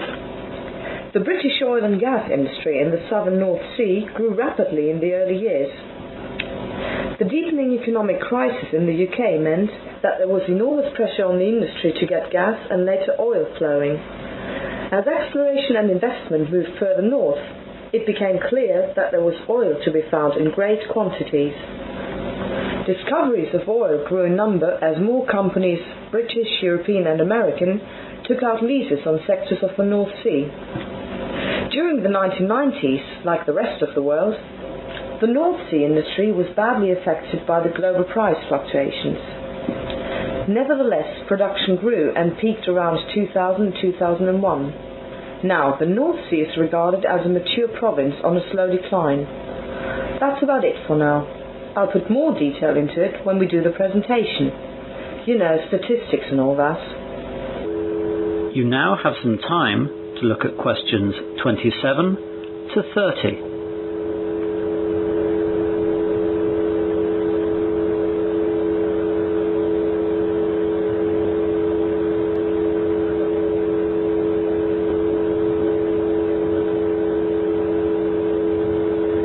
Now listen to the rest of the discussion and answer questions 27 to 30.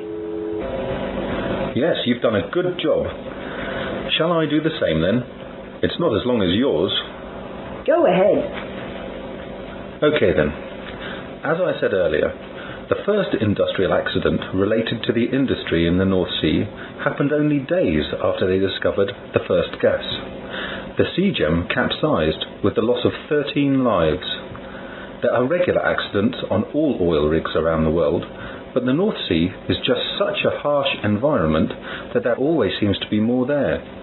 The most famous accident and the worst disaster in the North Sea was in the Piper Alpha disaster of 1988. Yes, I remember that one on the news when it happened. Today, the industry is very safety conscious. When you first arrive, you are given a safety tour of the installation, detailing all safety aspects, including fire extinguishers, emergency muster stations, lifeboat stations and emergency procedures. You will be introduced to the rig safety program. Everyone attends weekly safety meetings and daily pre-tour meetings. The weekly meeting is an in-depth look at industry-wide safety news and other safety-related issues on the rig. Companies share safety information with other companies throughout the industry. This helps to avoid repeated incidents. A fire and boat drill is often held on the same day, which involves a mock fire and a mock abandon the rig exercise. The pre-tour meeting is usually a description of the work carried out when you are off shift, the work you will be doing, the work others are currently doing that may affect you and any other relevant issues of the day. Accidents do still happen, as in every industry. However, Statistics show that with the massive improvements in offshore safety procedures, you now have a higher chance of having fatal accidents if you work on a building site than you do when on an oil rig. Well, that's all from me. I'll add lots of details too. Okay, well let's plan what we have to do next. That is the end of part 3. You will now have half a minute to check your answers.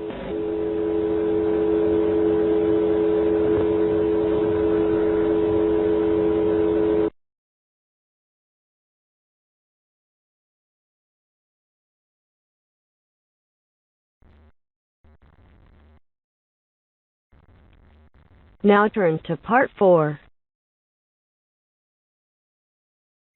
You will hear part of a lecture about urban migration. First, you have some time to look at questions 31 to 40.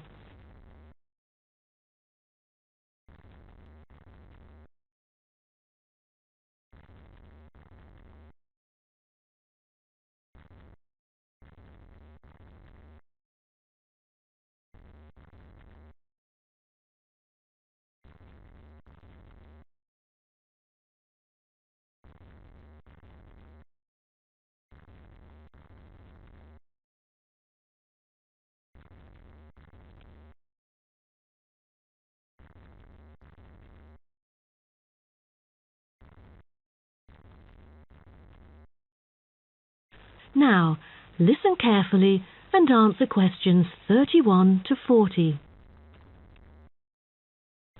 Good afternoon, and welcome to my talk on urban migration today.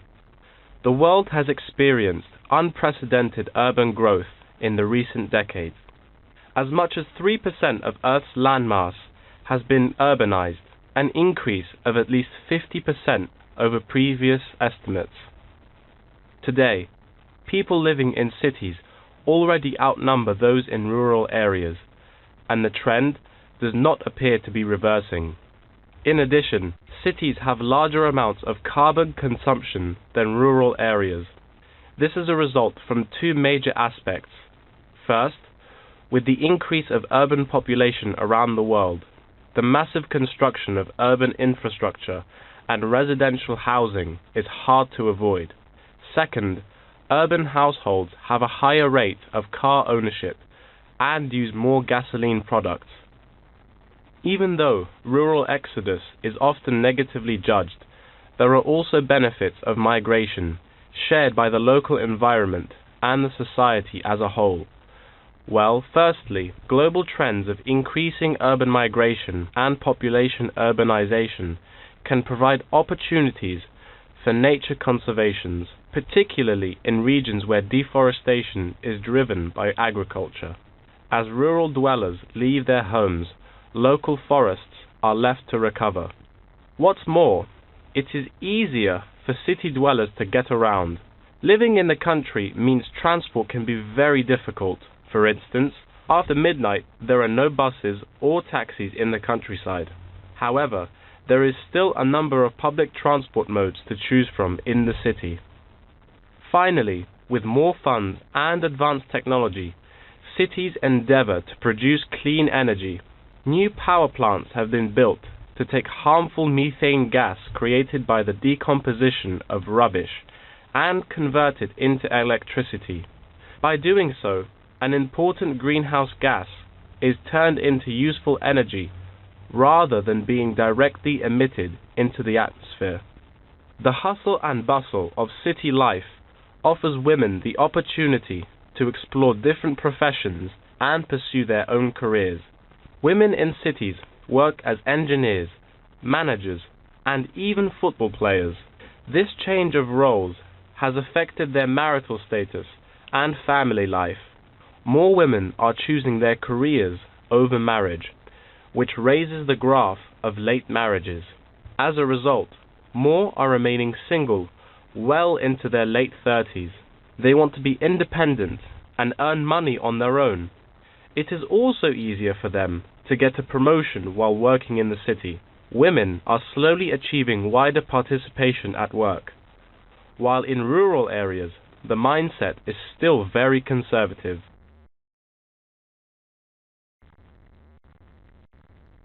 However, cities also change the way that humans interact with each other and the environment, often causing multiple problems. In general, urban wages are significantly higher, so moving to the city is an opportunity to earn what was impossible in rural areas. However, the wage difference is often offset by the higher cost of living and absence of self-produced goods, including subsistence farming. A sizable proportion of new corners attach greater importance to money and gradually abandon their former way of life, thus risking losing their culture. These new city residents are also faced with another problem. According to statistics, crime rates are significantly higher in densely populated urban regions than in rural areas. For instance, property crime rates in our metropolitan areas are 3 to 4 times as high in comparison to the rates in rural communities. Immigrants, upon arrival into cities, typically move into the poor, blighted neighborhoods because that is where they can afford to live. Crime in these areas is high and reflects poor living conditions, as these neighborhoods experience great levels of poverty. This pattern also occurs for violent crimes, which is much more common in large urban areas than elsewhere. In addition, traffic congestion and industrial manufacturing are prominent features of the urban landscape, which take their toll on the natural environment and those who depend on it.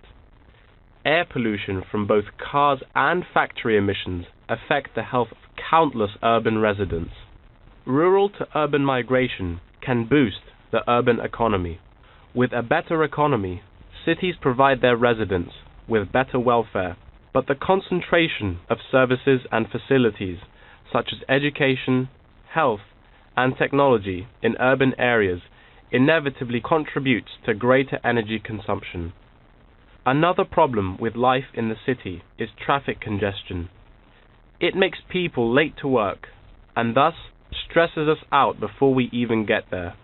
Deliveries can't arrive on time, gas costs money. The quality of life of those commuters starts to decline. What's worse is that if congestion makes it harder to match the right workers to the best jobs, it is economically inefficient as well. That is the end of part 4. You now have half a minute to check your answers.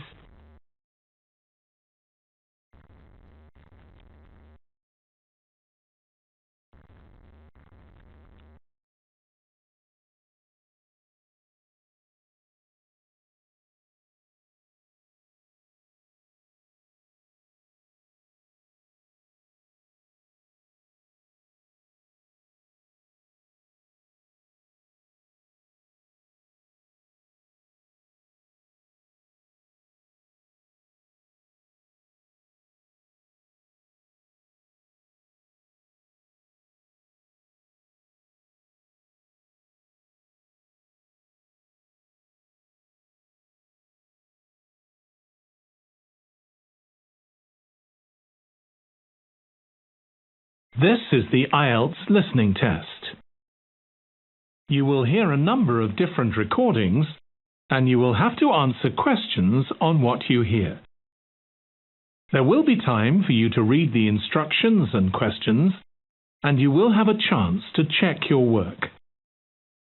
All the recordings will be played once only. The test is in 4 parts. At the end of the test, you will be given 10 minutes to transfer your answers to the answer sheet. Now turn to part 1. You are going to hear a talk about making the most of graduate school. First, you have some time to look at questions 1 to 6.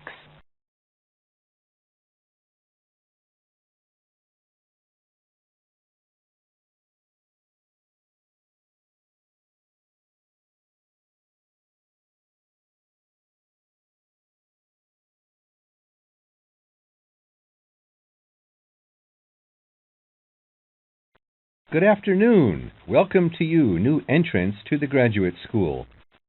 My job now is to give you the graduate school survival guide and make some concise suggestions for getting the most out of your relationship with our research supervisor, getting the most out of what you read, and making continual progress with your research.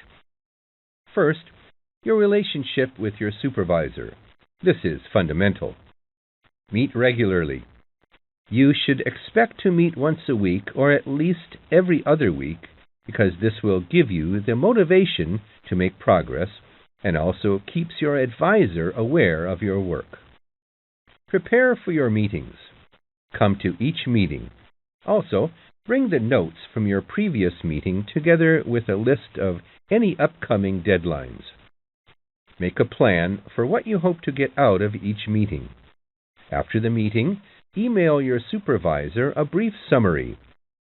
Include a list of major topics discussed, a list of what you agreed on, a note of any advice you may not want to follow, and a new summary of what you are planning to do. This helps avoid misunderstandings and provides a handy record of the progress of your research. Add a to-do list for yourself and your supervisor, including a reading list. Finally, add the time and date for the next meeting. My second main piece of advice is to keep your supervisor informed. Show him or her the results of your work as soon as possible.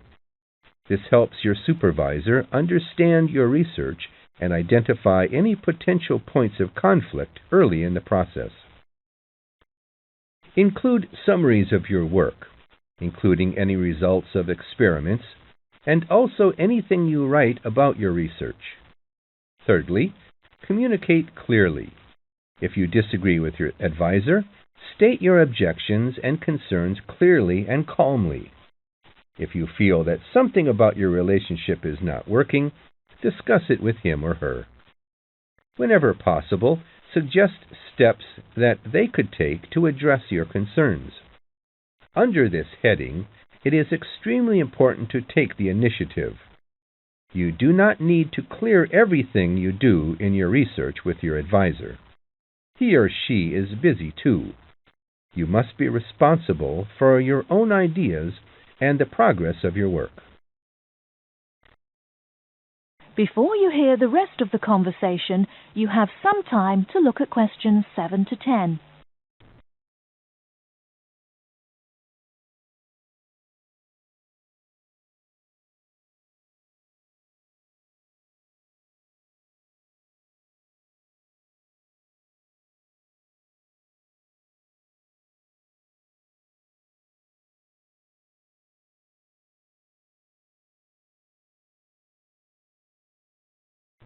Now listen and answer questions 7 to 10. The second section of my talk is about getting the most out of what you read. The first principle here is to be organized.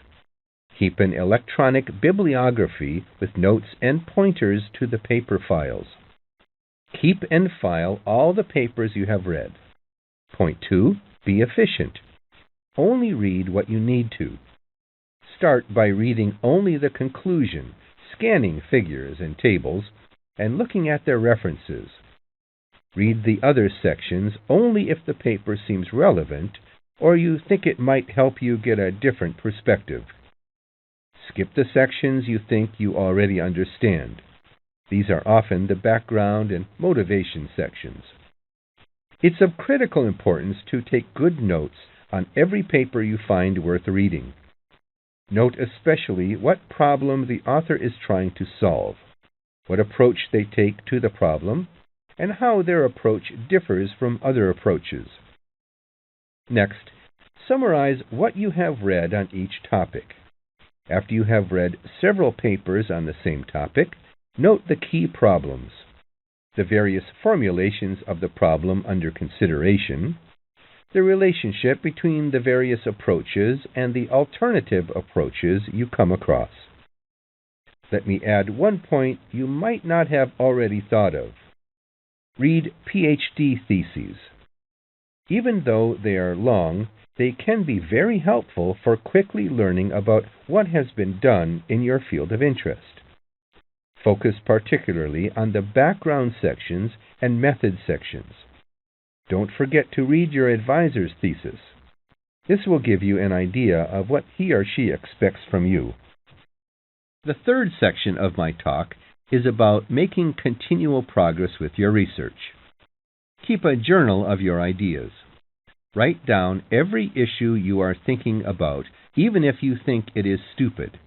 This will help you keep track of your progress and keep you from going round in circles.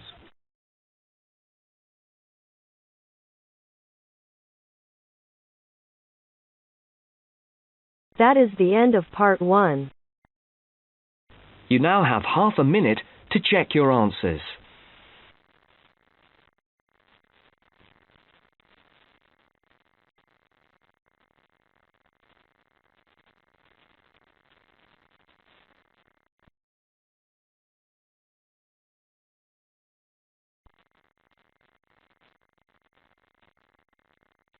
Now turn to part 2.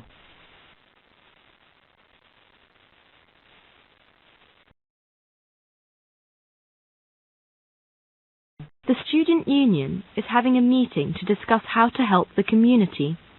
As you listen, complete the summary by writing no more than 2 words on each line. First, you will have some time to look at questions 11 to 14.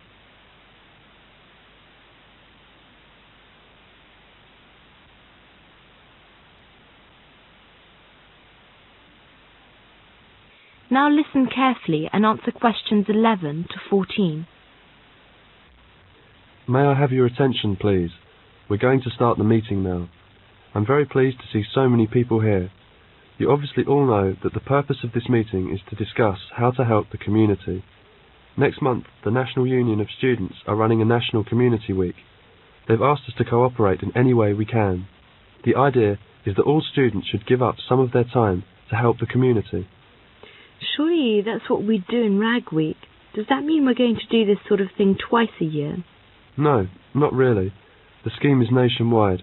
It has 2 aims: to show the public that students are responsible members of society, and to show students ways in which they can give really practical help to the community.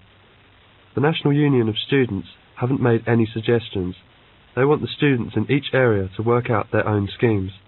And really, that's the purpose of this meeting, to think up some ideas about the sort of help we can give. Let's discuss now. Any suggestions? It is Saturday morning. A group of students are going to help an old man in the community. Before the broadcast continues, look at questions 15 to 20.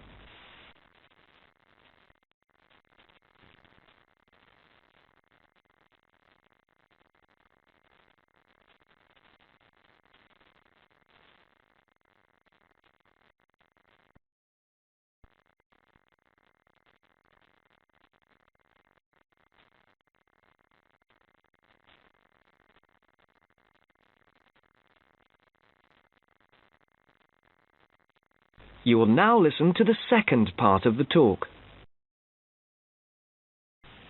Where is Milkman Street? Is it far? No, I don't think so. It's somewhere near. Oh, look there. It's just around the corner. What's the number again? Number 8. Mr. Tyler, 8 Milkman Street. Careful with those tins of paint. I'll knock. The welfare office said that they'd written to him to tell him we were coming. The curtains are all drawn. It doesn't look as if anyone's at home. He's probably watching TV. He's a long time coming. He'll be pleased to see us, I'm sure. Go away. I don't want any. Hello, Mr. Tyler. Is it Mr. Tyler, isn't it? We're the student volunteers. Engineers? I don't want any engineers. I've got a gas fire. No, Mr. Tyler. We've come to do your decorating. No, thank you. Not today. Perhaps you could open the door, Mr. Tyler. We've come to paint your kitchen. Well, why didn't you say so? We can come again tomorrow, if it's inconvenient now. No. It's all right. Don't stay there at the front. Come round the back. I never use the front door, only the back. Who is it? It's the student volunteer. Hello, you're the student volunteer, aren't you? Yes, good afternoon. The welfare office told me to come here. My name is Diana. Yes, they wrote to me about this. Come in, please. There, isn't that nice and comfy? That's lovely, dear. And warm, too. It's really cosy in here. I wish I could get about a bit more, like you young people. I could go out and see my son and my grandchildren. They live in Edinburgh, you know. I don't see them often. My son has got a lot of work. I used to go out to work. That was after my husband died. Never worked when I was married, though. No? No, never. He used to say a woman's place is in the home. Yes, life's like that. I'll just dust these photos. That's him, the one in the middle of the front row. His moustache was lovely. That was taken when he was in the army. He looks very smart. Yes, he was. I can remember it as if it were yesterday. Well, there we are. I want you to read a book to me. You know my eyes are not very good now. Where is the book? It's on my desk. It is Little Dorrit by Dickens. You know the bit I like? It's on page 201. It describes Little Dorrit's love for her father. Ah, yes, here. She never left him. Nice and comfortable? Here, put this shawl around your shoulders. My husband used to read this book to me. She never left him all that night, as if she had done him a wrong which her tenderness could hardly repair. She sat by him in his sleep, at times softly kissing him. That is the end of part 2. You now have half a minute to check your answers.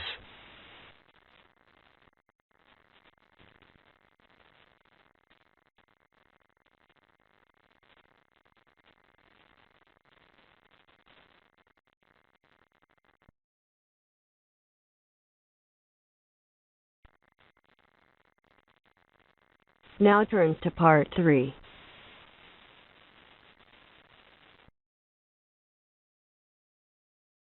A student wants to register for a conference. Listen to the conversation between the student and the woman and answer the questions. First, you have some time to look at questions 21 to 24.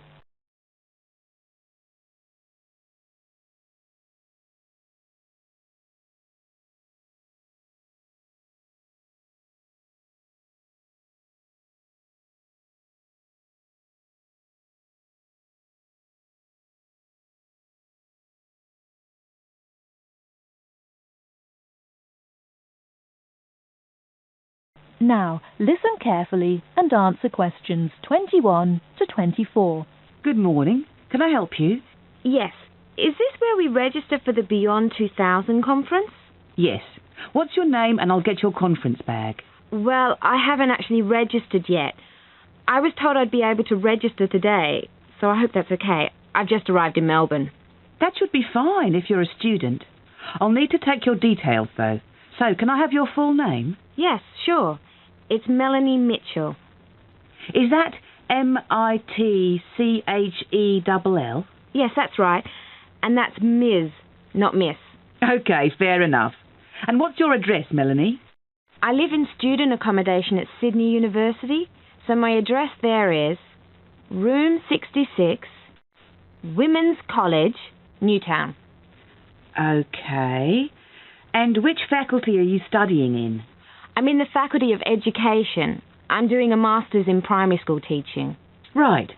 And may I see your student card, because I need to verify that you're a current student? Yes, sure. Here it is. My number is 994578ED.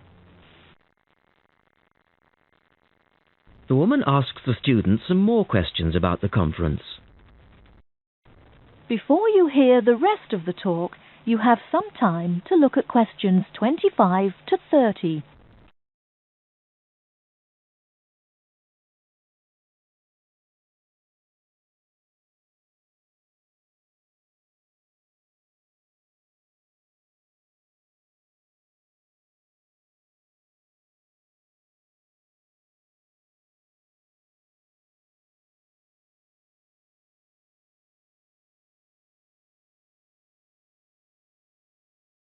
Now listen and answer questions 25 to 30.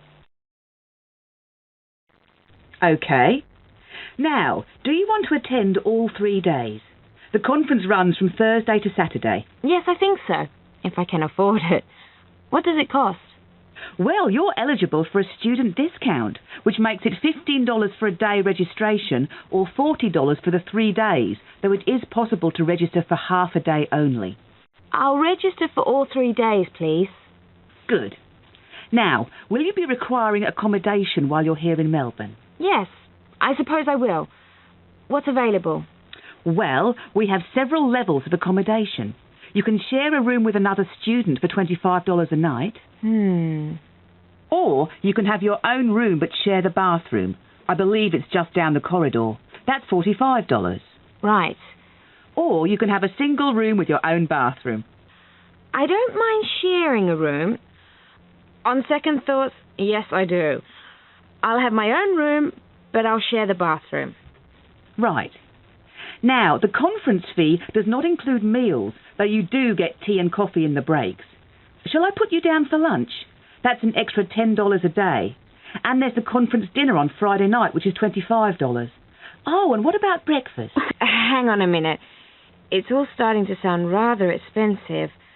I'll have the lunch, but not the dinner or breakfast, if that's okay. Perfectly okay. Now, a couple of other things. There are a number of special interest groups organised. They're known as 𝐍𝐇ĥs, and you're asked to nominate your preference. They'll take place on the Friday afternoon and Saturday morning, but they're filling up quickly, which is why you need to nominate now. Right. What are the 𝐍𝐇khs? Well, there are 6 altogether. Let's see. On Friday you have a choice between computers in education or teaching reading skills. Or a session on catering for the gifted child. Oh, they all sound interesting. But technology in the classroom is really my area of interest, rather than reading. So I'll go for that. I can probably read up on the gifted child topic myself. Right. And then the Saturday options are a session on cultural differences, or there's music in the primary curriculum, or you could go to the one on gender issues in the classroom. Wow! Can I go to them all? They all sound fascinating. Afraid not. Well, I'm really interested in how boys and girls behave differently, even when they are very young, so I'd better opt for the 3rd session, even though the cultural differences is probably really interesting too. Right. And the music option would be interesting. And how would you like to pay? We accept most credit cards or bank cheques, but not personal cheques, I'm afraid. Been caught out too often before. And cash, of course. We never say no to cash. I'll have to put it on my card because I don't have enough cash on me right now. That's fine. Enjoy your time here with us in Melbourne. That is the end of part 3. You now have half a minute to check your answers.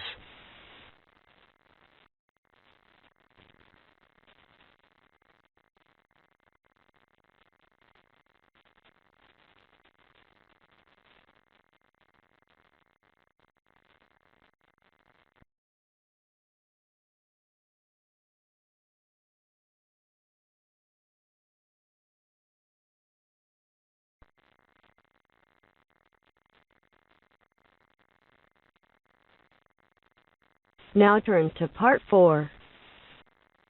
Now turn to part 4. Part 4. You'll hear a lecturer talking about the International English Language Teaching System, Ielts. First, you have some time to look at questions 31 to 40.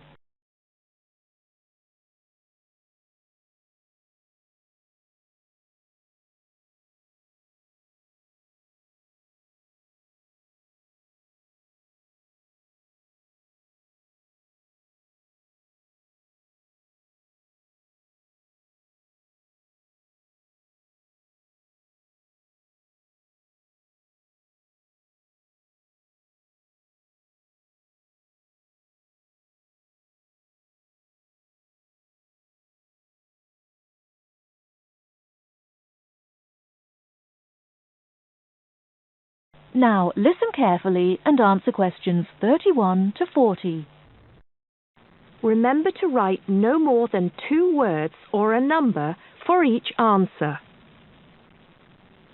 Hello everyone. Now, the International English Language Testing System exam, or Ielts as it's better known, is one of the most successful and popular English language exams in the world today. What we're going to look at now is the history of Ielts and how it came to be so successful. The story starts back in the 1960s when the British Council created an exam called EPTB to test international applicants wanting to study at universities and colleges in the UK. EPTB, by the way, stood for English Proficiency Test Battery. Strange name, I know. This exam mainly used multiple choice questions and by the end of the 1970s was considered a little old-fashioned. So, in 1980, it was replaced by Ielts, the English Language Testing Service. This new exam was much more modern in approach. It was much more communicative, for example, and was intended to reflect how language was used in the real world, particularly in the academic context of universities and colleges. However, during the 1980s, the number of candidates taking the test was quite low. For example, only 4,000 people took the test in 1981. It's true that this had risen to 10,000 by 1985, but if you compare that to the number of candidates who take Ielts each year these days, more than 1 million, you can see why they considered it to be quite small. There were also some practical problems with the test. So, in 1987, it was decided to conduct a review, leading to a revised version of the exam. This was introduced in 1989 under its new name, Ielts. Over the next few years, the number of candidates increased rapidly. In 1995, there were over 43,000 candidates, and it was possible to take the test in any one of 210 test centres around the world. 1995 was also the year of the next revision to the exam, which simplified the reading module and also improved exam administration. Further minor changes followed. The speaking module was altered in 2001, and the criteria for marking the writing tasks were revised in 2005. In the same year, a computerized version of the exam was offered at certain test centres.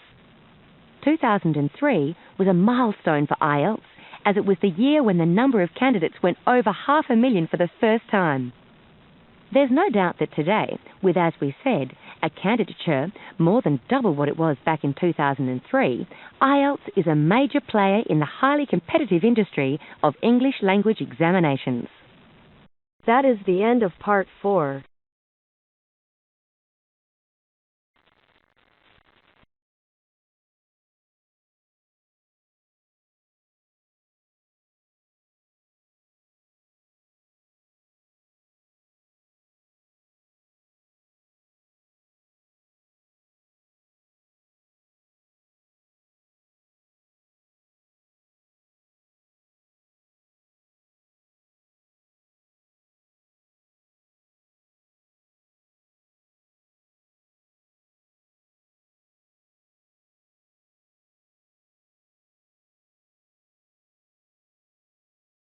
This is the Ielts listening test. You will hear a number of different recordings, and you will have to answer questions on what you hear. There will be time for you to read the instructions and questions, and you will have a chance to check your work. All the recordings will be played once only. The test is in 4 parts. At the end of the test, you will be given 10 minutes to transfer your answers to the answer sheet. Now turn to part 1. You will hear a woman called Tanya talking to her friend called Simon, who lives abroad. Tanya is planning to visit Simon. First, you have some time to look at questions 1 to 4.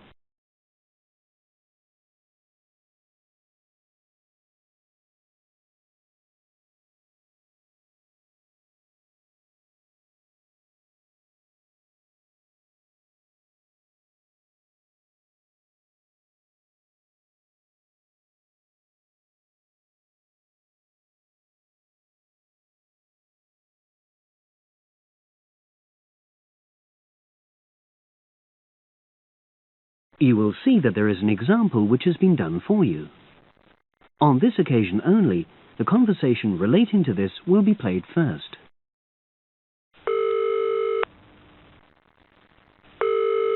Hello? Hi, is that Tanya? Yes, Simon. Lovely to hear you. How are you? Very well, and we're so looking forward to seeing you. So am I. Now, I don't have a lot of time, I'm afraid, so I wanted to make sure we've got all your details. Have you confirmed your flights? Yes, I'm definitely coming on the 22nd of June. Excellent. Have you got your flight number? Not with me, I'm afraid, but I promise I'll email it. Tanya promises to send her flight number. So, flight number has been written in the space. Now we shall begin. You should answer the questions as you listen, because you will not hear the recording a second time. Listen carefully and answer questions 1 to 4.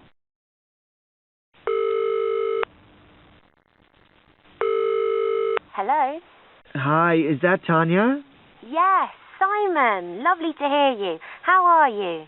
Very well, and we're so looking forward to seeing you. So am I. Now, I don't have a lot of time, I'm afraid, so I wanted to make sure we've got all your details. Have you confirmed your flights? Yes, I'm definitely coming on the 22nd of June. Excellent.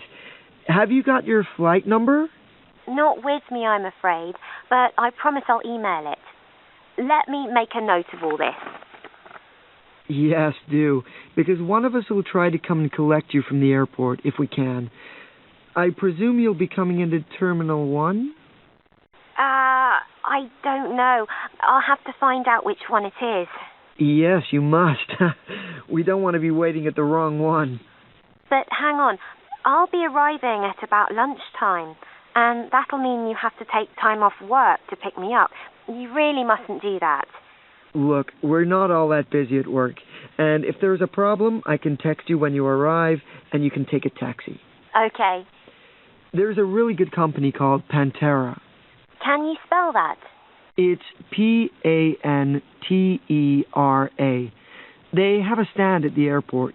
You can't miss it, and they're really reliable. Great, thanks. How far are you from the airport? About 40 minutes. And you're near the city centre, aren't you? We're east of it, actually. Don't tell the driver city centre, because you'll really get caught up in traffic. Okay, and I'll make sure I carry your address with me. Now, have you got my mobile, cell phone number? Yes, you sent it last month. But I tell you what, I don't think I've got yours. I'd better have it now, just in case. Okay, and I changed it recently anyway. Ready? It's 07765 328 411. Before you hear the rest of the conversation, you have some time to look at questions 5 to 10.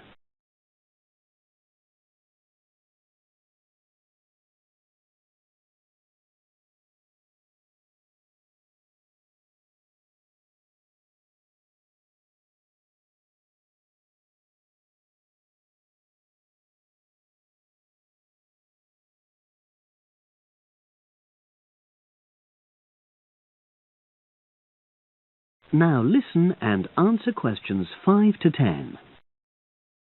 Thanks. Now, what should I pack? Well, all the usual, casual clothes mainly. Though you'd better bring an evening dress. We'll be having at least one fancy dinner in a hotel restaurant.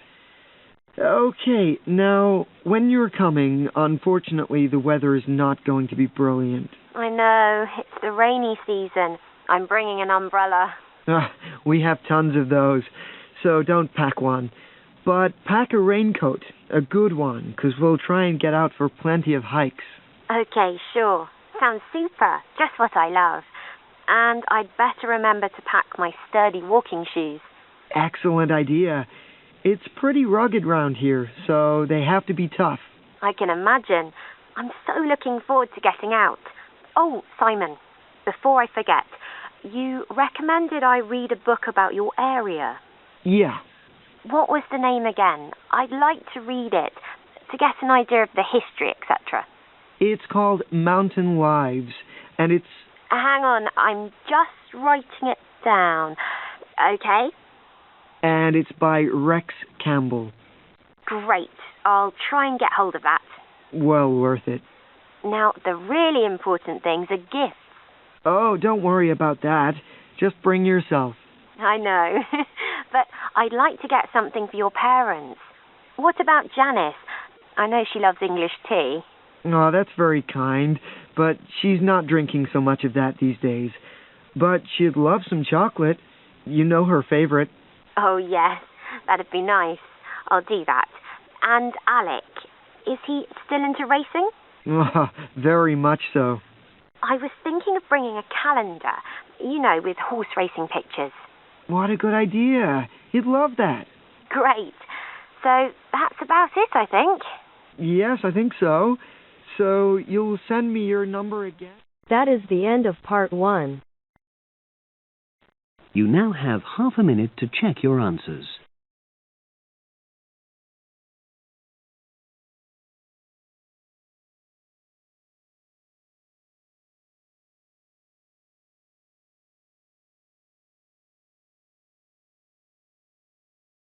Now turn to part 2.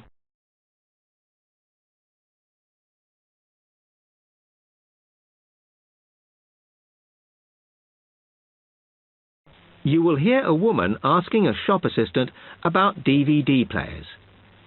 First, you have some time to look at questions 11 to 14.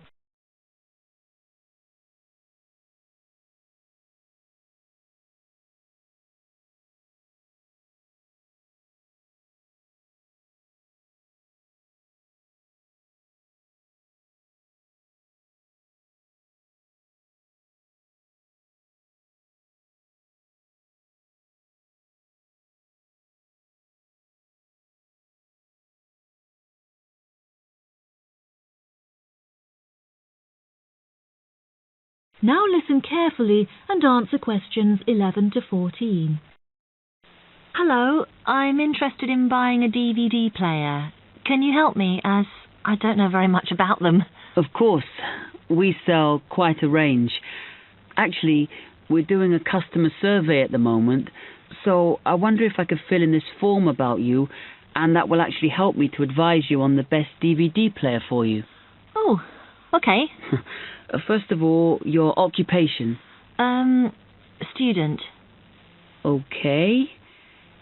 Then, have you already got a DVD player?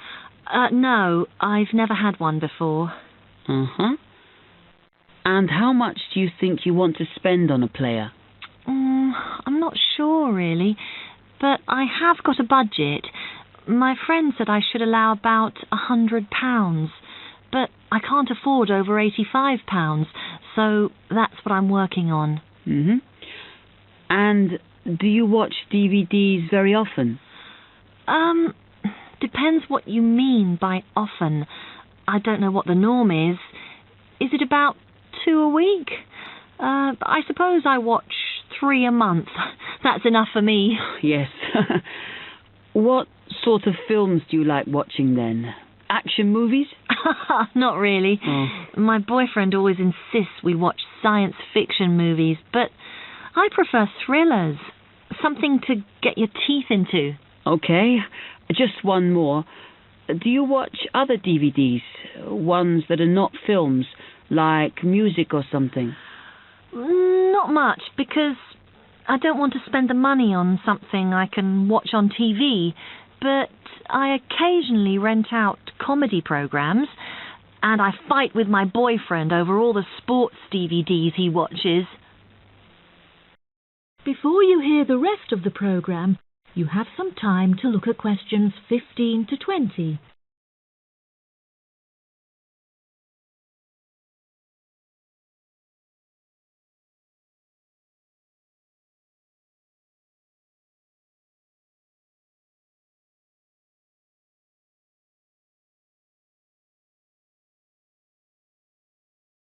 Now listen and answer questions 15 to 20.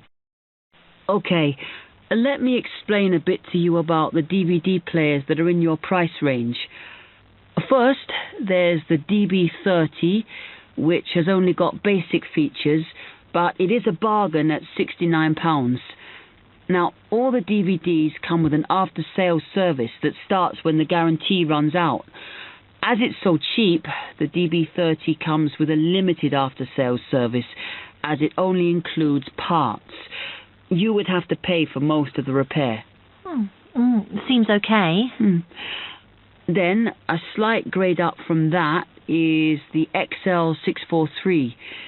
This comes with an additional feature in that it has an extra button allowing you to record. That's quite useful. Oh, yes. That would mean spending less on DVDs to watch. Yes. So you'd make the extra money back on it that it costs. Let me see how much it is. Yes. That one's actually reduced at the moment from £79 to £71.99. Oh. I think it's worth the extra myself. And is that the same level of after-sales service as the other one? Well, you get a bit more for your money because what we're offering is a discount on labour. So you don't pay the full price if you have to call an engineer out. I see. Then the last one is this Tri-X24. It's a very good player, and you can use it to listen to your CDs as well as watch DVDs. It looks nice, but I bet it's expensive. No, it's not top of the range. Let's see. Yes, it's £94. But what you have to remember is that includes insurance, so you don't have to pay extra for that. And it comes with a guarantee that's valid for 3 years, as opposed to the usual one. What do you think? Maybe.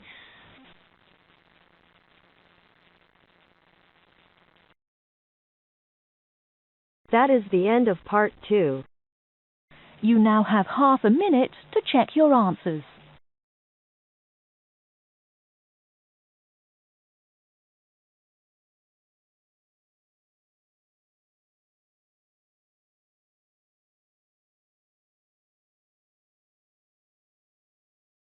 Now turn to part 3.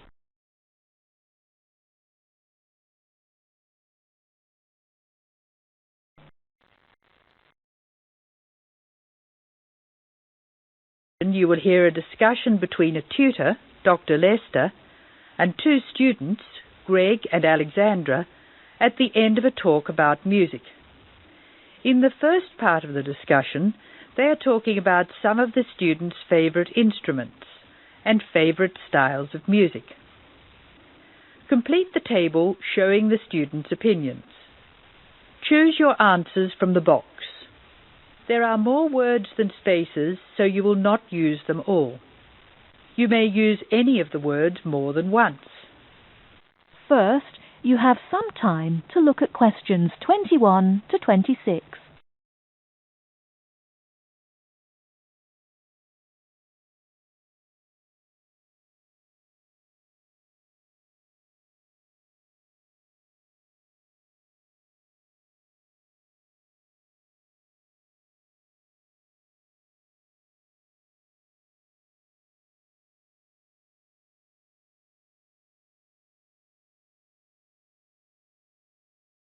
Now listen carefully and answer questions 21 to 26. I think it's time we looked at the results of our survey. What did you find out, Alexandra? We're a group with very diverse tastes, Dr. Lester. I'm not surprised. What were the favourite instruments? Well, Greg loves drums. He told me he played drums when he was at primary school, and now he plays drums with his friends at weekends. They have a band. Good. What do you like to play, Alexandra? My favourite is the guitar. However, I haven't played for years, so I keep hoping to start again. Will I go on with the others? Yes, please. Katya is like Greg. She loves to listen to drums. She says she's not a player, just a listener. Rachel, as you know, is a violinist, so of course it's natural that she should favour the violin. So we have 2 people who love the sound of the drum and 2 who like strings. The violin for Rachel and the guitar for Alex. What does Harry like? Harry says the best instrument of them all is the piano. He claims it's more versatile than any other instrument. 𝐍𝐇ĥ plays the piano, but her favorite instrument is the flute. The flute? Yes, 𝐍𝐇ĥ plays the flute too, of course. Thank you, Alexandra. Greg, will you tell us the students' favourite style of music? We're really very conservative. My favourite is classical music, and that's Alexandra's choice too. 𝐍𝐇ĥ claims to like rock. So that's a vote from Greg, Alexandra and 𝐍𝐇ĥ. Doesn't Rachel prefer classical music? Rachel made a choice which surprised me. She plays the violin, so I expected classical or opera. But Rachel says that she prefers country music. How interesting. What's Harry's choice? Harry likes to listen to opera and loves to go to see a performance. He says opera has everything: colour and spectacle and theatre and great music. And 𝐍𝐸𝐾? 𝐍𝐸𝐾 says jazz is her favourite music. She goes to listen to jazz every Friday evening. She also likes opera, heavy metal, classical, but jazz is the best. Thank you, Greg. I wanted to see what you all liked so I could understand your musical tastes more. And I want to move from this to a discussion of the physiological effects of music. In the second part of the discussion, Dr. Lester will talk about the way music affects our bodies. Before you hear the rest of the talk, you have some time to look at questions 27 to 30.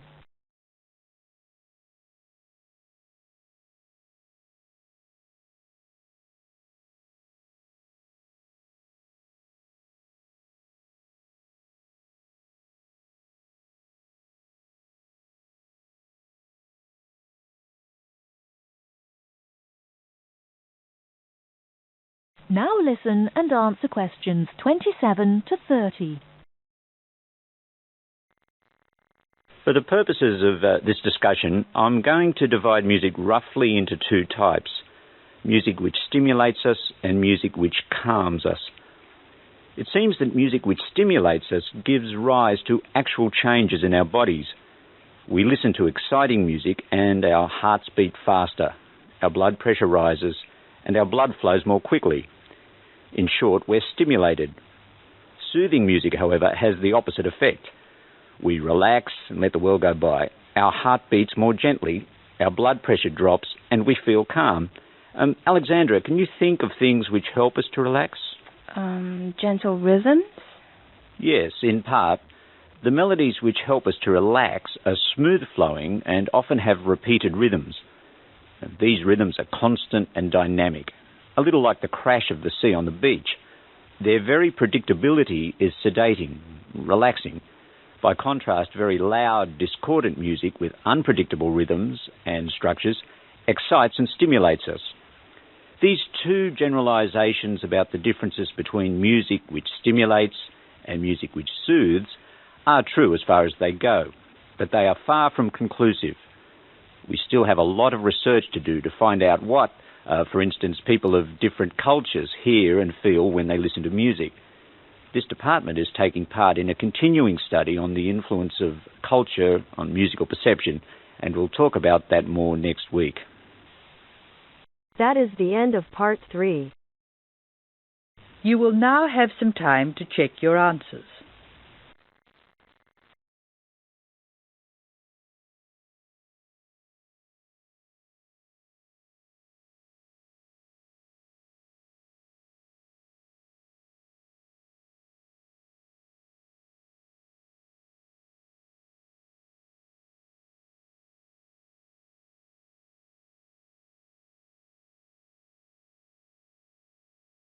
Now turn to part 4.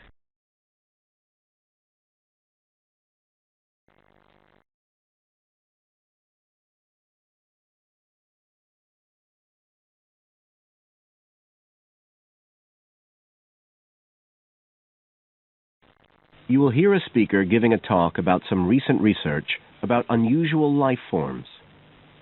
First, you have some time to look at questions 31 to 40 on pages 14 and 15.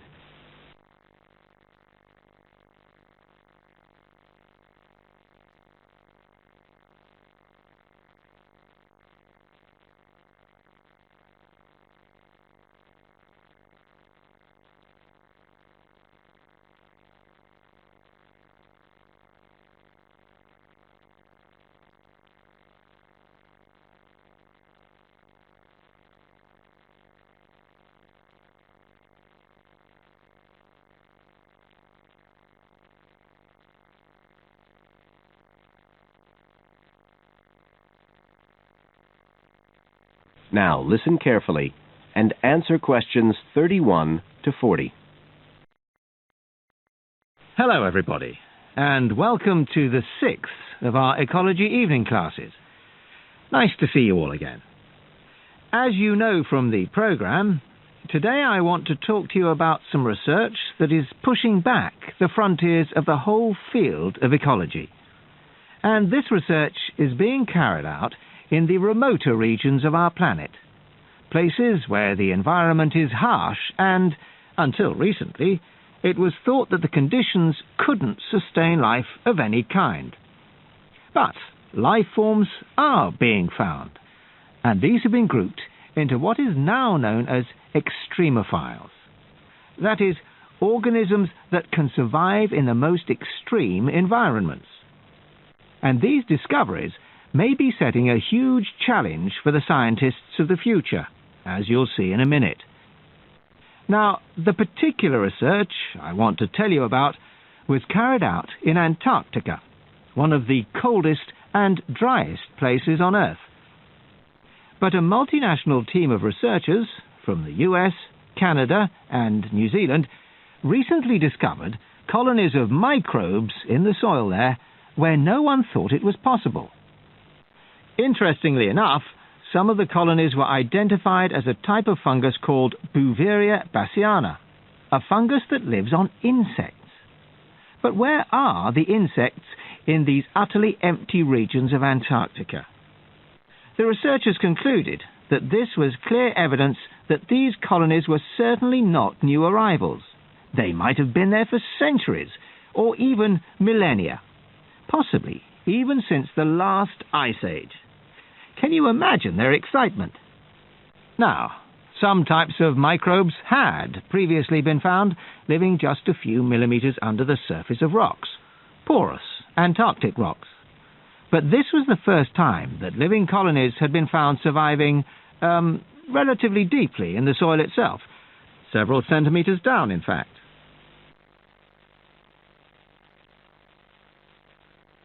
So, the big question is, how can these colonies survive there?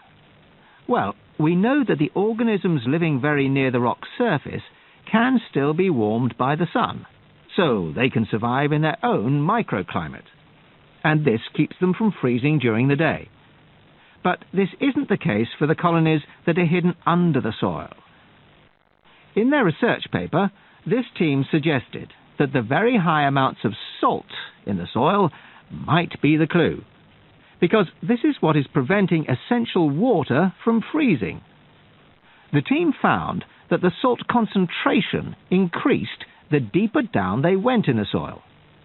But while they had expected the number of organisms to be fewer down there, they actually found the opposite. In soil that had as much as 3,000 parts of salt per million, relatively high numbers of microbes were present, which seems incredible. But the point is that at those levels of salt, the temperature could drop to minus 56 degrees before frost would cause any damage to the organisms. This relationship between microbes and salt, at temperatures way below the normal freezing point of water, is a really significant breakthrough. As you all know, life is dependent on the availability of water in liquid form, and the role of salt at very low temperatures could be the key to survival in these kinds of conditions. Now, the process at work here is called supercooling, and that's usually written as one word, but it isn't really understood as yet, so there's a lot more for researchers to work on. However, the fact that this process occurs naturally in Antarctica may suggest that it might occur in other places with similar conditions, including on our neighbouring planet, Mars. So, you can start to see the wider implications of this kind of research. In short, it appears to support the growing belief that extraterrestrial life might be able to survive the dry, cold conditions on other planets after all. Not only does this research produce evidence that life is possible there, it's also informing scientists of the locations where it might be found. So all of this might have great significance for future unmanned space missions. One specialist on Mars confirms the importance of the interaction. That is the end of part 4. You now have half a minute to check your answers.